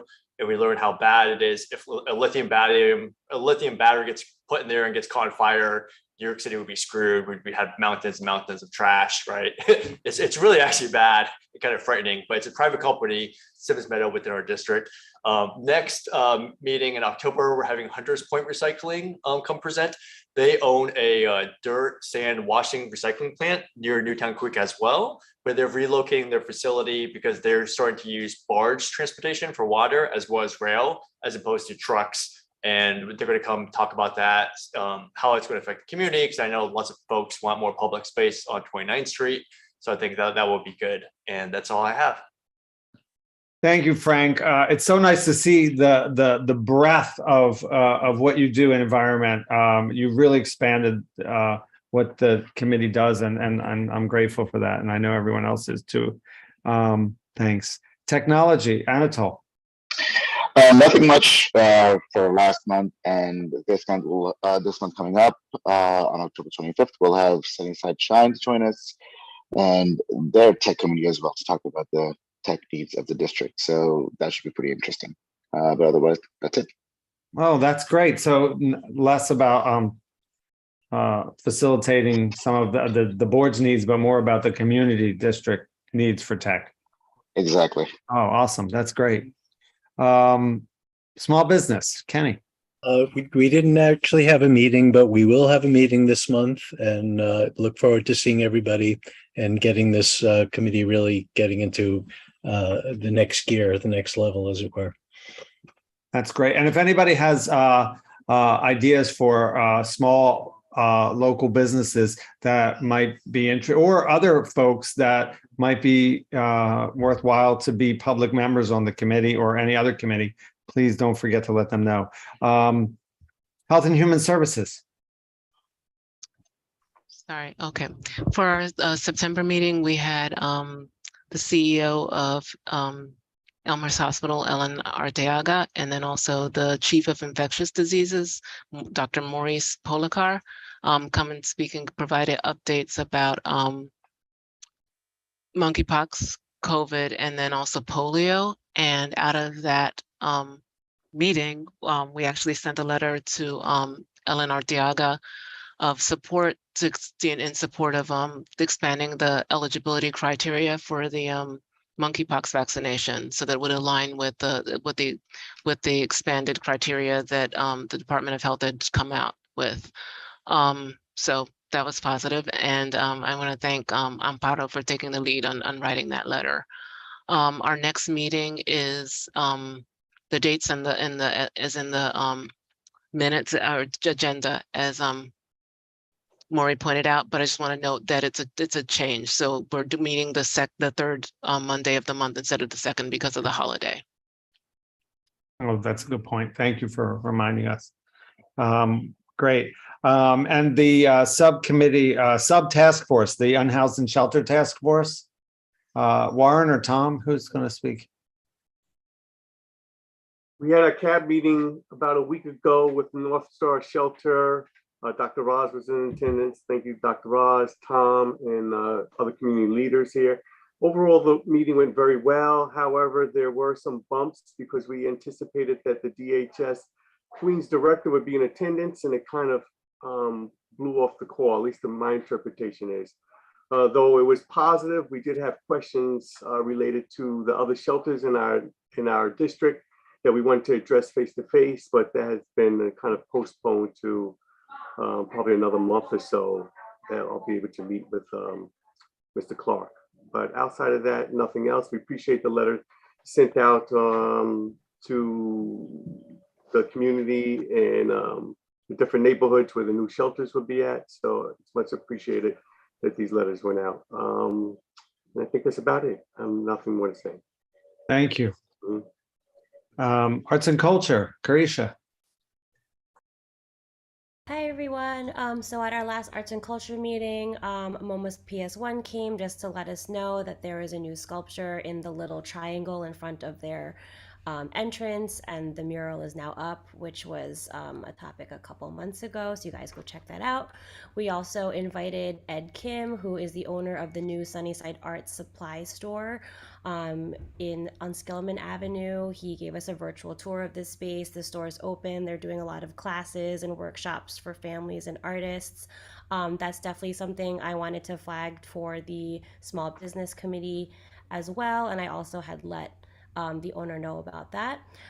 We also had the owner of Dance Matters NYC, which is a newly relocated dance studio. It's a 3-studio school along Queens Boulevard, to come talk to us about their new spaces.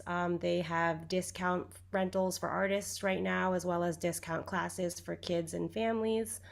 And everything else is in the minutes. I want to also make a plea that those members who are assigned to the Arts and Culture Committee to make a concerted effort to come to our meetings. We need you guys there. There are stuff that's on the table that needs help. Anybody also who's interested in joining our committee, please let Maury know. We're always welcome to have more folks to represent the organizations and artists here. And I also dropped an event that I am hosting for free to the community in honor of Filipino American Heritage Month. It's free and it's in Woodside in Windmuller Park and also at Culture Lab. Thanks, everybody. Thanks, Carisha. Yes, and to Carisha's point, if you're on a committee or you don't know what committee you're on, you can always ask me or ask the office. You can check the website. And you're not limited to one committee either. If you want to be on a second committee, or if you just want to audit and go to other committee meetings, you can do that and give feedback. Anyway, our next meeting is Thursday, November 3rd. Check your emails, stay tuned for updates because it is expected to be in person, but we will update you if anything changes. I really tried hard to get this meeting done by 10. I wasn't successful. I'm sorry. So do we have a motion? Yeah, Maury, it's only 9 o'clock in Los Angeles. You did okay. Motion to adjourn. Second. All in favor? Aye. Aye. Aye.